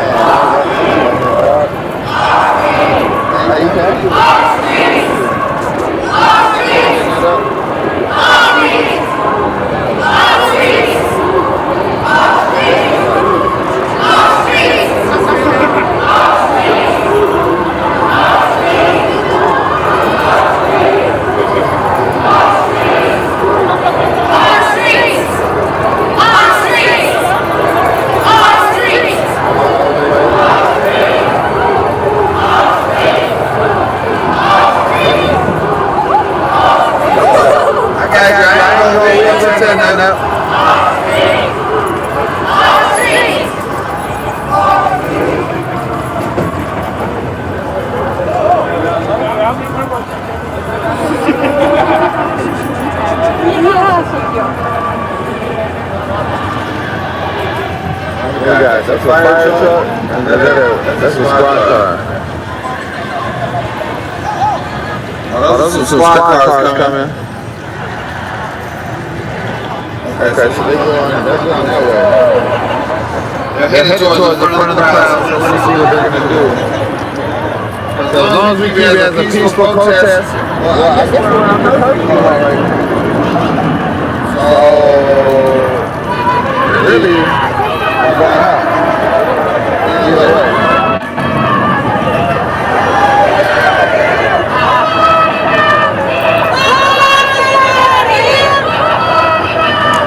Black lives they matter here. Black lives they matter here.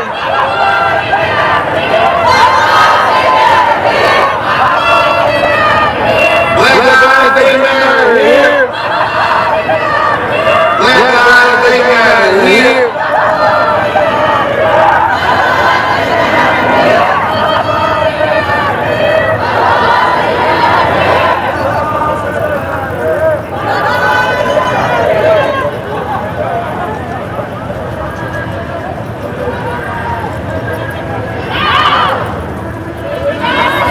When do we want it? What do we want?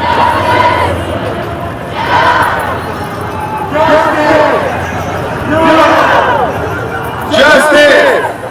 Now! Justice! Now!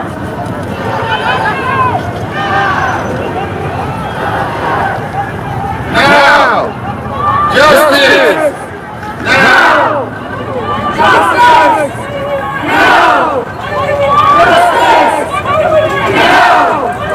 Justice! Now!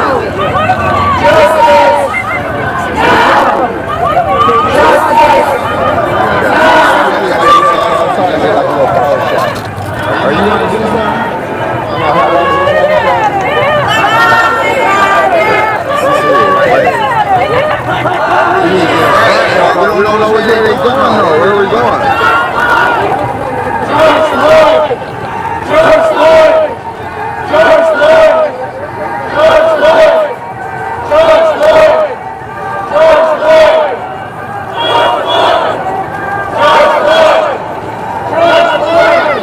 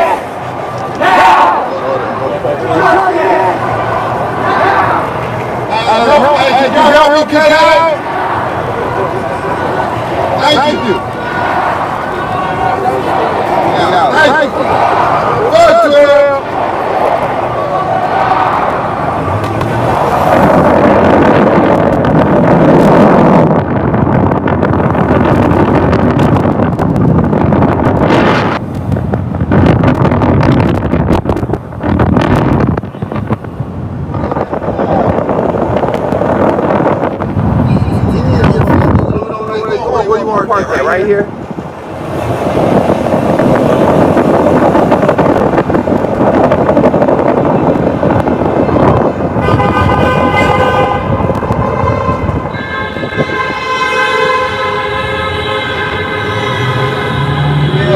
I'm telling you, hey, the sun's going down, man. It's gonna, man, I'm trying to be out here. I gotta get this shit. Hey, CNN, they said CNN on their way to Atlanta. Damn, let me get this right there. Alright, we're gonna go this way. I don't see like back of my hand.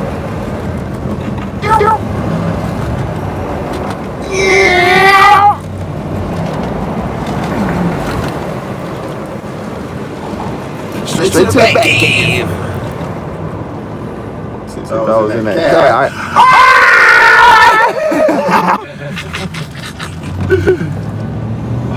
That cat motherfucker.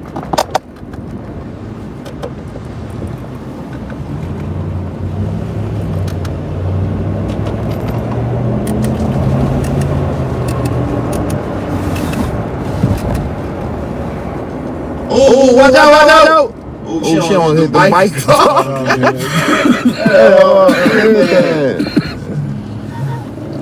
Oh, I thought that was a helicopter or is that his bike? This is his bike.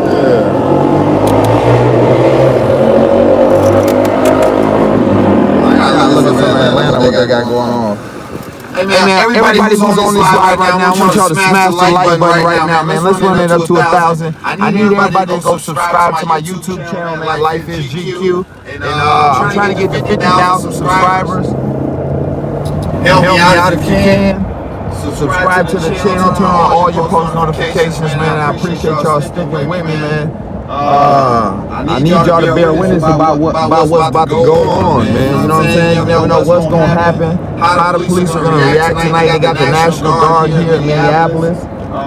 So we got to figure it out, man. We got to see what's really going on and see, damn, right there too. Just moving down. They just moving, yeah, they just staying in front. All right, y'all start acting up, we gonna come in and fuck shit up. That's basically what they on. Cause plus they going down towards the jail. Yeah, the National Guard is at Ramsey County though. They're not here. They're at the Capitol in Ramsey County. So the St. Paul police can take care of a lot of shit over there. You know, St. Paul police like the goddamn army anyway.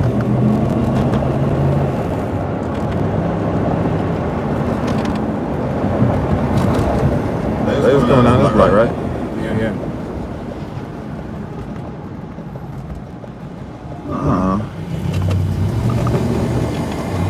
They blocked it off. Oh, nigga, they blocked off the jail. That's what it is.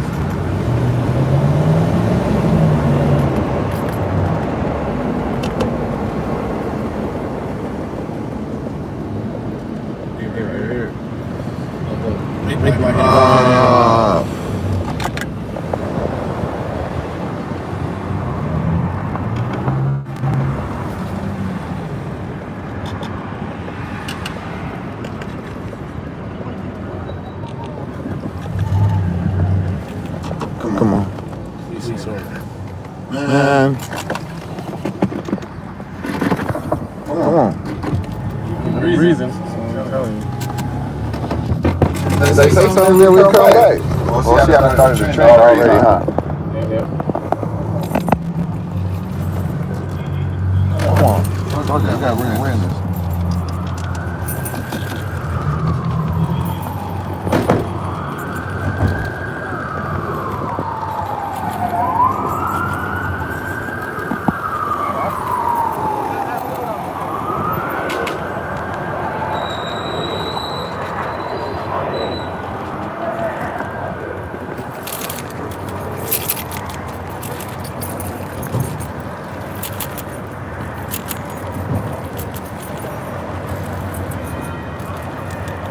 Well, he look like one of them Asians.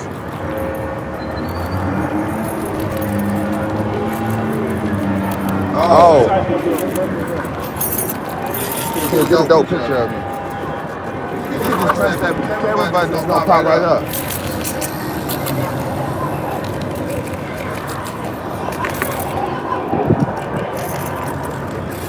It ain't picture? Look.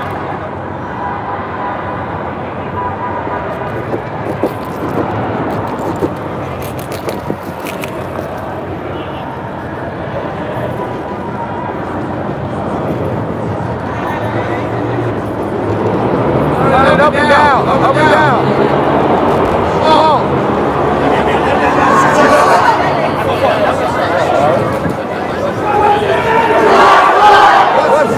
George Floyd. Huh? What I'm a YouTuber. So I can travel around the country and do YouTube. Yes, sir.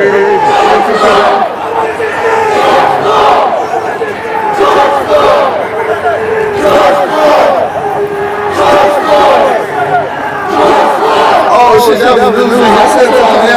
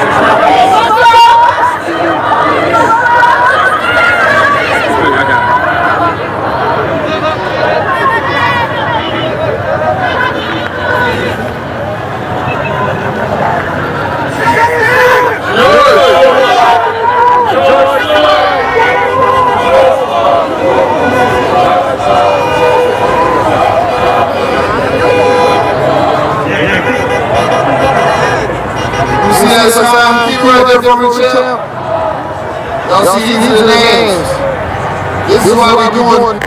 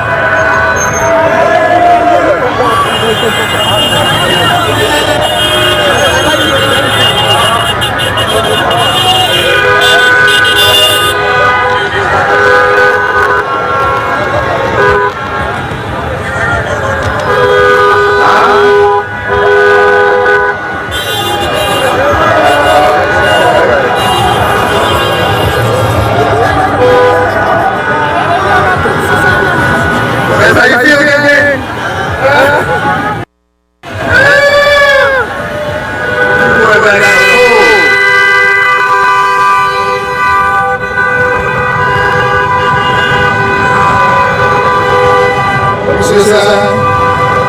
Thank you.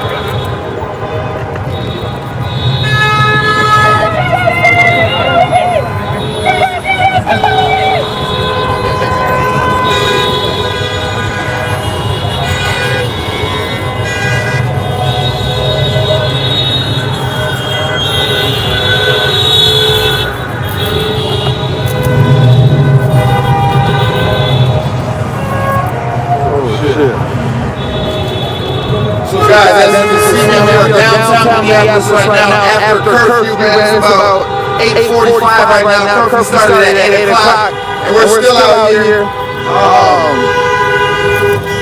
The streets are packed. The streets are packed, but there's no violence going on. It's a peaceful protest occurring.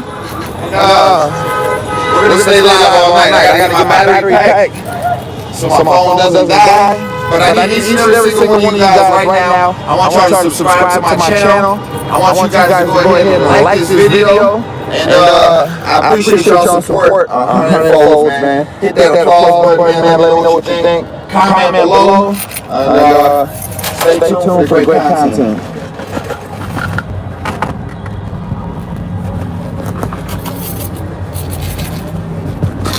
A couple minutes, guys.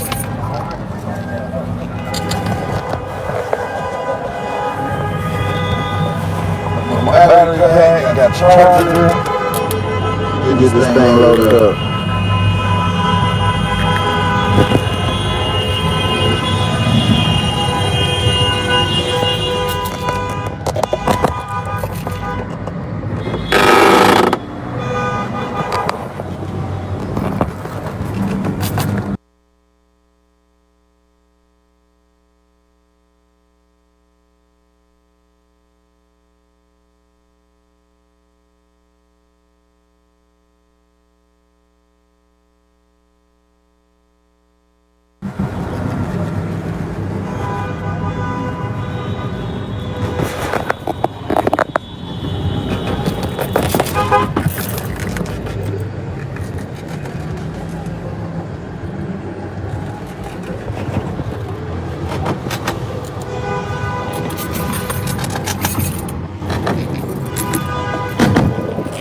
All right, let's get back to that, guys.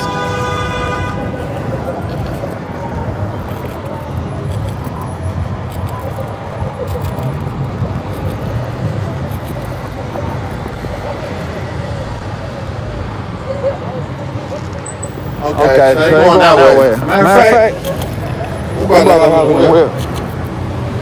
Go ahead and go over there. We're just going to drive over there. It's going to be a whole lot quicker.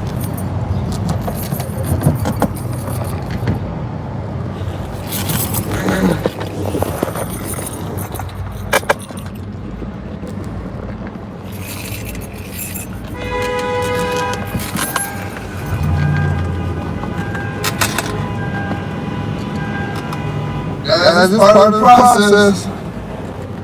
Part of the process to get down being alive. I can't cut that, edit, and just push it to the next scene. So I appreciate y'all bearing with me so I can give you guys this good content.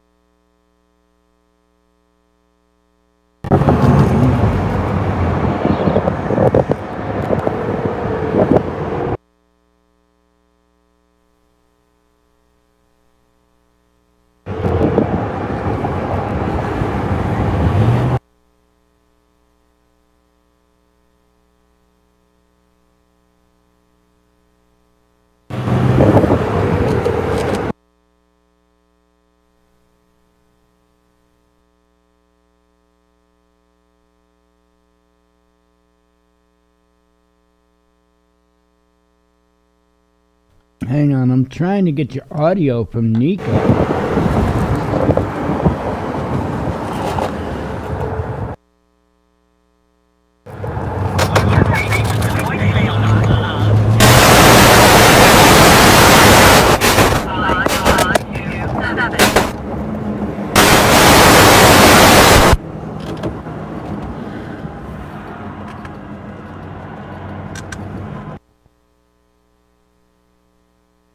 Okay, got rid of that audio. Like I said, I'm trying to get you the audio from Nico.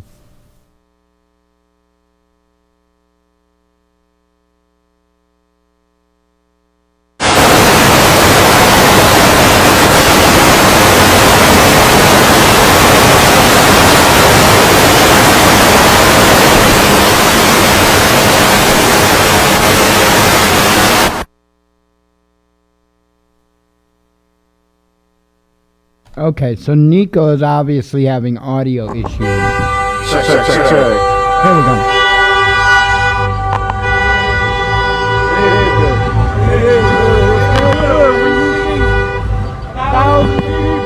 There's over thousands of people right now walking around you.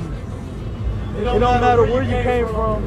It don't matter who you are. It don't matter what you look like. It don't matter the color of your skin. Thousands of people came together to march. This is the voice of MLK. Without the riot, we ain't rioting today. We ain't rioting. We spoke our voice today. If Trump calls this a riot, listen, Trump. I guess we're gonna put hell on earth then.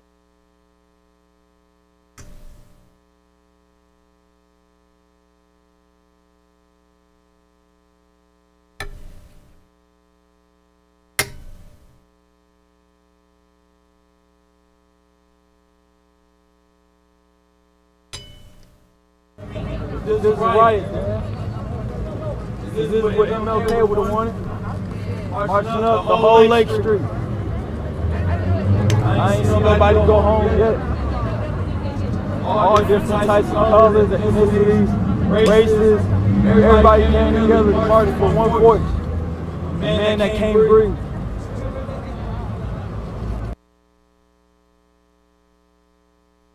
Not the larger problem. I think if we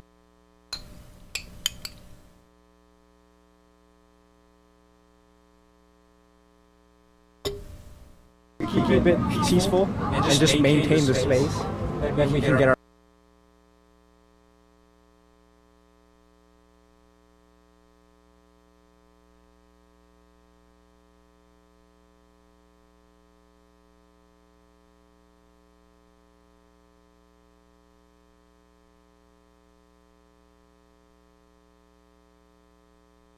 message across. Good enough, but this, what can we say? No peace!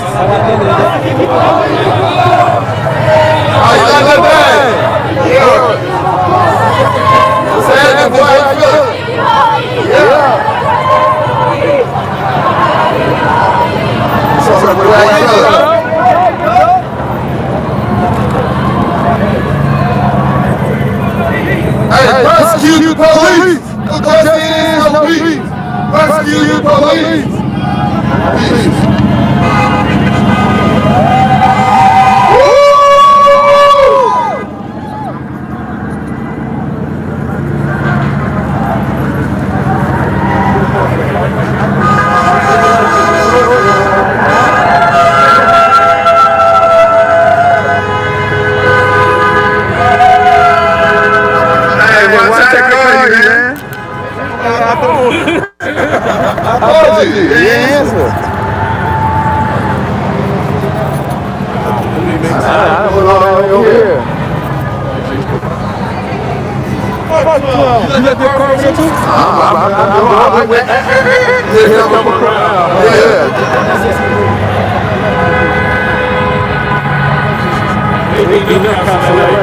Right now? Yeah. All alive? Ooh, look at this!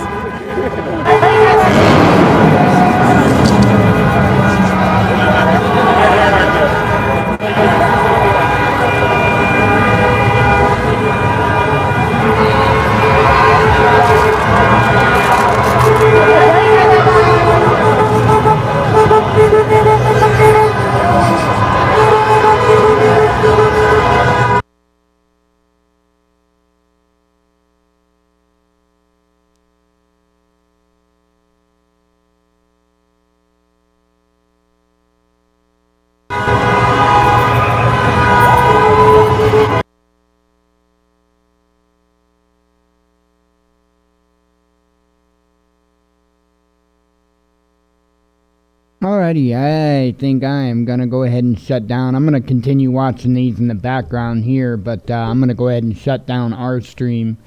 And I would urge you to pay attention to what's going on. Keep an eye on what's going on.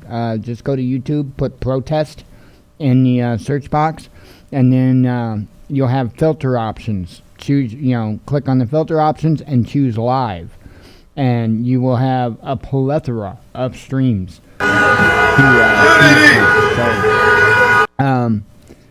The one stream that I've been playing most of the audio from is Life is GQ. That's Life space is space the letter G, the letter Q, U-E. Life is GQ. That's the channel top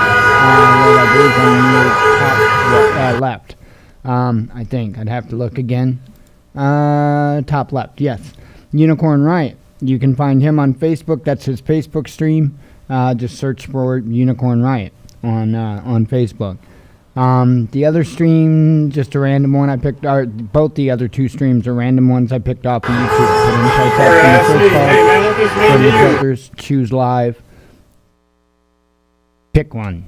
There's tons. Anyway, I hope everybody has a great weekend. God willing, we'll be back Monday. Keep a close eye on this and world events. Don't focus too much on any one thing. Anyway, hope to see you Monday. As always, God bless you. We love you, and be one with your spirit.